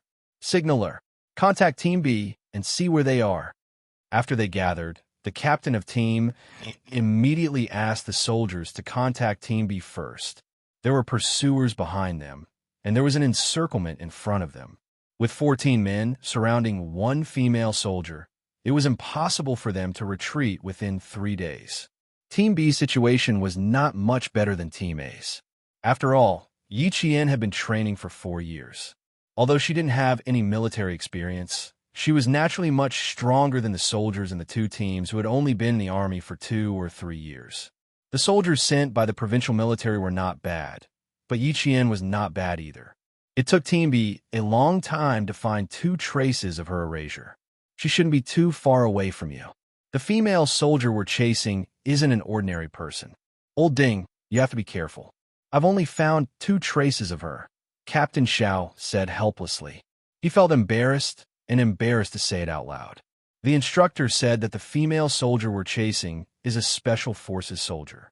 Her training is 10 times harsher than ours. Old Ding, in terms of training, we're way behind the others. The soldiers that were sent out were not field troops. Other than daily drills and regular field training, they did not undergo any cruel training like Yi Qian. Although they had a lot of people, it was not easy to capture Yi Qian alive. The captains of the 2 teams were aware of this problem. They ended the call a little sullenly. Realizing that the female soldier they were chasing was not ordinary, the 2 teams moved even more carefully. An hour after Yi Qian discovered their tracks, she saw them pass by in front of her disguised as leaves. She instantly understood that not only did she not have any food to eat, she also had to be careful not to be caught by the soldiers who ambushed her. Knowing that the people who appeared in the forest were soldiers, Yi Qian felt a lot more at ease. There was no need to waste time looking for them. They only needed to stay away from them and not be discovered by them. Chapter 11:22. Yi Qian knew that she had to be more cautious if she wanted to avoid them. She didn't have time to erase her tracks, so she had to make sure she didn't leave any behind. She endured her hunger and didn't eat for the entire afternoon. Only then did she manage to distance herself from the soldiers. On the second day of the escape from death training, Yi Qian entered a period of continuous hunger. Grass roots were the only food she could eat along the way. After walking for 5 hours on the grass roots to replenish her energy, Yi Qian dug out 2 birds' nests and ate a total of 6 small, pigeon egg-sized bird eggs. For the entire day, she ate half a slice of raw snake meat in the morning, water from a stream at noon, grass roots in the afternoon, and 6 bird eggs in the evening. She wasn't as relaxed as she had been the day before. With the soldiers chasing after her, she had to be alert at all times to avoid being discovered. The 3 of you flank this side. The 2 of you bring up the rear. You cut the path in front. Stone, and I will attack. Keep your heads down. Team A, who had discovered Yi Qian's whereabouts once again, began to form a triangle to flank her, closing in on Yi Qian's resting spot. Team B, who had caught up, directly attacked. It seemed like they were deliberately alerting the enemy to startle Yi Qian and make her lose her composure.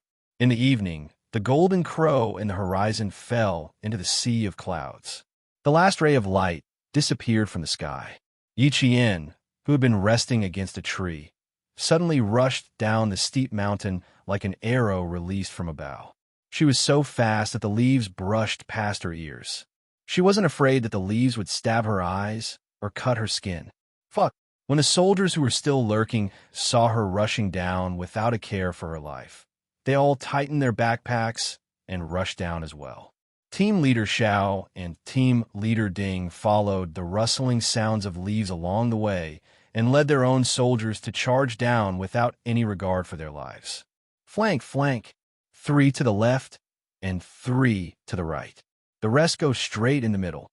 Before the 14 people had completely dispersed, Team D immediately deployed and said to Captain Xiao, "If we don't catch her tonight, it'll be difficult tomorrow." Yi Qian sensed that there were people approaching her and ran towards the route she needed to take tomorrow. Not only did she have to run, but she also had to run to a place where she could see more clearly and turn her head to look at the mountain under the night sky. Otherwise, how would she be able to draw the topographic map of her march? The military map that was given to her was not a city map that could be bought outside. It was a contour line formed by connecting various points. She wanted to draw a topographic map herself. She could only draw it by looking at it on the spot. It took her 27 minutes to run from the ridge to the saddle of Yi Qian between the 2 mountains. She had been running nonstop for nearly half an hour in her half-starved state. Yi Qian did not continue to run. She pulled away and quickly found a place to hide. With so many soldiers chasing after her, she had to secretly get rid of few of them. There were still 5 days left. She did not want to run for her life in the forest at night. Although they could search for Yi Qian in a large area by flanking him from both sides, the fact that their forces were not concentrated also made it easier for Yi Qian to deal with them in secret. She had already found a row of cover. When she heard movement coming from nearby, she quietly got up and approached silently. "Don't move." When the soldier turned around, the dagger was pressed against his back. Her clear and cold voice reached the soldier's ears. "I've already taken care of you." She had already pressed a dagger against his vitals. How could she not take care of him? Yi Qian gestured for him to squat down. She laughed softly and said, "You can rest now, comrade." He did not want this kind of rest at all. Chapter 11:23. Yi Qian didn't even ask the soldier he had taken care of how many of them there were. His hand touched the soldier's backpack, then moved towards the soldier's waist. "Comrade, there are differences between men and women. What are you touching?" The soldier was young. When Yi Qian touched his waist, his face was full of embarrassment. He hurriedly said, "I don't have anything on me. Why are you touching me?" Yi Qian was checking where the soldier kept his rifle and checking if there was a pistol at his waist. "I'm checking what's in your backpack and whether you have a gun on you." "I have a gun. They're all blanks. There's no live ammunition. I'm only wearing a pair of pants." "You, be careful." The soldier was not only embarrassed, but also a little embarrassed. "I'll stay where I am. I won't expose your whereabouts, okay?" "Why? Why doesn't this female soldier have any self-awareness?" "He's a male soldier." "Where's the gun? Other than the rifle, there's nothing else?" Yi Qian touched the soldier's backpack because he didn't see him holding a gun. The soldier lowered his head and looked at the rifle at his feet. "There's a Type 95 rifle under my feet. There are 10 blanks. There's no pistol." It turned out that when Yi Qian pressed the bayonet against the back of his neck, the soldier reacted quickly. He hid the rifle in his hands to prevent it from being confiscated. Other than military supplies, there was indeed no pistol in the backpack. After checking, Yi Qian picked up the rifle the soldier hid and laughed softly. "Comrade, I'm just doing a routine body search. It's not called touching. You're a man, so why are you afraid of being touched by a woman? Have a good rest." The word rest spun on the tip of her tongue. Someone was approaching her. Chirp, chirp, chirp. There was the sound of birds chirping, followed by the rustling of leaves. Someone whispered, "Fuck, I don't see anyone." The soldier who was squatting down closed his eyes. The female soldier who was standing behind him was now like a ghost moving closer to his comrade. Now, he had a comrade to keep him company. The sky was so dark that they could see the stars when they looked up, but the forest was so dark that they couldn't even see their own fingers. They didn't have night vision, and they couldn't get any light. The group of people felt their way in the dark and treaded carefully. Their bodies brushed past the tender green leaves, and there was a soft, rustling sound. No one could see each other, and no one knew where they were. Yi Qian did not know who they were, but as long as she heard something, she would quietly go over to solve it. After taking down 2 of them in a row, the captains of Team A and B realized that something was wrong.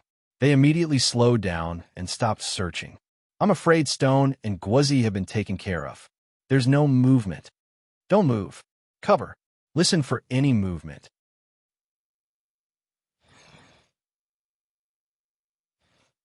He had hit 2 fish with his spear. The sound was as soft as a mosquito in the dark. No matter how good Yi Qian's hearing was, it was impossible for her to hear it. However, she had now caught the 3rd fish. "Don't move. I have a Type 95 bayonet in my hand. If you continue to struggle, you'll get stabbed." Yi Qian clamped the soldier's shoulder with one hand like a clamp.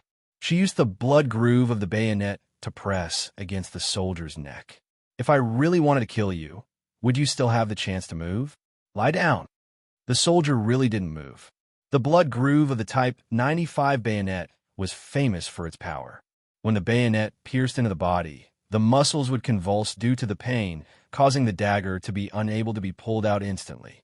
Chapter 11:24.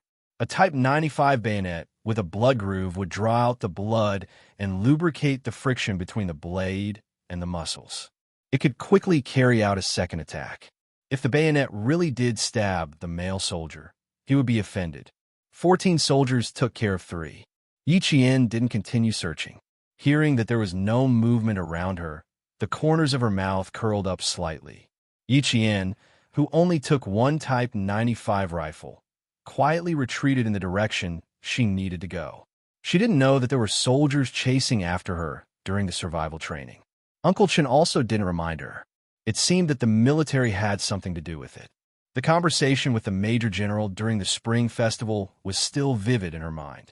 He said, "In the future, if there's a plan that you didn't plan for, it will definitely be related to the military. Don't make a fuss about it. Just focus on completing your training." Thus, a group of soldiers that suddenly appeared in front of her and soldiers chasing after her were part of the plan that the military added to her. Her plan was 7 days of survival training. Instead of staying behind to take care of the soldiers chasing after her, focus on completing your training. You can't be distracted. The wind in the mountains blew gently, causing the leaves to gently rustle. Yi Qian, who had always been clear about what she needed to do, didn't have the slightest bit of nostalgia for the thrill of battle. She left the valley where the soldiers were hiding. The flashing red light continued to move in the direction she needed to go. It didn't take long for her to move away from the 12 stationary red dots. Li Jinyan unbuttoned the top 2 buttons of his white navy uniform, revealing his wild collarbone. His expression was focused and cold as he stared at the flashing red dots. He didn't continue to fight. Within 5 minutes, he had taken care of 3 and left. This was getting interesting. There are 2 things that soldiers should avoid during training: being provoked and being distracted. Once these 2 things were violated, it meant that the soldier's emotions were volatile and easy to control. His judgment needed to be strengthened. If he were to objectively evaluate her, there would be 3 words: unqualified. It was interesting to say that she was a female soldier. Firstly, she was clear about what her training was. Secondly, she had taken care of the 3 soldiers as a warning. Thirdly, she knew the identity of the soldiers chasing after her. She didn't have to worry about the identity of the people chasing after her. She was calm, smart, and capable. Did the military really want to groom her? There were many calm, smart, and capable people in the army. It was only because she was a female soldier that the military paid more attention to her. Still observing? Did you see anything? The office door was pushed open, and the Navy commander walked in. I've mentioned it to the Army and told them about the nature of our training this time. The Army is very insistent. Before the commander walked over, Li Jinyan immediately buttoned up the 2 buttons he had undone. He stood up and turned around. At present, you do have some ability. You took care of 3 soldiers in 5 minutes. You have a clear goal and are relatively calm. According to what you said, it's not bad? The commander laughed.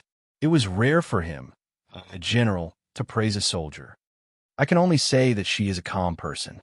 The commander smiled and shook his head. What should I say about you? You're too harsh, and you'll scare away potential soldiers. You have to give them a chance to adapt. You can't keep denying their abilities. Personally, I think that this female soldier Yi Qian is really outstanding. Her memory has reached an unfathomable level in the Army. It's not an exaggeration to say that she has a photographic memory. It's already at an unimaginable level.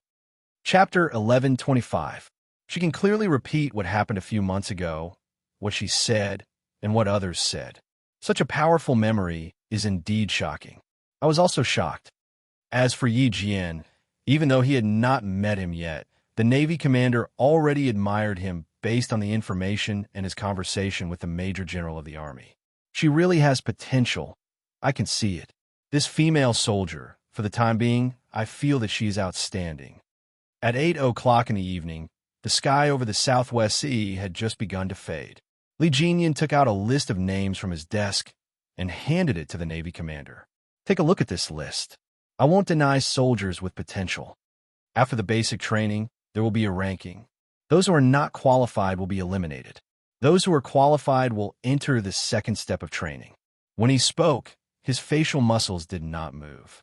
When he spoke in a cold tone, it seemed that even the temperature in the room dropped a lot. The pure white-type 97 Navy uniform was supported by his perfect and sexy figure to the edges and corners without a wrinkle.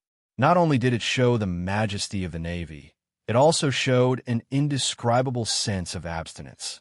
The Navy commander opened the roster. The details of every soldier were clearly written down. Their strengths, weaknesses, potential, and so on were all clearly written down. He had always been at ease with Legion's work. Basic training in June, Devil training in July to August. As for the Army's work, we will do our best to cooperate. Whether it is good or not, we will send them to you for inspection. After inspection, you will know, yes. Legion did not say more. He was a soldier who was not good with words. If the Army insisted, he would of course accept. As for the arrangements and training after acceptance, it was not up to the Army to intervene. The long sound of the warship's horn came from the sea. The Navy, wearing dark blue training uniforms, gathered and ended the day's routine training. The sentinel holding a steel gun on the dock changed shifts with the next sentinel. In the bloody, setting sun, the two sentinels' figures were straight. The sentinel who took the steel gun saluted his comrade and began his shift. White uniforms, black reefs, half of the sky was dark blue, and the other half was blood red. There were warships docked in the distance, and a few rows of Navy soldiers walked towards the barracks in neat steps, outlining the daily life of the naval barracks. Seagulls flew across the surface of the sea, bringing with them a cheerful chirp. On an unknown island, several frogmen carrying heavy oxygen tanks emerged from the depths of the sea. They made an okay gesture to their comrades, and like a shark, they swam to the shore with a strength that could split the sea. How many haven't come up yet? Speed, speed, speed. With Demon King Lee's appearance, they would all dive for another 20 minutes. A pulmonary edema appeared.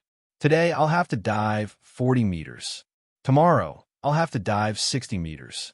I'll have to see how far Demon King Lee can dive. You talk too much. Take off your equipment, damn it. I've been carrying dozens of kilograms for a whole day. My spine is about to break. The soldiers in the Navy's Storm Commandos were both frogmen and divers. They trained for an average of 8 hours a day, and about 4 to 5 hours would be spent training underwater. Legion was the captain of the Storm Commandos. Because of the harsh training and his cold personality, the soldiers who had just passed the selection secretly called him Demon King Lee. However, the official members of the Storm Commandos were absolutely respectful to their captain, and their words were full of admiration. Chapter 1126. The 4 official members of the Storm Commandos smirked coldly as they listened to the dozens of soldiers who had just passed the preliminary selection grumbling as they came out of the water. They waited quietly for the dozens of soldiers who still wanted to see their captain take off their diving gear. The salty sea breeze blew, and the waves began to push forward from the gentle waves to the reefs. After the soldiers took off their heavy diving suits, the 4 official members popped out from the corners of the reefs and stood in front of the 40 soldiers. They shouted, "Line up!" A new round of night training began. Yi Qian looked up at the starry sky and rubbed her starving stomach. She let out a long sigh. No matter how miserable she was in her previous life, 3 meals a day was considered normal. This time, she was starving. She carefully took out the 4 little bird eggs from her backpack. She squeezed the crispy eggshell with both hands, and the egg white flowed into her mouth. Dinner, just a few eggs. It seemed like she had to save some for tomorrow. She could not throw away the snake meat anymore. She had to wrap it with tree leaves to replenish her protein. The 2 teams sent by the provincial military were still searching. She had already climbed up a pine tree to think about tomorrow's food problem. The owl let out a strange cry, flew up from the tree, and landed lightly on another tree. The pheasants in the mountains cooed and then slowly quieted down. The second day of training ended with the arrival of the 3rd morning. A thin mist rose in the forest. After a simple disguise, Yi Qian did not rush forward recklessly like she did the first day. She had to be careful of the soldiers behind her, but it was also possible that they would catch up to her after she slept for a night. Every day, she had to go to a designated location to send her location. If the soldiers chasing her knew the location she had to go to every day, It was entirely possible for them to hide there and wait for her to bump into them. Yi Qian, who was picking non-poisonous mushrooms in the pine forest, bent down, maintained her posture, ready to cover herself if she sensed anything strange. Yi Qian, who dealt with mushrooms for breakfast, did not stay in one place. She did not leave any trace for the soldiers to find her. It was as if she had disappeared into thin air, leaving no trace behind. Captain Xiao and Team D led their soldiers towards Yi Qian's destination. Last night, they knew that she had silently taken care of 3 soldiers by reaching behind their backs and pressing a bayonet against the back of their necks. Just hearing about it made them feel lucky that they had met this female soldier last night and not someone else. The 3 soldiers who had been taken care of the soldiers were waiting in place. They led the other soldiers and rushed through the night. The group of 11 people completely overtook Yi Qian. They did not wait at Yi Qian's first destination during the day. They waited at the location. The sun rose from the horizon to the west. The 11 soldiers who had rested were standing guard in a large circle. Tonight was their last chance. If they couldn't capture the female soldier alive, they would have to go back with their tails between their legs. At this moment, Captain Xiao and Captain D both felt that they had taken on a tricky task. Scouts, watch carefully. Report to us immediately if the leaves move. Be careful of the gun in her hand. Thinking of the rifle she had taken, Captain Xiao, who had spoken, rubbed his forehead. He had given the weapon to the other party. He should not have alerted her last night. Captain Xiao was not the only one with a headache. Team D was also having a headache. The female soldier had extremely strong anti-reconnaissance abilities. One of the scouts in his team had been killed last night. He even suspected that she had intentionally killed the scout in his team. Chapter 11:27. Team D felt a chill run down his spine at the thought of being able to kill his own scout in the dark. Old Ding, I have a hunch that we'll have to go back empty-handed. Captain Xiao felt this way. He couldn't say it to the soldiers, so he could only say it to his brother, who was also a captain. Team D's sigh came from the quiet leaves. There's a sense of suffocation in it. Today, we're chasing a female soldier. Tomorrow, we'll be chasing a criminal. We'll see our strength in a single chase. We still have to train hard. Although we know that the person we're chasing is a special forces soldier and that his strength is indeed above ours, it's very uncomfortable to think about it. From here, the difference between local troops, field troops, and special operations forces could be seen. Field troops, especially the A Group Army, were responsible for the main combat missions and cross-regional combat missions. As long as there was a war, they could immediately send troops to fight. Local troops were responsible for auxiliary operations, company defense, city security, and other tasks. Generally, they would not cross the region to fight. One was responsible for combat, and the other was responsible for auxiliary operations. In terms of equipment, personnel, training level, and command level, the former was obviously stronger than the latter. The Special Forces were a force that could form an army by themselves. Special forces with excellent individual combat skills could sometimes secretly kill a company or even a battalion. Team D and Captain Xiao belonged to the second-line forces, which was the local forces. The Major General sent a local force that even the field troops couldn't beat to capture a Special Forces soldier. In fact, he didn't have any hope in his heart. He just wanted the Navy to see how she would deal with the sudden appearance of the plan. Team D and Captain Xiao didn't know what the Major General's purpose was. They only knew that they were facing a difficult problem and a mission that made them feel very suffocated. After Team D finished speaking, he fell silent. His face was a little dignified. They were all soldiers and wore the same military uniform, but the difference in strength made them feel ashamed. Let's not talk about it. We've done our best. Captain Xiao wiped his face and looked away. He said softly, "Fortunately, the scouts in our military region are not bad.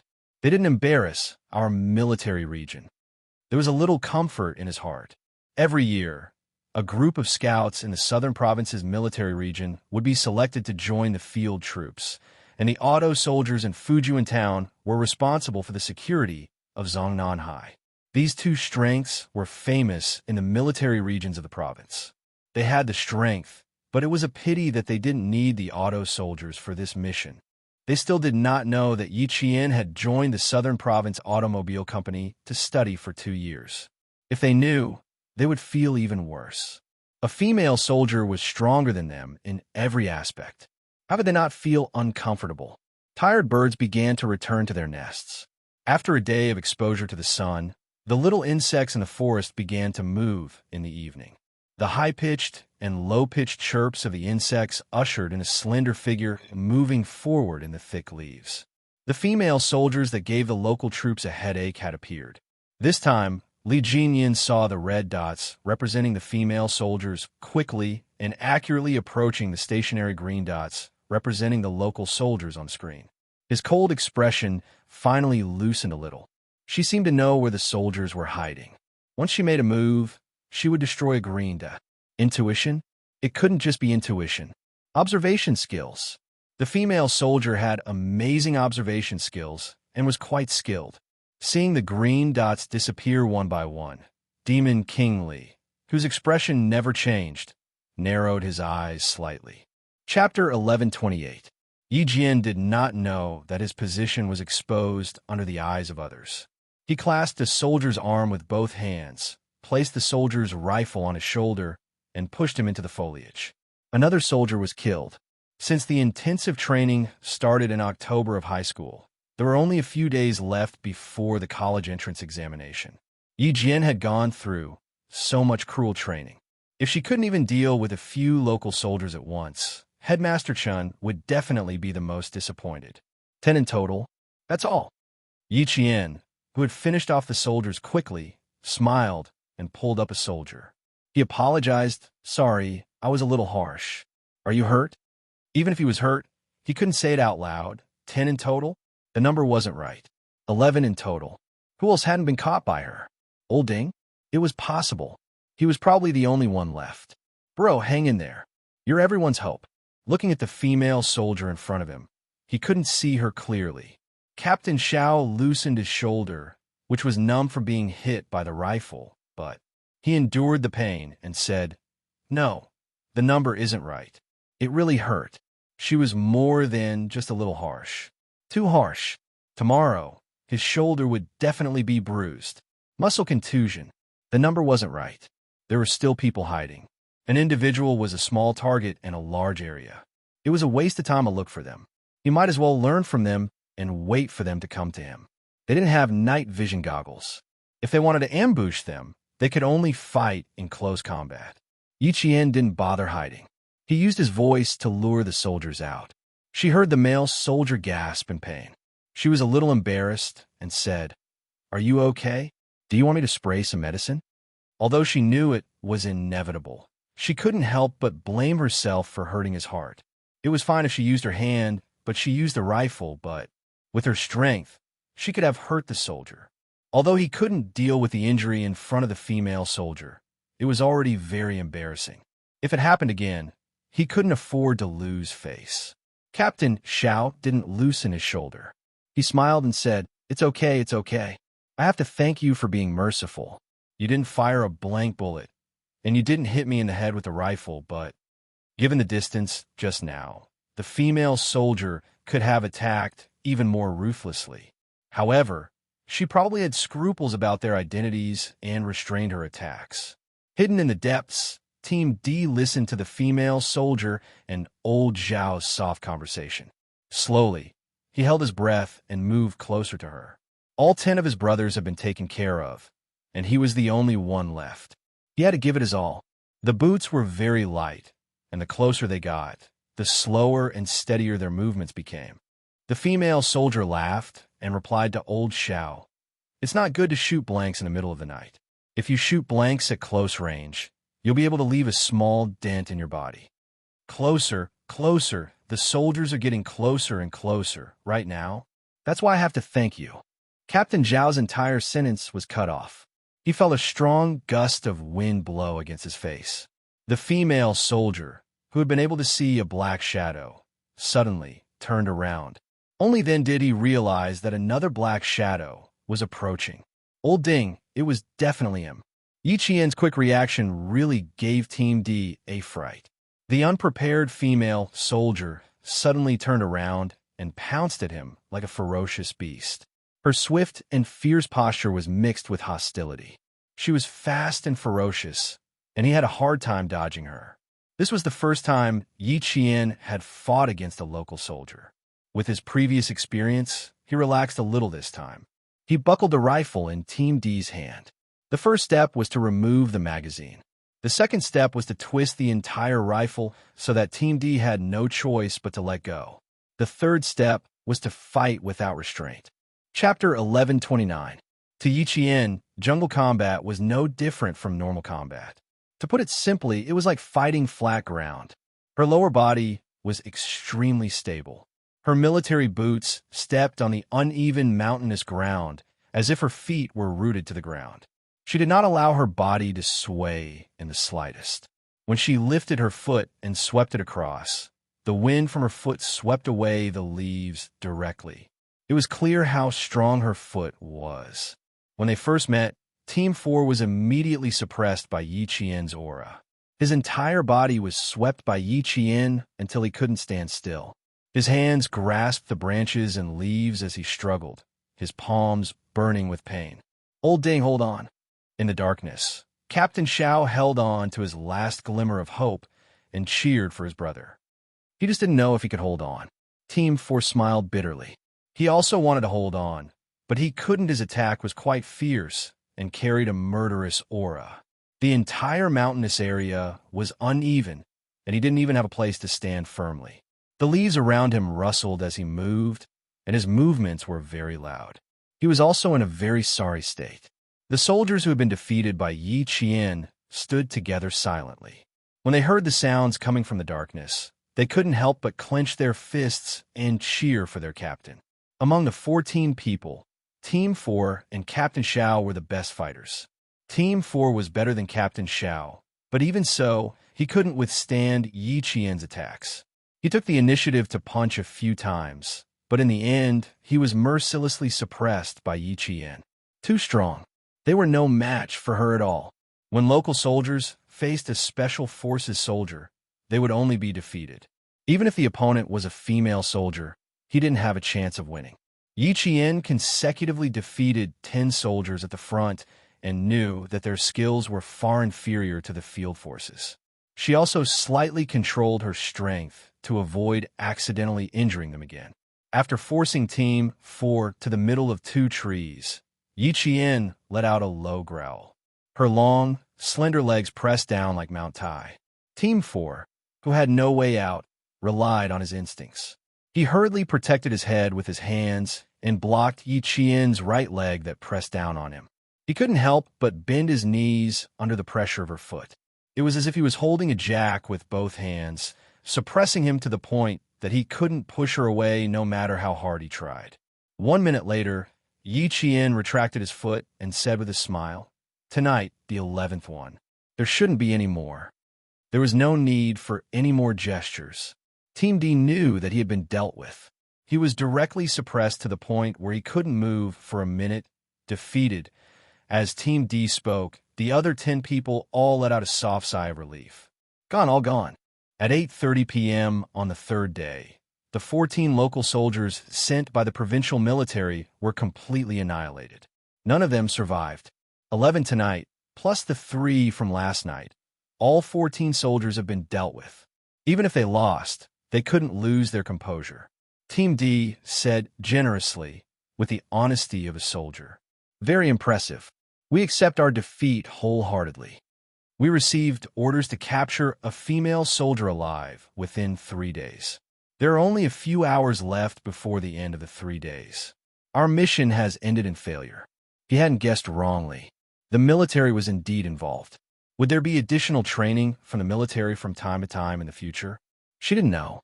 Uncle Chin didn't know either. They had discovered it midway. In the next few days, would there be more? There was still one thing that was unclear about the additional training this time.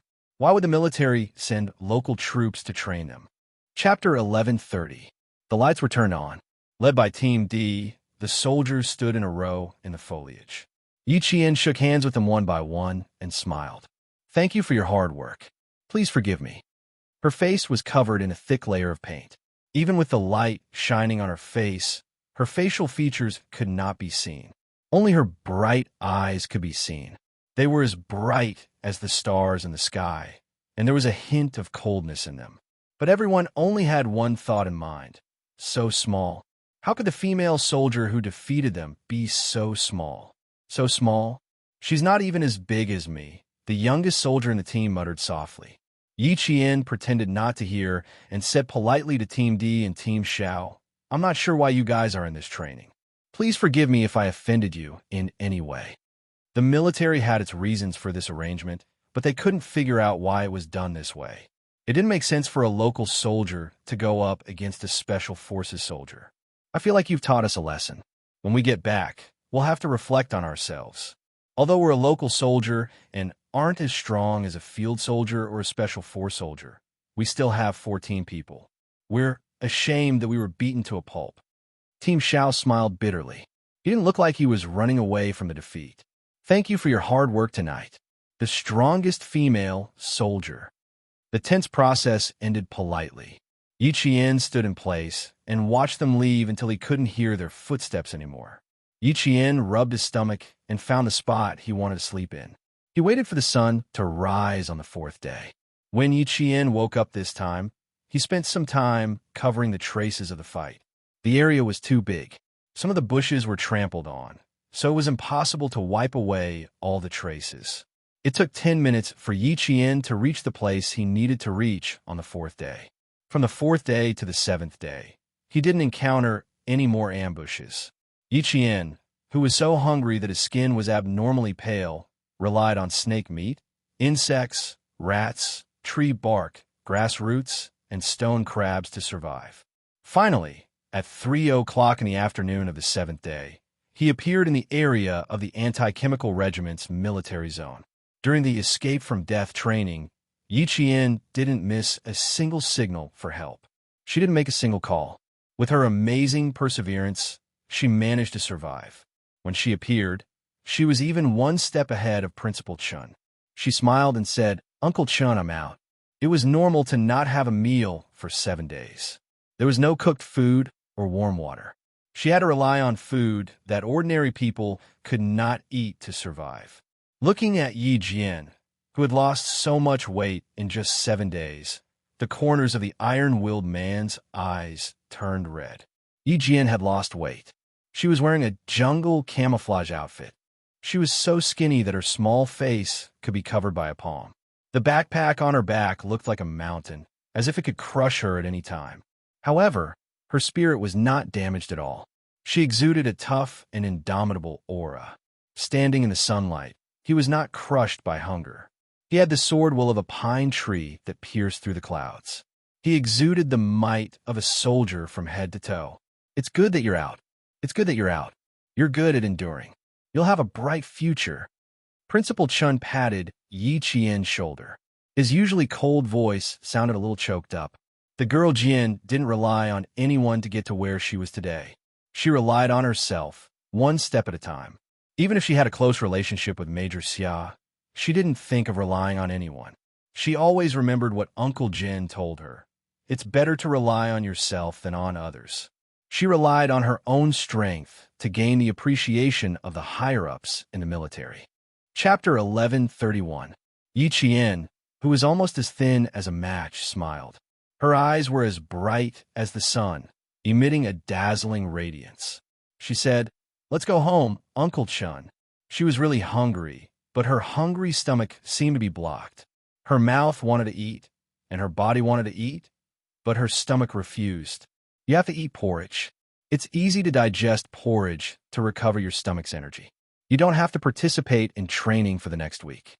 Let your stomach recover first. Principal Chun reminded her with a smile. The two figures walked further and further away under the sunlight. On the road of the military, Yi Qian had overcome difficulties beyond her age by not giving in again and again, relying on her own courage and perseverance to move forward. While other students were still sitting in the classroom working hard for their studies, she had already found her own path and walked down it without complaint or regret. It took more than 2 hours to return to the city from the anti-chemical regiment. Yi Qian didn't go back immediately. First, she went to the anti-chemical regiment's infirmary for a simple examination. Then, she drank a bowl of plain porridge. Faced with the regiment commander and the political commissar's searchlight-like inspection, Yi Qian put down the empty bowl and smiled. If you really get used to it, it won't be a big deal in the future. Before the ancient humans found the fire seed, they also ate raw food. I feel that these few days I've been returning to the basics. A girl who had starved for 7 days straight, and then used the phrase returning to the basics to summarize the hunger survival training of escaping death. Her heart was really big. Since the first day I saw you during the military training, I knew you weren't simple. It's only been 2 years, but you've already come so far. You're even better than the soldiers in our regiment who spent 2 years as soldiers. Yi Qian, you're really something. The political commissar couldn't help but sigh with emotion. He remembered that year when she appeared in a formal camouflage uniform with a sharpness as sharp as a sword and completed a series of military postures with the instructors, winning cheers and applause. At that time, she was still young and inexperienced, and her eyebrows were still slightly immature. But now, even though she was sitting down, she had a military prestige that couldn't be ignored. It was the first time he had seen such a young girl who could cultivate to this level in the 10 years he had been in the army. Yi Qian had always been able to remain calm in the face of other people's praise. He would not become arrogant because of it. He smiled politely and said, "Because I like her, that's why I'm pursuing her. I've never easily given up on something I like. Joining the army has always been my dream. Wearing a military uniform is my goal, and I've never given up all these years. What's important is perseverance. What's important is perseverance. Your perseverance over the years is commendable. It's worth learning from all of us." The regiment commander had a deep impression of Yi Qian. Yesterday, his old partner had come to his office mysteriously and told him that there was a girl who had once made him want to stay in the anti-chemical regiment. He immediately thought of Yi Qian from the province's #1 middle school. He reported the names he had guessed correctly. His old partner asked him in surprise, "How did you know? Did the higher-ups inform you in advance?" After sending away so many students for military training in the past 2 years, the only student that his old partner still remembered was Yi Qian from #1 middle school. The little girl was indeed amazing. Among the students, she was the only one who left a deep impression on him. When he saw her again after 2 years, her military aura was even stronger, and she was also becoming more and more outstanding. He really wanted to snatch her into the anti-chemical regiment. "Student Yi, do you have any intention of joining the army? Why don't I have a chat with the political commissar, and you can come and take a look?" The regiment commander of the anti-chemical regiment had transformed into Grandmother Wolf. He smiled like a gentle breeze and said amiably, "Take our anti-chemical regiment, for example. Biochemical weapons will definitely fascinate you." Our anti-chemical regiment. Chapter 1132. He said that he wanted to have a chat with Yi Qian for reference, but in the end, the entire conversation revolved around the anti-chemical regiment. There are various squads below, such as the decontamination squad, the fire squad, the smoke squad, the observation squad, and the reconnaissance squad. You can go to whichever squad you want. Also, we are completely different from the local troops. Once the war starts, the anti-chemical regiment will be responsible for the anti-chemical regiment of the participating troops. We have to deal with harmful chemicals, monitor them, and take precautions. Although we don't have to fight the enemy head-on, we have always been fighting the enemy secretly. Student Yi, you can still fight the enemy if you join the anti-chemical regiment. What do you think? Our anti-chemical regiment is pretty good, right? The regiment commander was never good at chatting and heart-to-heart talk, but every word he said was the truth. The political commissar nodded along the whole time, explaining the specific tasks of each squad from time to time. He looked like he couldn't wait to drag Yi Qian through a physical examination, then quickly pass the background check and be assigned to the anti-chemical regiment as soon as possible. After resting for 2 hours in the anti-chemical regiment, Yi Qian chatted with the regiment commander and the political commissar for 2 hours. After she left, the regiment commander said bitterly to the political commissar. Even a bowl of porridge couldn't keep her. The little girl is much more slippery than before. She didn't reject you directly. That's already giving you face. The political commissar drank some water and sighed with a smile. Look at her training. She walked out without eating for 7 days. Tell me, what other troops need this kind of training? My old partner, only the special forces would train without eating for 7 days. Her ambition wasn't in this, so she couldn't be kept even if she wanted to. The regiment commander looked at the political commissar, and the political commissar looked at the regiment commander. Then they sighed in tacit understanding, waved their hands, and went on to do what they were supposed to do. With the goal of becoming a special forces soldier, the anti-chemical regiment really couldn't keep her. Yi Qian, who was remembered everywhere she went, was sweating when she left. She wasn't good at chatting, and it was difficult for her to handle the enthusiasm of the two leaders in the regiment. Fortunately, they let her go in the end and talked about other things. Principal Chun, who was sitting in the front passenger seat, laughed loudly. It's a good sign. It means that your ability has been recognized by the leaders, and they think that you are worth training. The army is a big family, and the leaders all welcome capable and hardworking soldiers to join some special positions. Your performance and ability have shown them unlimited potential, so it's normal for them to want to poach you. Don't feel pressured. Work hard and move forward in the direction you've decided on. Listening to Principal Chen's voice, Yi Qian, who had eaten a bowl of porridge, felt her eyelids grow heavy as the jeep drove along. Coupled with the environment, she felt completely relaxed. Unknowingly, she fell asleep with a smile on her face. The car drove for more than 2 hours, all the way to the residential area at the back of the Provincial No. 1 Middle School. Even after the soldier parked the car, Yi Qian, who was sleeping in the back, did not wake up. Principal Chun saw the dark circles under her eyes and said to the soldier who sent them back, "Please help me carry her. She's too tired. Let her sleep for a while." "Yes, sir." The soldier opened the back door without hesitation. Just as he was about to bend down to carry Yi Qian out, a faint smile came from behind him. "Let me do it." You helps her carry his backpack. He had waited for more than an hour for his little fox to come back. It was better for the boyfriend to carry her upstairs. Chapter 1133. Principal Chun was taking his backpack from the trunk when he heard Xia Jinyuan's voice. He quickly turned around and saw Xia Jinyuan bending over to get into the car. He waved at the soldier who had yet to react. "Come, Xiaoding. Help me open the door." "Thank you." Inside the car, Xia Jinyuan's right hand was about to reach for the back of Yi Qian's neck so that he could hug her shoulders. However, with just one movement, Yi Qian, who was sleeping soundly in her seat, suddenly opened her eyes.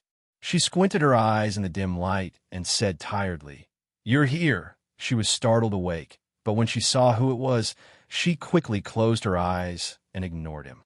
Xia Jinyuan looked at the thin face that had fallen asleep again in less than a second. His thin lips slightly tightened. The 7 days of escape from death training had made her lose a lot of weight, and it could be seen from her face. The dark circles under her eyes were very deep, and the corners of her eyes were greenish-black. Her lips, which were originally as delicate as peach blossoms, were now covered with a layer of pale skin. They were so dry that there were small cracks on them. From head to toe, she was completely exhausted. As he carried her out of the car, his elegant brows furrowed tightly. Thin. She wasn't just thin. She had lost a lot of weight, and in his arms, she looked a little bony. "Principal Chun, I'll carry her up first." Xia Jinyuan carried Yi Qian, who was so light that she didn't seem to weigh much. Deep in his dark eyes, there was an unresolvable heartache. He had never accompanied her during her training. Every time, he could only calculate the date of her return and rush over just to see if she was all right. In the face of high-intensity training, it wasn't that he didn't think that he could relax a little. However, whenever he thought of the cruelty of the battlefield, he would always suppress his heartache. When K7 was captured, his body was injected with an unknown drug that increased his pain. After returning to the country, he rested for 3 whole months. Even male soldiers suffered inhumane treatment, let alone female soldiers. No matter how much his heart ached, he had to endure it. At this time, it was already the time when the food in every household was fragrant and the city was brightly lit. Xia Jinyuan gently placed her on the soft bed and gently took off her coat. He then took off her muddy military boots and placed them on the balcony. When Principal Chen came in, he saw Yi Qian sleeping under a thin blanket. Then he saw the tall figure busy on the balcony. He smiled gently and closed the door.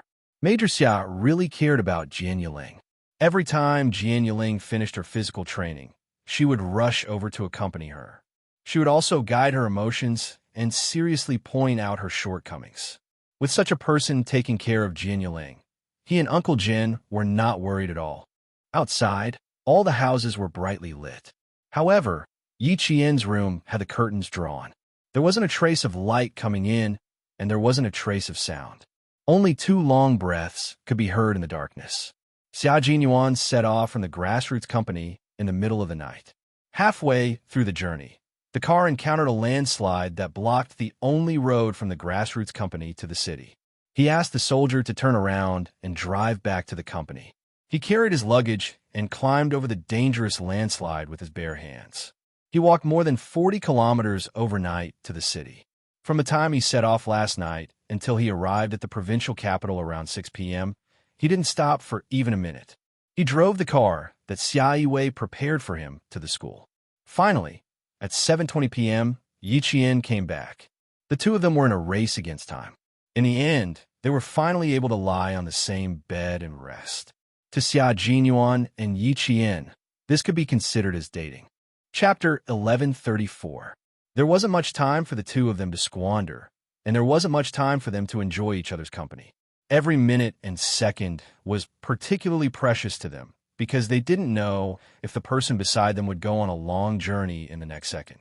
The only thing they could do was to seize the time they had to spend together and enjoy the rare time together.